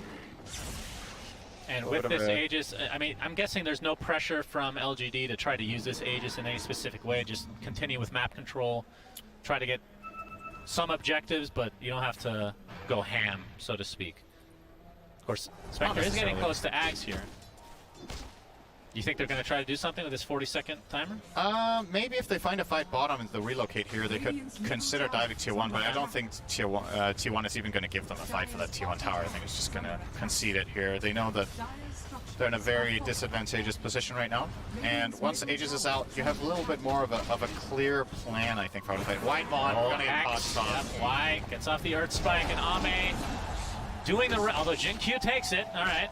They still have support relocate on him, okay. Yeah, they pops a BKB. TP's coming as well. Cuckoo gets off a Gale, not really going to hit anything. But I mean, that's actually pretty big. They force out that big BKB charge for nothing to say. That was a great disengage from T1. They get the BKB, they back off. They also got the relocate, and the Aegis also expired there. So, nicely done. Kind of weaving around the fight, but at the same time also a little bit concerning that you have this lineup and you feel like you can't fight, right? Yeah. You really want to fight with these heroes. Oh, 21 Savage. Boy. He's being eyed up by Y. Yeah, there's the Earth Spike to start things out. Ame on the way. And just going to burst him down. Finger of Death gets the finishing blow. Didn't even get a chance to cast the dagger. He just died in the stun hex combo. Ursa has so much damage. Yeah, LGD on the same page again. And I think more than any other team in this tournament, it just feels like they make so little mistakes that... And so few. So few mistakes. The fact that a non-first English language person is correcting me really makes this sad. First English language person, yes. Oh, God. It is I. End me simply. Yes, I don't remember what I was saying anymore. What the hell is it? Oh, they don't make many mistakes. True. So the opposing teams haven't really found much of an avenue to try to take advantage of something like that. It just feels like they're, I don't know. I don't want to say invincible because obviously they lost game 2, but even with that massive, massive disadvantage they had in terms of net worth, they still made it a game. Yeah. Which is really surprising. Yeah, there's going to be a nice Carl jumps in, all right. Faith Beyond. There's the Aghanim Scepter being used for 23 Savage. So still has Haunt online. And they instantly smoke again. I actually think Faith Beyond saw that. I don't think the vision had faded just yet when they blew that smoke. So this means PSG LGD have the information, and they can make a very clear call about where the smoke is meant to hit, right? There's not like, there's one option. So they're already positioning themselves very well. You can see they're just standing still on both Lion and Ember, covering the angles, waiting for T1 to try their luck. But T1 seems like don't really fancy that smoke too much after all. Kind of just not going to do anything with it, except did they even place any vision with it? I don't think so. So kind of ultimately just a full-on wasted smoke of deceit there, unfortunately. Aside from the fact that, well, LGD were standing still for a little bit as well. So yeah, you traded off looking at each other. The good thing about that kill, though, is T1, they finally have some Spirit Vessel charges, Cinder, and so something to use against That's true. The Jin Q IO, who he does have a mech. We'll see if he gets something to try to dispel. I mean, he could go Greaves, I guess, to try to dispel the Spirit Vessel charge. Not sure if that's even in the more than likely going consideration. Lotus, I think, if he wants that. It's probably... What happened to better Greaves? value. We're not seeing that nearly as much these days. Yeah. I can't remember what the nerf was now. Putting you on the spot, Cinder. What are Greaves? That's true. All right, Faith Beyond, company, smoked up.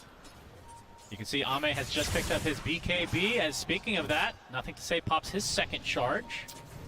So another good bait from T1. All right. Get it. Yep, no skewer this time. And we are at the 21-minute mark, so Shard can be picked up for anybody in the game. And we obviously saw the impact of that, even though they ended up losing from Faith Beyond with that Magnus.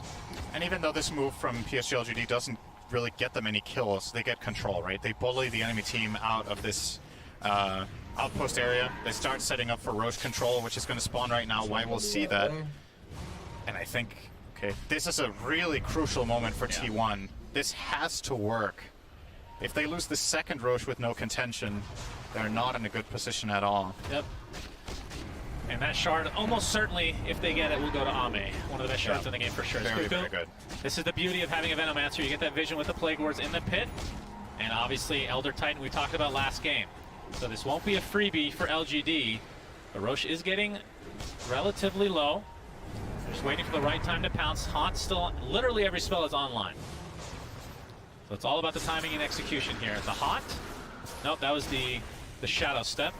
Nice job from Zephyr there. He actually, and from Cuckoo, they distracted Ame so long that the Fury... Oh, and there's the RP! Can they burst him in time? Why? Trying to layer absolutely again. Buyback is available for Carl, though.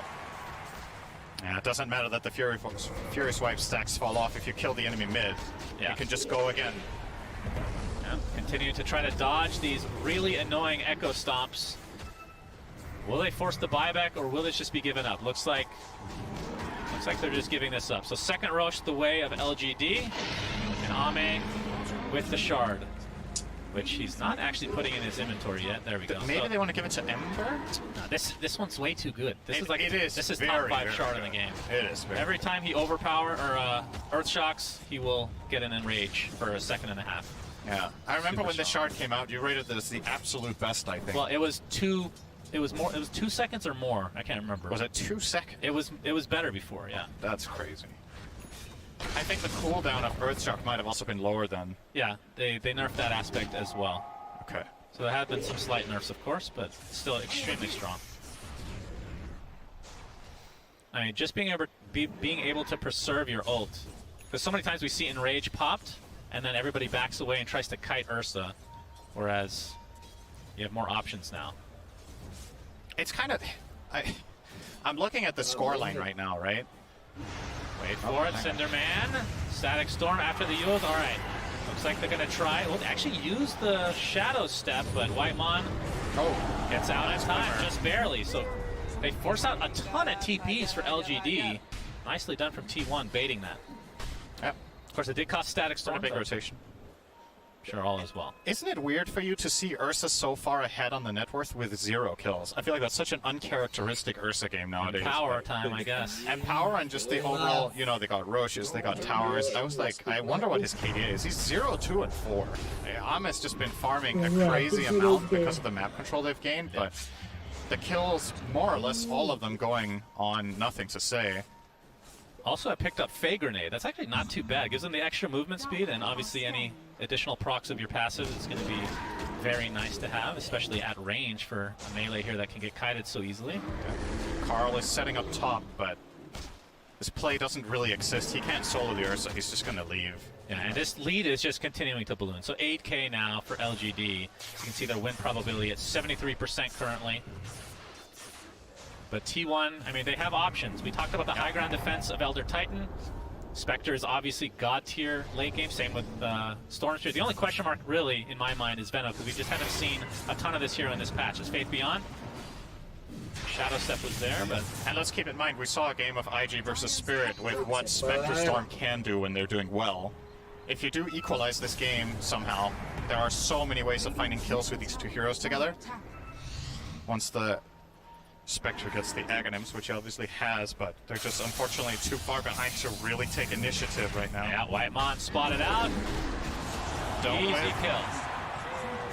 Glimpse doesn't even break the tether. It's LGD getting whatever they want, so still 3 tier 2 towers existing in each respective lane, so they're going to have to get through those. And in terms of their tower push is not good for LGD. That is one saving grace for the team. When you talk about high ground defense, plus the fact that you don't have a real tower hitter, per se. Yeah, it is going to take a little bit long. They will get a siege creep in here now, though. If they have Glyph, they could keep it alive. They Cuckoo, nothing to say, catches him. You can see Isla relocating. Ame wants a kill, and he'll not get it. Nothing to say, taking that one. Although Ame did find one earlier, Synderen, so finally getting rid of that goose egg. Goose egg. Goose egg, yes. Ah. Huh. Radiant's top I haven't heard it called that much. I am a boomer. Yeah. No doubt about that. Some TP's top. 23 Savage. A lot of mobility for him, and will be a difficult kill. Just popping the Shadow Step constantly. It's only a 30-second cooldown, of course. Why? Glimmer.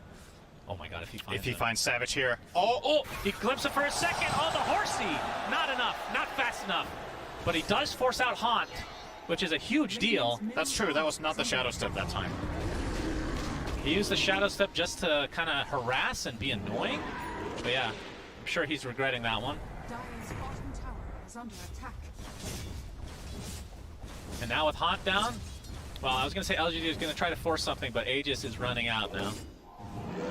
And, I mean, even with that second Aegis, they haven't gotten a tier 2 yet.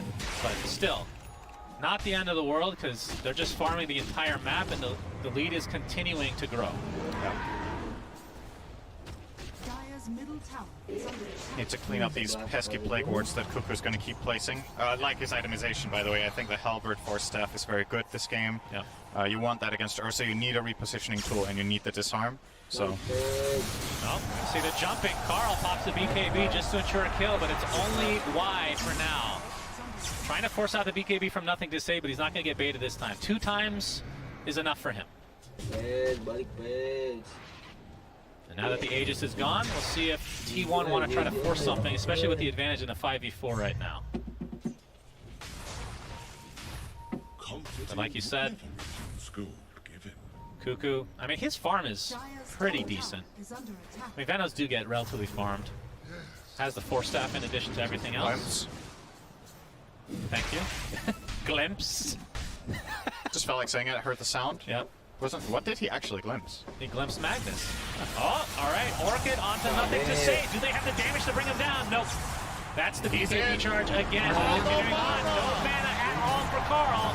He's going to be brought down in quick succession. And it looks like Elder Titan is next on the list. LGD showing their prowess right now. And Nothing to Say just continuing to destroy everybody in his wake. Kuku will be the 3rd death in this engagement. LGD winning this game in spades, and they're not remotely close right now. T1 just ultimately, they run out of patience. They just really want to try something, so they go on the Ember, but that's not enough in the tank. And again, 23 Savage. Faith Beyond's going to run into him. There's the Yule setup. Has the RP if he needs it. Manta's popped, but here comes Ame with the right clicks. Into the horn toss. Down he goes, not even needing RP. Look at the ultimates on the top. They all have them, other than Io. Good. Which Thank you for correcting yourself. Technically correct. I'm proud of you. Thank you. I'm proud of you for specifying that. Thank you, Synderen. I just want to make you proud one day. Yeah. Well, you're definitely improving right now. Thank you. Didn't take much, but it's good. Just not screwing up is an improvement as they, LGD, finally get a tier 2 tower. And we can see that next Roche, we won't know for another minute when it will spawn. And Faith Beyond still ready to go with the RP. Has Nothing to Say is 9-0-6. Has the Aghanim Scepter, obviously the BKB, and I believe that's a refresher that he's working on. He's close to that one too. His just raw burst against any hero that isn't BKB'd, he can. Oh, horn toss for Faith Beyond. Whitemon is dead. Nah, he was Yuled. Now he's dead. He's dead. Is this a technically correct joke again? Oh, the bash! Oh, he's actually gonna get him! Ame just beating the absolute crap out of Carl. Bash proc for the win as Kuku getting caught by Nothing to Say, and this is turning into a rout. You can see the haunt coming through, but it's not really gonna happen, Synderen. Venomancer is gonna end up being cleaned up here. Actually, haunt was not used. Where were those illusions from? Is that the Manta? I have no idea. I think he showed Manta it and in Shadow Manta Step and left. left. Yeah, okay. Well, either way, this is, whew. We believe we have a DPC term for a game like this. Shellacking? Say the thing. Gaben level shellacking? Thank you. Okay. See, you impressed me. You know, you know what I meant. there's 3 levels to the Gaben level shellacking. Did you know that? Oh, there's more levels. There's just regular Gaben shellacking, then there's Gaben's mustache shellacking, and then the top of the top is Gaben top hat shellacking. Top hat? Yes, I think the OGEG, the OG Secret game was definitely a Gaben top hat shellacking. Top hat. Yeah. I want that as an emote so bad now. All of a sudden, Gabe wearing a top hat. I'm patenting Can that we one. please have that? Thank you. I'm patenting or copywriting Gaben's name for myself. I think you'll get away with it. I don't think I can easy going guy. Yeah. Satanic now online for Ame. Already seeing the basher come to where that was literally a kill because of a bash. Yep. Into the Roche pit they go. That's going to be a refresher shard Roche, which that'll almost certainly go to Faith Beyond. Although you could have the double refresher for nothing to say. Double, not hungry. Alright, and down he goes. He actually pops the BKB. Huh. I guess he didn't want the Haunted to steal all the goodies. Makes sense. Oh, I hear the RP. This is for 23 Savage. Into the right clicks we go. Into the grave, 23 Savage goes. Alright, I have a bit of a trivia version. Let's see how much closely you've been paying attention. When was the last thing something good happened for T1 in this game? Is it A, 10 minutes ago, B, 15 minutes ago, C, 20 minutes ago, or D, 25 minutes ago? I'm gonna say 10. Okay, I am checking. The last dot on the... It's about 10 minutes ago. Thank God. They killed Lion. Good call. Thank you. Yeah, this is T1. Absolutely annihilated. But keep in mind, this is not the tournament line on, not the tournament life on the line.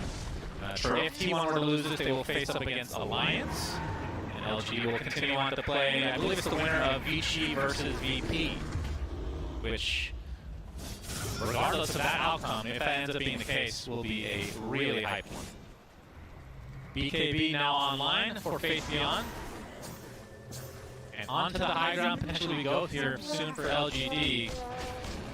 Swiftlink next on the list for Ame's Ursa. So you can see, still not a whole lot of building damage, but they can kill heroes like none other, Synderen. Yeah, I'm trying to find a solution right now for T1 for how to approach a fight. So since they can't deal damage to the BKBs, you need a way to poke these 3 BKBs the enemy cores have, reset, and then re-go.